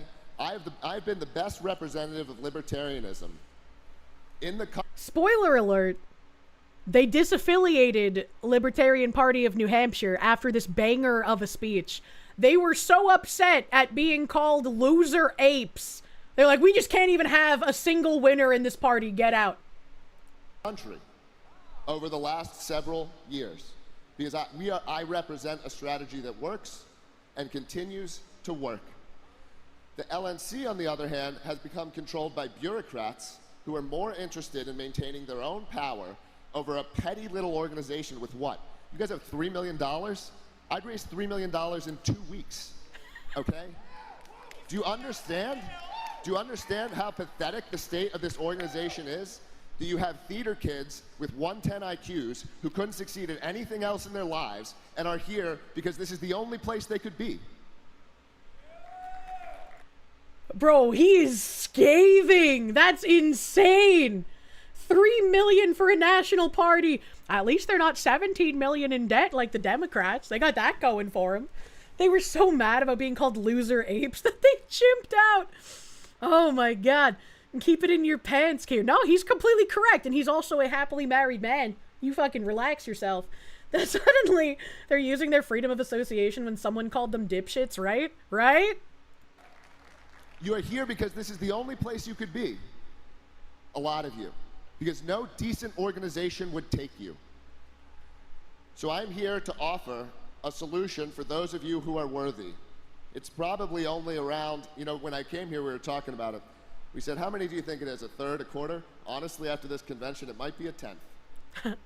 But there are some of you who are good, who are fit, who are honest, who can cooperate, who want to win, who will do what it takes. You belong in New Hampshire, where we will create a libertarian nation. The rest of you can be screaming at the gates as the socialists eat you alive. True! Bahamut, thank you. He's the libertarian we need, but not the one we deserve. You know, you'd be mad if you were told you're here because it's the only place you can be. He's boiling them alive. He's not exactly wrong. I mean, like, even like certain Democrat politicians have tried distancing themselves from like that level of freakish people because they know it looks really fucking bad. Chad, I just thought of a great litmus test for a potential partner. Show them the speech, and if they don't get soaking wet, they aren't right for you. Jesus Christ. Professor John Wolfman, thank you. Can you get an LPNH in South Carolina, please? Come home to New Hampshire. Become part of New Hampshire supremacy. Be insufferable. So, should I be elected chair? I can't actually end the Libertarian Party as chair, but I will get it out of the way to the best of my ability. That's a great fucking speech. That's a great fucking speech. Can you get a link? Absolutely. Absolutely. And I definitely think that Jeremy is one of the few politicians getting things done. We have a handful of politicians that I have met with and talked to since coming back home, and it definitely helps increase the white pill factor that there are people who care about getting shit done, and there are people who want to get shit done instead of just continuously get lip service and collect money and then do nothing with it. National Libertarian Party is the prime example of why big tent politics don't work, especially in an ideology that places individualism at the highest level like libertarianism does. Yeah. Jeremy Kaufman for president. That would be kind of crazy if he ever decided to run on a national level. That speech made you nut! Jeremy's pretty fucking great. The 8-minute speech summarized your 2 years in the Libertarian Party better than you ever could. It's pretty nice. We have what we need. We just need people who want to run where they live. Yes. Very much yes. If you are someone especially who's already in New Hampshire, you are in a very good position, much like that fuckwit who ran in Ohio who had a great team to be able to float his campaign. There are a lot of resources if you get involved locally in New Hampshire that you will be able to run locally if you want to. You just have to get in touch with people, and they will make it easy to get in touch. I've been talking about I think it's called Independence Inn.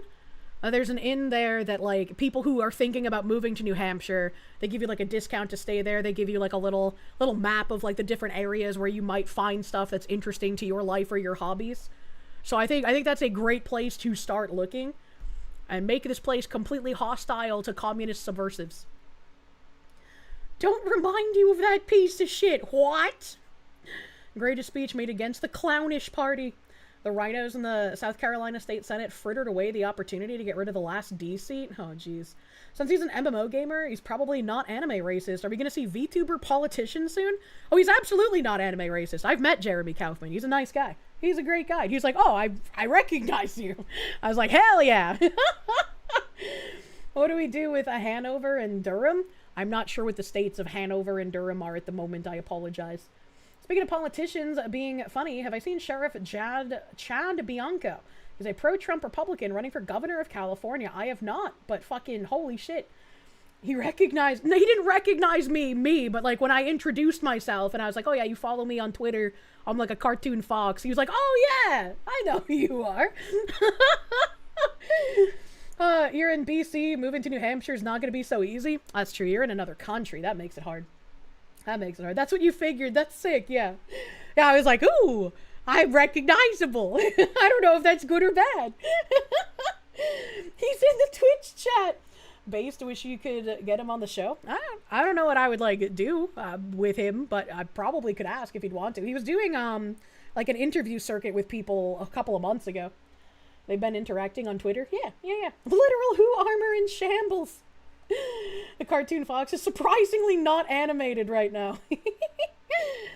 Bianco is apparently not doing well in the polls, unfortunately, but he has some meme-worthy clips. We'll drop one. Interesting. New Hampshire lore stream. Keck McKeckerson, thank you. Damn, this guy's convincing you to move to New Hampshire after your contract. It's a great place for veterans to be. One of the like first pieces of mail that I got was like this local veteran committee thing where they're just like, if you or anyone in your household is a veteran, we have these meetings that happen at these days and these times, and here are resources that we provide to veterans, and here's how we can help with other things. And I was like, damn, that's fucking crazy. New Hampshire libertarians, you tell them how you think we should go back to a Confederate republic. Nice. Michigan libertarians, you're a monarchist. What the heck? Shaking a ton, even in person, you know? Patchouli, thank you. You want live free or die to mean exactly that with no pretense. LNC wants to subvert that into degeneracy as freedom. We are incongruent. True. True. And there's been some weird shit where, like, instead of live free or die being posted, I can't remember if it was Kelly Iota or if it was somebody else giving a speech, but, like, their little fucking podium just said live free, and it's like, nah, buddy. Nah, that's not the whole phrase. You can open carry anywhere in New Hampshire, even federal buildings, because, and I quote Jeremy, fuck you feds, our rights don't end where your shitty buildings begin. True. Very true and real. Bianco's problem is that he doesn't actually have plans. He just keeps saying Democrats fucked it all up, which isn't wrong, but it's not going to get votes. That's true. You do need to have a plan. TLDR. You have never won at anything. You have never won at anything. You have never. Yeah. You know, sometimes that's got to be internalized. Maybe do something different. Ulgrim the Crusader, thank you. You like your state too much to move? You want to New Hampshire your state, which will be hard? Well, maybe you can encourage a New Hampshireization of your state. You know, the LPNH pushing on reclaiming culture, side-scrollers might like him as a guest, especially if he was a gamer. You know, that's true. I could ask if he would want to do something with Craigathy. That could be fun. That could be fun. Dennis Pratt has been advertising their upcoming Porcupine Vacation with the Independence Inn. For those who are looking to come to visit, this would be an excellent start. Dennis Pratt is also a neat fucking guy. Porcupine Vacation. I don't know what that is, but maybe I could look into that. New Hampshire's Georgia. Fancy Papaya, thank you for the 5 months, my guy. Thank you. Thank you. And then, this was LPNH chair Jeremy Kaufman looks down on Nick Sarwak, an open borders left-wing freak, recently left New Hampshire for Colorado.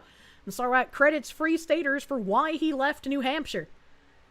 And, like, if this is what they mean by become insufferable, and I'm sure it is, because there have been many LPNH people saying that they want to make it hostile for commie subverters to live in the state. This is a great first open endorsement that one of these freaks decided, you know what, I'm gonna do that. I'm gonna leave. He's Colorado's problem now.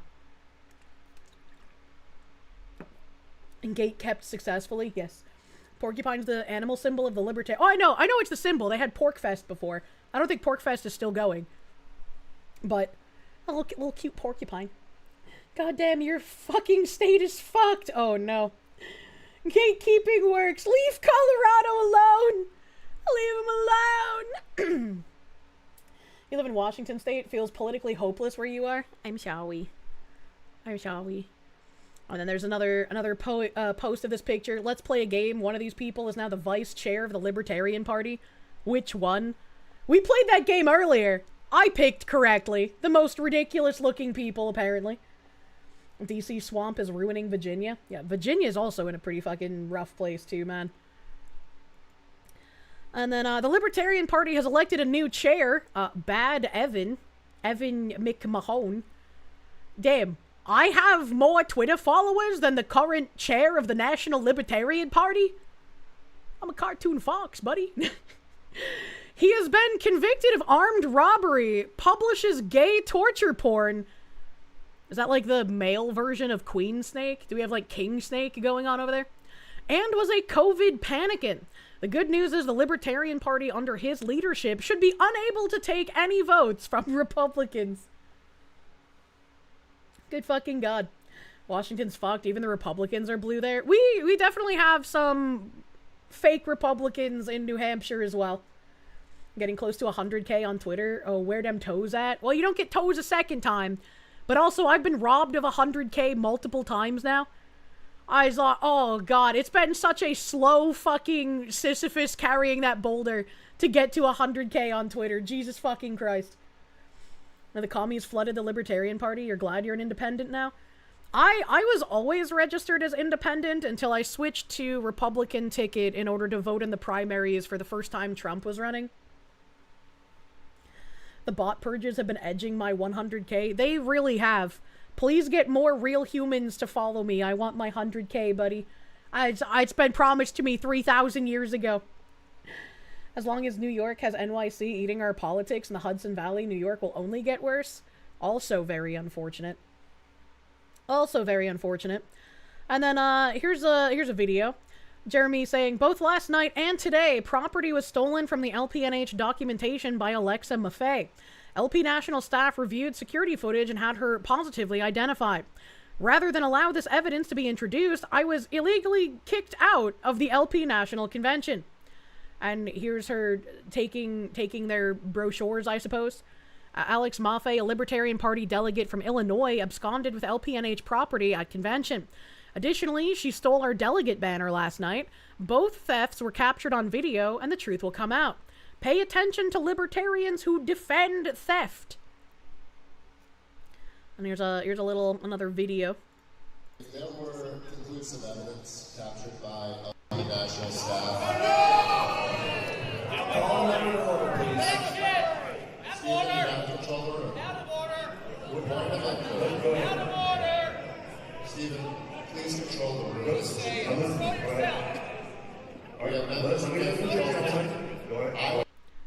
They have a guy, like, literally stroking out in the bottom left. I'm gonna feel bad if he has an actual neurological condition, because it looks like he's just incredibly obese from this angle. Any libertarian who would defend theft is not a libertarian, right? Otherwise, I can't be here forever, so tell me what you can tell me. No, you have the ability to remove point of inquiry. Point of inquiry. Not be recognized. You've seen it? No, I would like to know. Listen to you. Moving on. Thank you very much. Microphone three. Stop. You're not being recognized. Kick me out, Dan. Kick me out. Come to order. If you don't care that if theft happens, that it doesn't happen against our members. We have our camera. Kick me out. If libertarians care more about kicking me out, you can steal from me. I say by the power vested in the chair, I had a point from the room. I had a point of What the fuck is this? You're creating distraction. Someone else.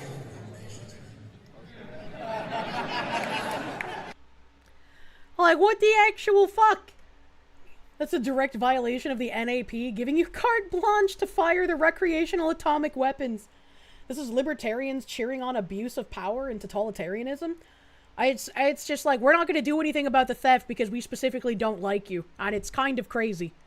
It's kind of crazy. Holy. I'm on you. What? Yeah, there are some people also, Ziz just brought this up. There are some people also who are saying that the New Hampshire Libertarian Party has been officially dissolved.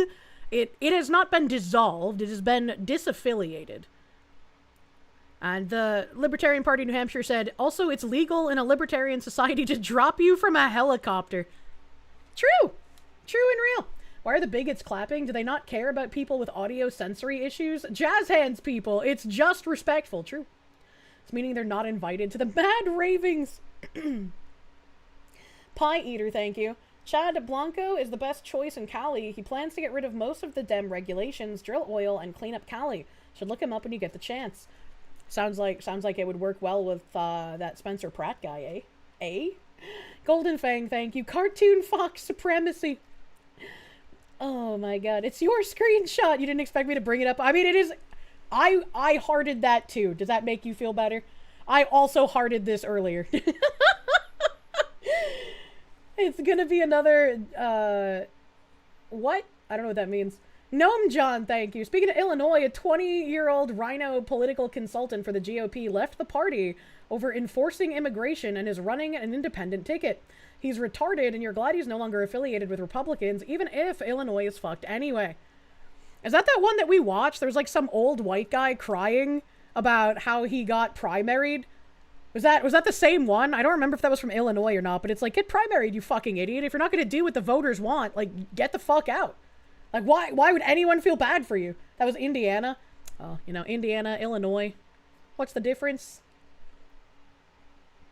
20-year-old.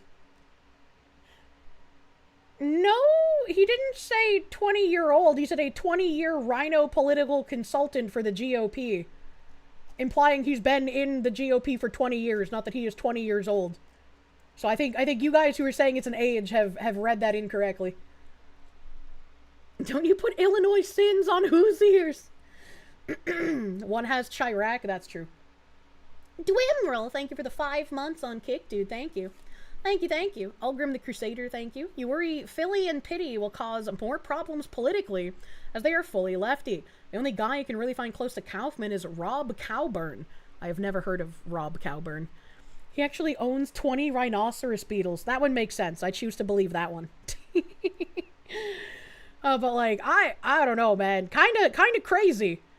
Kind of crazy to see what goes on at the apparent political convention. This person said, I asked Jeremy Kaufman, LPNH, why he was getting kicked out of the Libertarian Party convention. We have video evidence of a theft happening against the Libertarian Party of New Hampshire. The Libertarian Party is controlled by bitter leftists who do not care if a theft happens. Even censorship. This is the heckler's veto. This is an abuse of power, and it's wrong. I'm happy to have it outside of the room. Why are you getting kicked out, Jeremy? This is wrong what you guys are doing. It's wrong. Why are you getting kicked out, Jeremy? This is fantastic. Why are you getting kicked out? Because we have video evidence of a theft happening against the Libertarian Party of New Hampshire. The Libertarian Party is controlled by bitter leftists who do not care if a theft happens. Okay, let's go. No, my laptop's on the You have to let it come on. You obviously have someone will. Jason. No. How am I going to disrupt? He does not know what stuff is. Leave the building and we can get your stuff from inside. You're going to have to explain. Well, Kirsche, it's good when people steal and attack those you disagree with.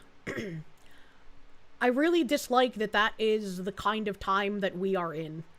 Where it's like any kind of offenses are good and okay as long as they are committed against people who believe differently from you.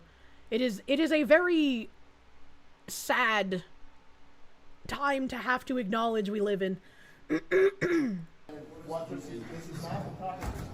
You're not following the proper procedure. Look, I think this is excellent. This gentleman has been ejected from the meeting. I'm just asking to collect my property from inside the room. So we have several. I'm happy to go with you.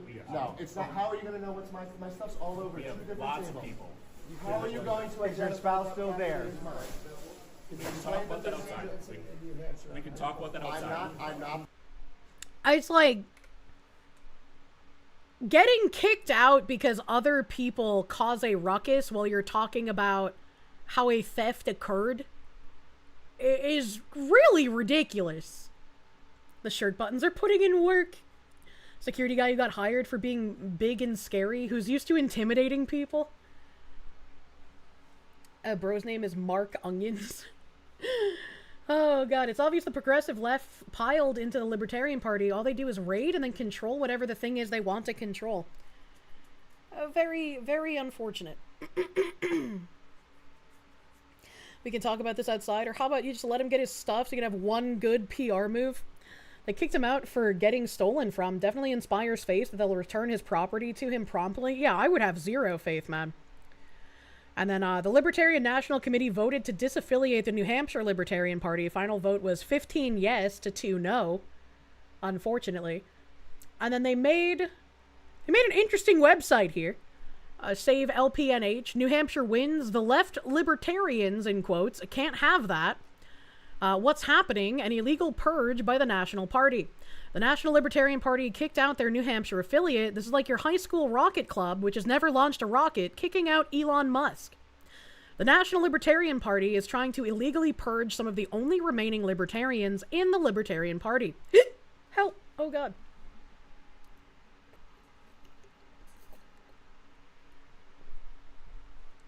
You're just tired of adult children? Like, if you want to be a Disney adult, fine, but stay out of politics for those of us that are serious? Yeah, hard agree. Unfortunately, the children and their temper tantrums are taken far too seriously. The stated reason is because in 2024, a completely different leadership team endorsed Donald Trump. The real reason is they're left-wing losers who can't stand to see right-wing libertarians succeed. All we do is win, and it makes them so angry. The most successful affiliate in the country needs funding. And then they go on to like their wins and stuff. LPNH is the most successful state affiliate in the country. Number 1 dues paying members per capita of any state affiliate. 12% above the next state. 8 lifetime party members and former officers elected to state legislature. 105.5k followers on X, more than 3 times the second place state, or 77 times if you're into per capita. 53.9 million impressions in the last 2 months. 1.7 million engagements in the last 12 months. 15 plus national and regional outlets covering the LPNH. They do get a lot of media coverage for what would likely be considered a very tiny political party, considering New Hampshire is a very tiny state. And most of the time, I would push back on the, like, Twitter's not real life, but this seems to be a good way that they're actually interacting with their constituents in the state, as can be seen by the results of actually getting people elected. You gotta move to New Hampshire fucking stat. All of New England is completely borked. They made a tweet where they had a fun endorsements and support section.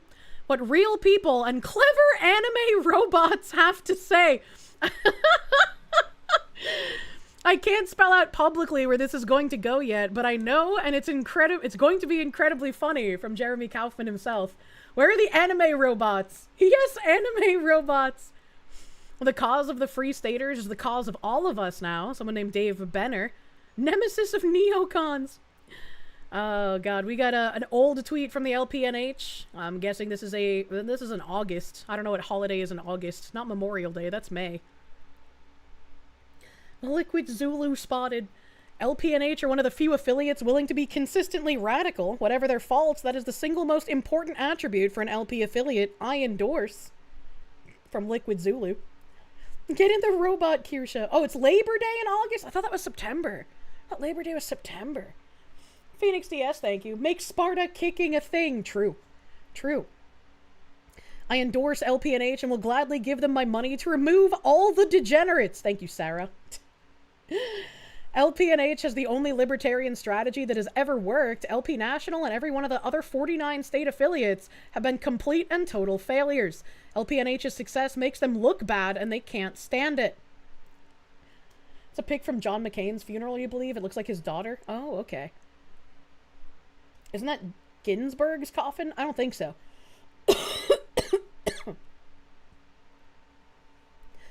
Pro-balicious, thank you. We will get your stuff for you, bro. Trust us. We have lots of people. Communists defending stealing. Yeah, I would just not trust him, man. No trust. Ulgrim the Crusader, thank you. Never mind about Cowburn. He's a nobody. Back to searching for normal LP types like Kaufman. Good luck. Matthew Tyler G, thank you. You're militia lib Republican and you treat Libertarian Party like you treat Boog Boys. A cousin on the spectrum. Love their energy, but yeah. We got the nice spectrum energy, alright? Sorry, we'll redeem your belongings to you, Sar.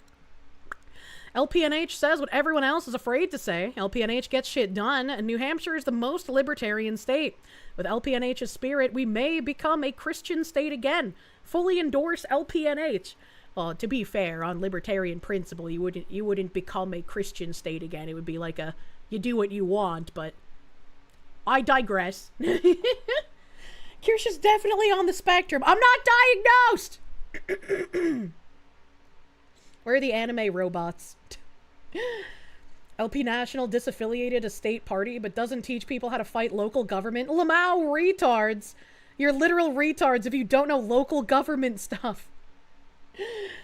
That would require Christian values. Most other religions would just kill you. That's a fair point. That's a fair point. I just like that it's a wall of fucking, oh hey, I recognize this black cat. Honestly, I think associating yourself with the libertarian brand is a mistake. I think that brand is beyond toxic, and y'all are the only remaining sane example of it. I like this account. I like this account. They post good things frequently. Why test when you know the answer? What is the translation of the Russian comment? I didn't even see the Russian comment. I didn't even see it. So I thought this was a pretty funny website. Pretty funny, but also pertinent, considering that the National Libertarian Party wants to get rid of the only Libertarian Party doing anything. What is the translation of... I didn't see the Russian comment. Neanderthal's pretty okay, but she's got some absolute brainlet takes too sometimes. I mean, we all do, right? Like, we're women. We can't help it. Even Hawkenfreres, thank you. The National Party kicked out the only libertarians that ever win seats. They're really actively pursuing defeat, aren't they? Well, yeah, because, I mean, if the Libertarian Party of New Hampshire is the direction people want the Libertarian Party to go in, these communists are going to have to go somewhere else. And they don't want to do that. Not diagnosed, but 100% sure. Jesus Christ. Jesus Christ. I had a lot of tabs on that. Damn. Damn. I thought I only had like maybe 5 or 6, but that felt like a journey. A lot of shit happened. Let's see. Let me close some of these tabs. What else do we have?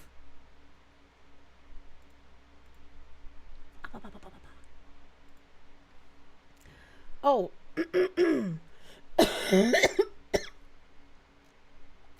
I came across this on Twitter. This does not look like an individual that should be driving. Like, she isn't quite at the level of, like, fish face that we see in some of the actors and actresses in current year. But she def got a touch of, like, the fetal alcohol syndrome going on. And so, female NASCAR driver cries during shocking in-car meltdown, parks truck during race, and rage quits the series. They're calling it the most woman moment of all time.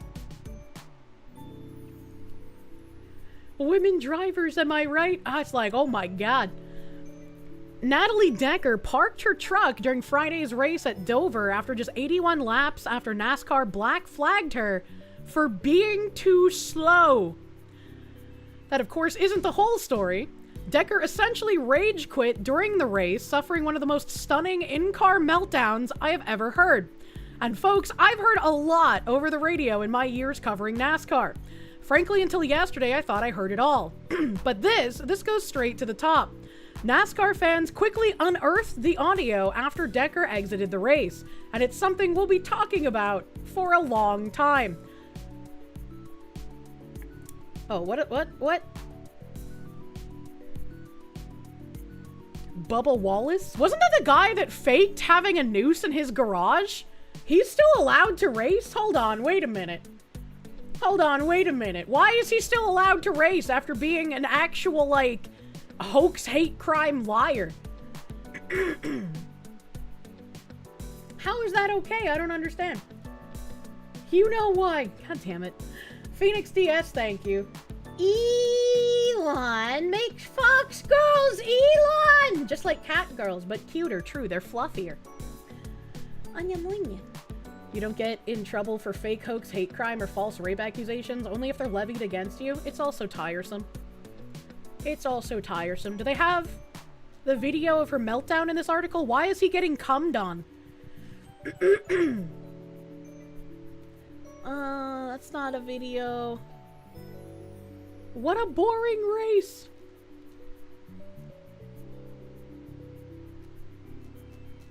I guess these are just people dogging on the winner, but like, they had the, it's something we'll be talking about for a long time as a hyperlink, so I assumed her crash out video would be in this article. Splooging everywhere at the end of a race is common. Good lord. And Bubba Wallet, you shouldn't speculate. Bubba wasn't mad. I don't really care what Bubba was mad at. He shouldn't be racing at all, dude. Natalie Short Day, Jim Golden. I don't know what this is.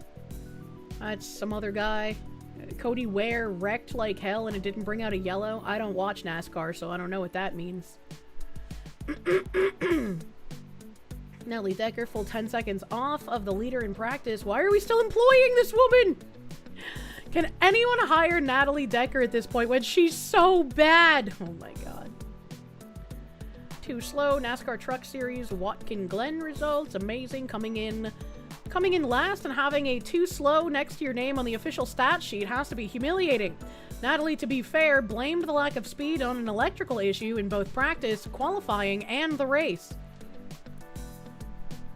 If there was an electrical issue before the race when she was practicing and also in her qualifying round, Why was it not taken care of? I don't understand. She looks less Down syndrome at this angle. Maybe it's because we're looking at her ass. It's kind of flat, though. Where do we stand on women who pack nicotine pouches? What the fuck? What the fuck? I don't know who that is. Samantha Bush? I don't know who that is. Skewky gave me the link to the video, though. Unfortunately, their hyperlink to another article was worthless. Thanks, news people. An electrical issue in her fucking brain. Natalie Decker, in a professional NASCAR race, had a disturbing moment where she appeared to cry over the radio about the overwhelming circumstance of competing in the truck series. I'm trying my best to hold my shit together, but I do not want to keep doing this.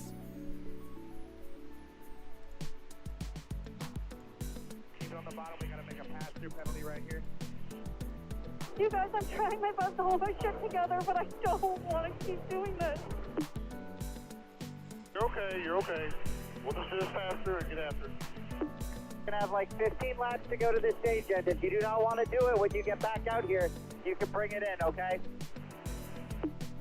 There's just so many shitty things that I could say right now, and I'm just trying to keep it together about the fucking director of the series. Try to keep your composure and try to just breathe, and if you're not comfortable with this, come in. Let's remember what's on our truck and just bring it to the garage, right? This woman literally cannot handle the responsibility of turning left. That's kind of crazy. I feel like a fucking failure if I do that. You're not. Let's do that. Drive it down to the garage. There's so many things I want to say, and I'm probably going to get fucking suspended. You have no idea. Hey, just pay attention to the spotter. He'll get you into the garage. It'll be okay. I'm sorry, Josh. I'm not going to come back to the truck series. Derek can take it from here on out. I'm staying to the O'Reilly series. This series fucking sucks. I hear you. I'll have a fresh bottle of water for you when you get out of the truck. Derek, we got to put something together for you for Nashville. Anyway, here's Nashville.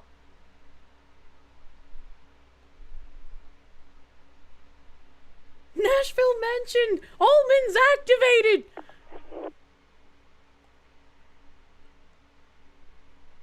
The amount of hate I'm going to get online for this is just going to be insane. I'm not ready. That's the first moment of self-awareness she's had this entire time. And this is why my biggest advice to content creators: stop venting on Twitter. Please get a small group of people you can trust that you can vent to about how you feel about things. Because then you can have these woman moments, but they won't be public. They'll be in a group of trusted people that will help you through the woman moment. That's what you gotta do, bro. Stop posting it on Twitter where you're gonna get eviscerated and it's gonna be fucking worse. Or learn to bottle it like a man. I feel like I am probably... If I had to, like, judge where I would be on a woman's scale of compartmentalizing and dealing with shit like a man, I'm probably, like, in the top 1% of women who can do that. And even I still have, like, levels of emotionality where I cannot handle anything and I need to just, like, step the fuck back and become a turtle in a blanket fort for a little bit, you know? Like, it is just some things we were not meant to handle, you know? You'd put me in the 0.1% personally. Jesus Christ. Yeah, 1% sounds reasonable. One of the guys talking to her is her husband. She's in a weird position. She brings in the sponsor so that they can split their rides. She basically does this so her husband can keep driving. Wait, so her husband is also a really shitty driver? But somehow she's less shitty of a driver than him, and she's the one bringing in the sponsors so that he can still... What the fuck is happening? Why doesn't he just get better at driving? So he doesn't have to put his woman through this. What the fuck? Zuzu BG, thank you for the 8 months of Prune, thank you. She's a NASCAR equivalent cam... Well, no, she's not a cam girl, because she's actually driving. Now, iDubbbz ass relationship. He's a better driver, but has no marketability to fund it. Wait, why? Is it literally just like she's a woman, so she gets sponsors easier than he does? That seems kind of fucking weird as well. Yes?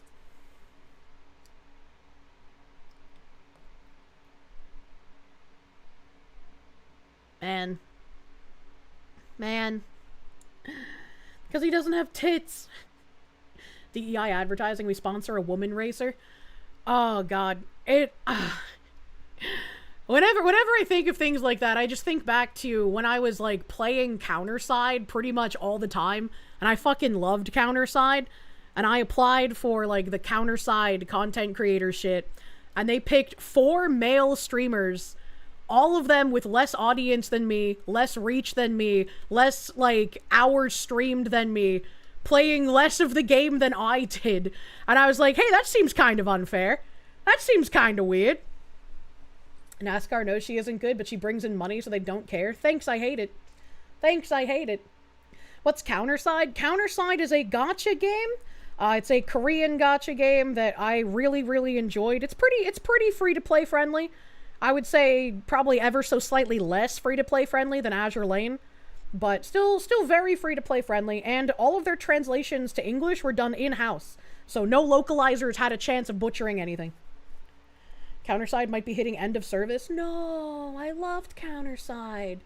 No, that's so sad. Why are they shutting down? That's why at the end of the clip, they are saying Derek will have to put something together for Nashville. They're talking about having him sub in for her race commitments. I just don't understand, man. I just don't understand. Should have sponsored someone else. Lesson learned, don't make a woman go through NASCAR unless she's emotionally prepared from her husband. They actually found a white guy incompetent to stand trial for once. The doorbell guy. Who's the doorbell guy? And also, why is he being held incompetent to stand trial? NASCAR clearly hasn't learned from Danica Patrick. She was easily the worst NASCAR driver in history. Why does her name sound familiar? I want more restaurants to partner with NASCAR so that I can get free food when they finish in, like, certain ranks in the race. That's what I want. The one who freaked out at the door screaming? The viral doorbell intruder who claimed to be a fictional wizard has reportedly been found incompetent to stand trial. Jason Thomas Nichols was seen on ring footage shouting while attempting to break into a... Didn't he actually break in? Didn't he actually manage to break in? I thought this motherfucker was AI. Fucking gem alarm, buddy. She was the GoDaddy NASCAR girl. I don't know what that means. Yeah, he got in. He's very lucky he didn't get ventilated by the homeowner in that regard. I don't remember. Did he attack the homeowner? Because, like, if he actually attacked someone, then I would say fucking execute him, get him out. But otherwise, if he hasn't damaged anyone, I guess lock him up, right? But incompetent to stand trials, I don't like that. I don't like that. Music vids using the doorbell footage is amazing. It is. The incompetent to stand trial means that he's probably just going to get back out, terrorize some other people, and it's going to escalate into actually harming someone. And I don't like that. I don't like that. The man wasn't in the home, and the wife and daughter locked themselves in a room and were safe. They shouldn't have to do that. They shouldn't have to do that because psychopaths like this are out on the street, man. Danica was the one that crashed a majority of her races for a while? What? He has a sex... Oh, okay. If he has a sex crime already pending, yeah, fucking execute him. Get him out of here. Get him out of here. You can't loony bin your way out of that shit. He's going to escalate. Incompetent to stand trial feels like such a cop-out for crooked prosecutors and judges. Yeah, like, even the trail that I was going down was like, he still shouldn't be found incompetent to hold trial. It's like, fucking lock him up, bro. Like, let's get this straight. If he's incompetent to stand trial, and we all know he did a crime, that should be all the more reason to lock him up forever. Where I go from, like, lock them up forever to just fucking execute them, get them out, is when the crime is violent, right? Such a cop-out, the guy should be got, but it's California, of course. That's ridiculous. That's ridiculous. There's zero reason this thing should be out on the street. Zero fucking reason. Ignorance of the law is not a defense. If he is too incompetent to understand harassing people at their homes is bad, He does not belong out on the streets. Incompetent to stand trial should just mean they aren't in the room because they'll go crazy when there's a verdict? Maybe. Well, wait, he said, give me your daughter, and he has a sex crime pending. Oh, no. Yeah, that's a good point. Hold the fuck on. Incompetent to stand trial is the ruin all of society button, and they've just been pushing it constantly for like a decade. I think they've been pushing it constantly for way longer than that, but yeah, I agree. I agree. Activate the coal alarm. Mr. Prick, thank you. This is not the white boy summer we wanted. Absolutely not. Lock this guy up. Get him out of here. Get him the fuck out. Make asylums grading. I don't even want asylums, because, like, you can't rehabilitate these kinds of people. They're not rehabilitatizable. And I'm sick of pretending that they are. Hold on, wait a minute. I wanted to read this article the other day, and I didn't get a chance to get to it. But I think you guys would appreciate this article, considering how bad my luck seems to be. Inside the heartbreak of Beartooth frontman's wife after he comes out as proudly gay. Pitt actress reveals anger at demolition of a 13-year marriage, and the subtle red flag their relationship was doomed. At a glance, Floor Shomo, that's going to be hard to not mispronounce, marriage to Beartooth frontman Caleb Shomo appeared every bit picture perfect. Photos of the couple flood her carefully curated Instagram, loved-up selfies, stolen backstage kisses, tributes to their romance for every anniversary and birthday, all in screaming color. Do you think that I could get it written into a prenup that if my husband ever comes out as gay, I can murder him and kill myself? Is that something you can write into a prenup? Can you do that? Kirsche in 15 years, shut the fuck up!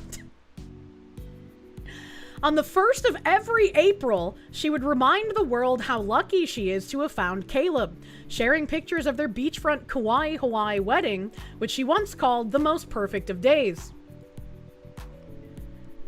I feel like if your husband wants you to plan your wedding for the 1st of April, maybe you should take into account that that is April Fool's Day, and he's basically saying you're a fool for marrying him, this entire thing is a sham. Like, if my husband even suggested this, we would be immediately going to see if he's gay. I like that, I just, ain't no way, dude, ain't no way. Do not a Shutter Island. Wait, you were married to a guy for 13 years and didn't tell us? Honestly, good job on the OPSEC. He even looks like a guy you would be into. Shut up, Skewky! Your Honor, she doesn't get anything in the divorce because it was all an April Fool's joke. It's also tiresome. Chat, if I get to the end of this article and she says that the subtle red flag was the April 1st wedding, I'm going to lose my fucking mind. This year, however, their 13-year anniversary came and went without so much as a mention on her feed. Mere weeks later, it would emerge that her husband is proudly gay. Caleb, 33, came out on Saturday in a lengthy Instagram post addressing the speculation surrounding his personal life. I feel like if you enter into a sham marriage as, like, you want a woman as a beard, but both of you are understanding of the situation, you can make the argument it makes a mockery of marriage, and I would agree, but it's still just like, at least they're consenting adults who know what the fuck is up. In this one, this man literally robbed this woman of 13 years of life because he wanted to LARP as a heterosexual instead of just being gay.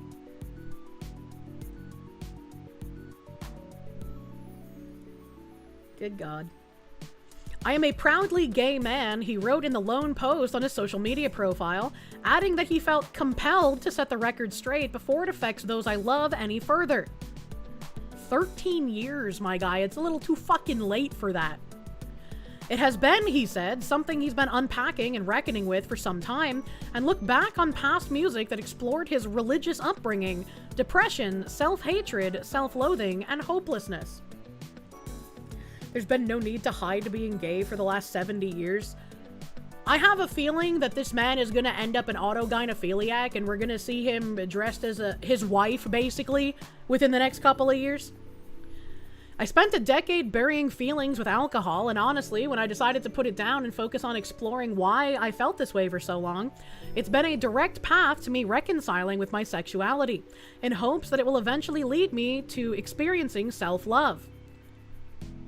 I've kind of talked about this a handful of times, but some guys that I've talked to who have had horrendous experiences with women, whether it be like their mother or their sisters treating them as less than human, or them encountering women who basically are like, oh my god, you thought I would actually be interested to you? What an idiot! You know, just being treated poorly by women, whether it be in a family or after family with dating. Some guys who are 100% fucking straight, they're only sexually and emotionally attracted to women, will be like, maybe I'm bisexual. Maybe if I just could like men, I could find love somewhere. And it's incredibly sad that that is the way that some men have to think because of the ways that they've been treated so poorly. Because no, you're not bisexual, you're not gay, you don't just start liking to suck dick because women have treated you horribly and have been terrible people. And it's sad. Men need to experience more love and more nice feelings from people instead of always being denigrated. You sure got me. As a guy who's experienced exactly what I said, both examples, you're still straight as hell, you just gave up looking. Which is also a very common thing, but some guys are just like, maybe if I could be gay, I could find someone who cares about me. And it's like, that's so fucking depressing. I am so sorry, dude. Probalicious, thank you for the... There's a weird trend in metal at the moment with heaps of industry plants coming out of nowhere and all the lyrics turning into depressed sad boy shit. That is really weird. I guess like metal was the last bastion of masculine energy, and so they must destroy it. At least in the music industry.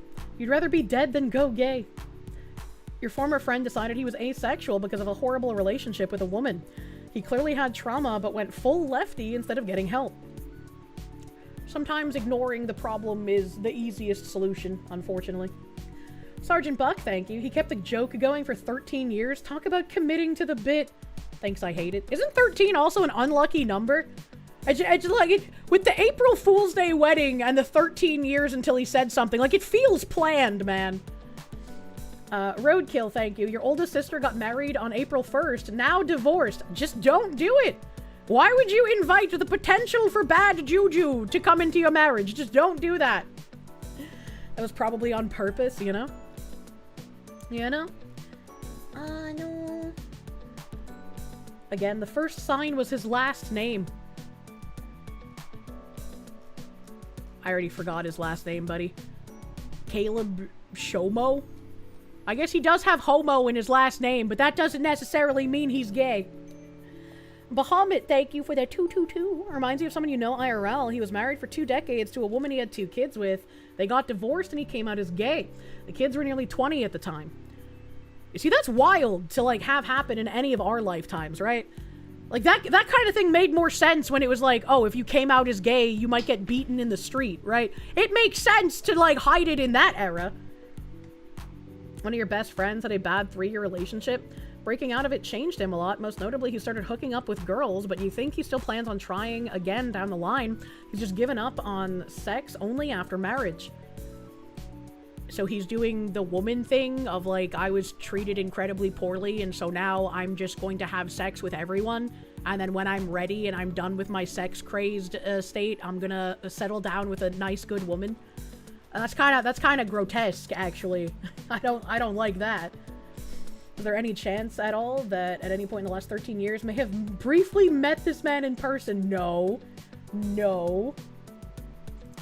B Jammin, thank you. What's worse, Kirsche? Finding your husband's stash of content or finding pictures of him wearing your clothing and makeup? The latter? Like, under every circumstance I could think of, the latter would be way fucking worse. Because if I found his stash, I would just be like, why the fuck are you watching porn when you should be fucking me? That sounds like a whore. Need to have Tim try to steal any man that asks you to marry them. The old Korean test. True. True and fucking real. Hookup culture is just straight people appropriating gay culture to everyone's detriment. Thanks, Shoe on Head. Coming to terms with that fact, however, also spelled the end of his relationship with Floor, 41, who described the disorienting and hurtful few months she's had to navigate that's left her questioning everything. Alongside a video of the enamored pair dancing and giggling together, the London-born actress wrote, in part, "You never want anything more for your person than for them to just be okay.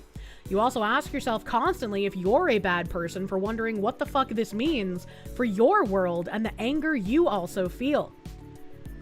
No, I think that's very correct. And I think a lot of people, when they kind of like celebrate this thing and they're just like, oh my god, he's living his true life, yay! They forget about the wanton destruction he has left in his path by lying to this woman for so many years. If I caught you watching porn, you just tell me to look and try this later. That's a good segue. I am the only person that is having to deal with the duality of the situation. Floor, for her part, said she will always want to love, protect, and support Caleb. Though doing so while losing everything, she said, has been difficult. This is absolutely the wrong way to go about things. That's insane that she would say that.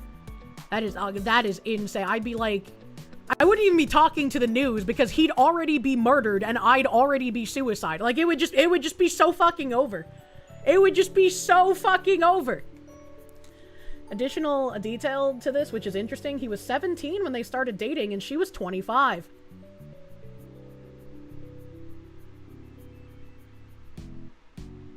Maybe that's why she has this opinion, so nobody starts looking into their ages when they started dating.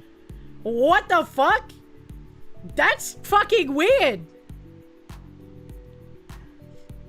We got a PM of France situation. What the fuck? Scoots, thank you. Your mom has a friend that left her husband and kids to go be a floozy for like 5 years or so, then went back to her ex-husband who took her back. You really dislike that woman.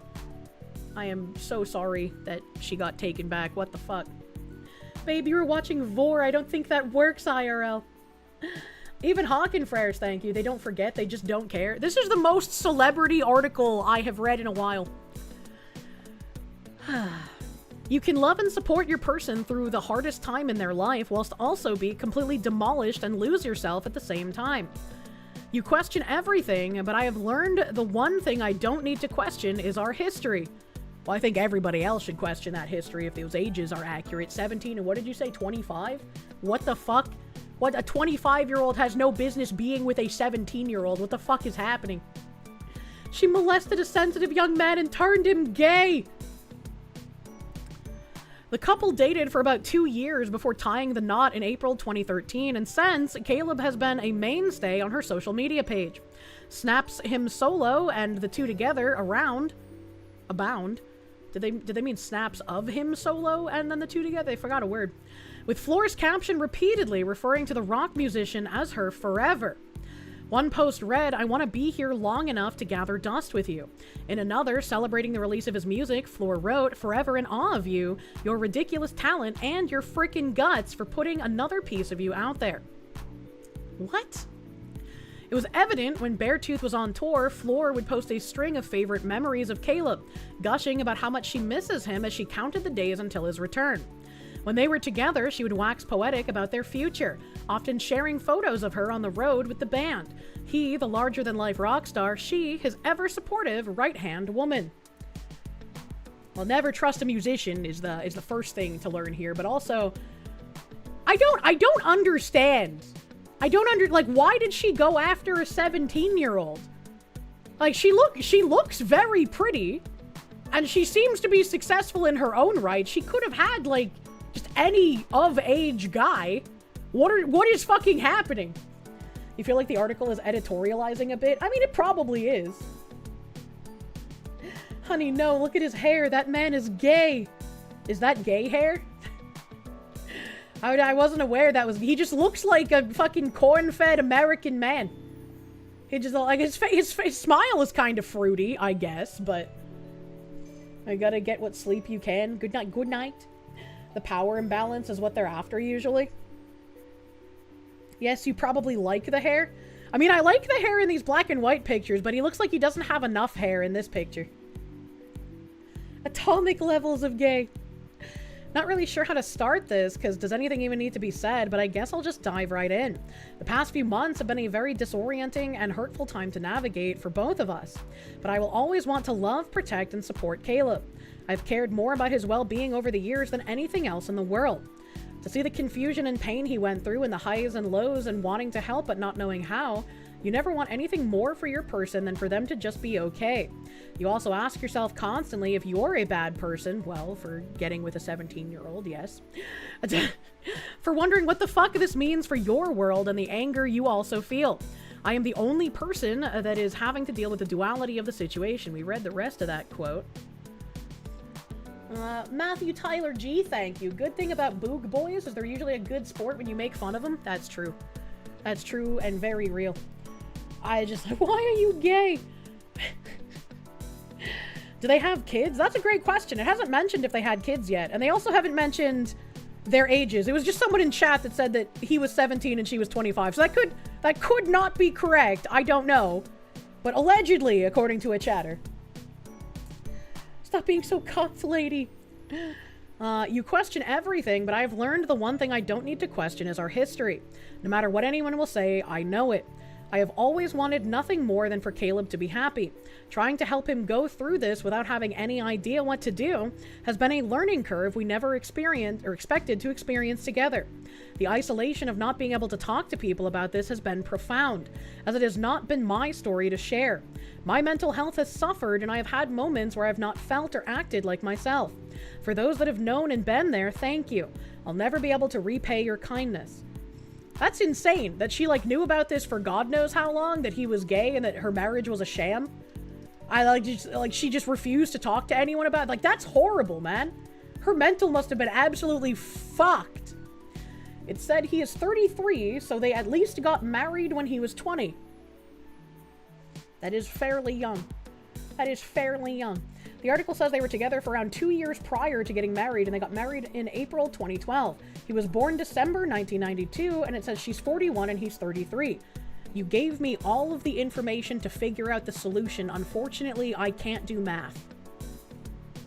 He eats corn the long way. Enma Zirconis, thank you. Your stepfather growing up was a small-time metal musician, and while he wasn't gay, he did spike your mom's food with mood stabilizers and cheated on her with his daughter's parole officer. So yeah, never trust a musician. Never trust a musician. Ain't no fucking way, buddy. That is insane. That is insane that he was drugging your mother and then going to cheat on her with his daughter's parole officer. That's just fucking crazy. Holy shit, dude. Bahamut, thank you. This is the aftermath of Foxu finding a random guy attractive. It's not. No. No. At mental health moments, 13 years burnt on the altar of bros coming out. Journey will do that. Yeah, right? Yeah, fucking right, dude. Holy shit. Holy fuck. You've learned so much today about marriage. Can confirm, dated a musician, never trust a musician. Oh my god. You can trust the bass guitarist. They're usually, not always, wholesome. I don't know, man. I don't know. Him picking April 1st to get married and her taking Shomo as a last name seems fitting for both parties now that the facts are laid out. Yeah, you know. Where did I finish reading? Where did I finish reading here? Our nearly 14 years of marriage was wonderful and full of so much fun, adventure, and love. Nobody will know anything about our marriage like we do, and no one can ever truly know what depths of love exist between two people unless they are those people. I already miss it and my husband more than anything. Our story was a good one, and now it's done. I hope anyone in the world going through this finds hope and courage, and I hope the fans can continue to support Caleb. For now, I'm going to keep focusing on what I can control and continue living my life trying to achieve what I want to achieve. And if I keep saying hi to as many dogs as possible along the way, then I'm sure things will slowly get better day by day, piece by piece, bird by bird. As long as you don't try to date a 17-year-old again, lady. What the fuck? What are we doing here? You wonder if she never wanted sex? If she's one of those, it would make sense that it took 4... That's true. That's true. If she's like a dead bedroom kind of lady, it would make sense, you know, that she wouldn't see anything wrong. Phoenix DS, thank you. This sounds like a Netflix original, The Hand That Robbed the Cradle. It does. It does. Caleb, who previously was part of the band Attack Attack, wait, I recognize that name, and most recently appeared in a Valentine's Day tribute in which she called him her favorite person. But in the absence of her annual anniversary tribute, Floor commented her time on set of the HBO medical drama The Pit in a post on April 18th. Under marital issues appeared far away as she shared images of herself dressed in a hospital gown for her role as a patient. Well, why wasn't she in a Pippa t-shirt? I thought that's what we were wearing in like fucking hospital dramas nowadays. Season 2 of The Pit came to a close this week, and I just want to say how wonderful it was to be a small piece of this groundbreaking show. I spent 4 months on set as background, and I'd like to think I used... Bleh. It's over 8. I'd like to think I used almost every minute of that time watching, learning, and taking in everything I absolutely could. Usually, when you do background, you get maybe a day or 2 on the same set, and it helps with learning the basics, etc. But this type of opportunity is incredibly rare, to be around a whole team day in, day out, at the very top of their game. I was so lucky to see how it all comes together, episode after episode.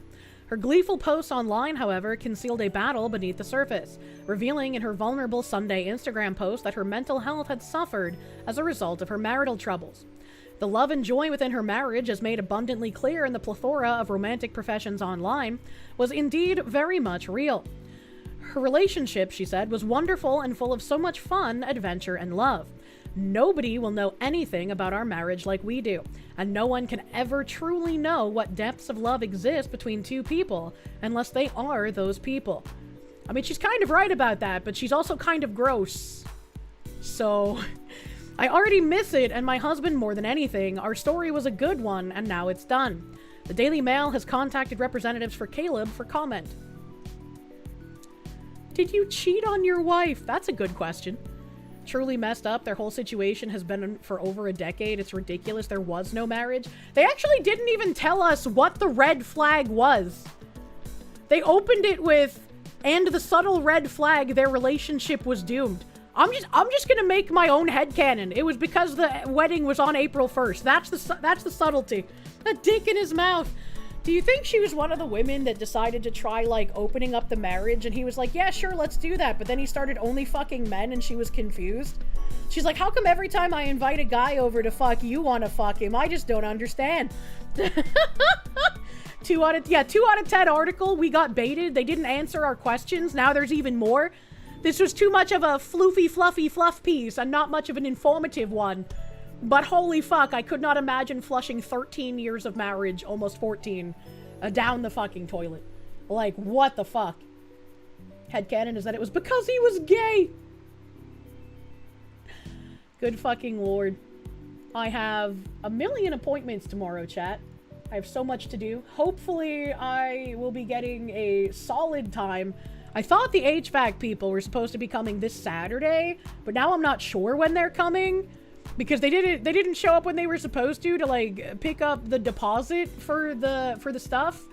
So now I'm not exactly sure when they're. I hope it's still going to be this Saturday, but I guess we'll see. I guess we'll see. But I will see you guys on Thursday on Side Scrollers. We're side scrolling on Thursday this week. And once we do get to Tangent Friday at the start of this weekend, there will only be 1 more week to get your Kirsches. The chance of buying your Kirsche is starting to slip through your fingertips. So make sure if you wanted to get a Kirsche plush, you make your order before 8 p.m. Eastern on June 5th. How the fuck? How the fuck is it already June? Wrong BGM? What do you mean wrong BGM? I can't hear my BGM. Oh shit, you're right, it is the wrong one. Shit! Thank you, chat. I didn't even notice I had 2 ending BGMs here. Thank you for catching that. This is the classic, that was like, was it the coconut, like, steel drum one? You missed the drum. Oh, I love the fucking steel drums, man. Craig will be on vacation. Ooh, so it's gonna be a side scroll hers? I guess Phoenix can be an honorary woman for a day. HVAC people tend to take on too many jobs to be reliable for when they're supposed to come out. Thanks, I hate it. Jen Jacko, thank you. Remember Project Hail Mary? If you end up on Project Melody, you took a wrong turn. I will see that movie. I don't know if I will see it in theaters or if I'll have to wait till it comes out somewhere. Definitely not wearing a parrot and a fluffy feather hat. Well, you know, we'll see. We'll see when I can see that. But I'll see you guys Thursday. Thursday for Side Scrollers, Friday for Tangent Friday, and then there'll be one more week to buy the Kirsche. Let us see, Homestead is around today. Oh, today is a pretty sleepy day. Today's a sleepy day. There is a Mokana lady online, so let us go ram into the other fox woman. The other fox woman with the hot gardening tips, as it were. Hopefully with her tutelage, I will be able to not kill my plants. I like having alive plants. We will definitely keep you updated. Hopefully my lilacs can propagate. I don't know if they will, but I have made an attempt. I covered them in the special root powder. Let their roots take.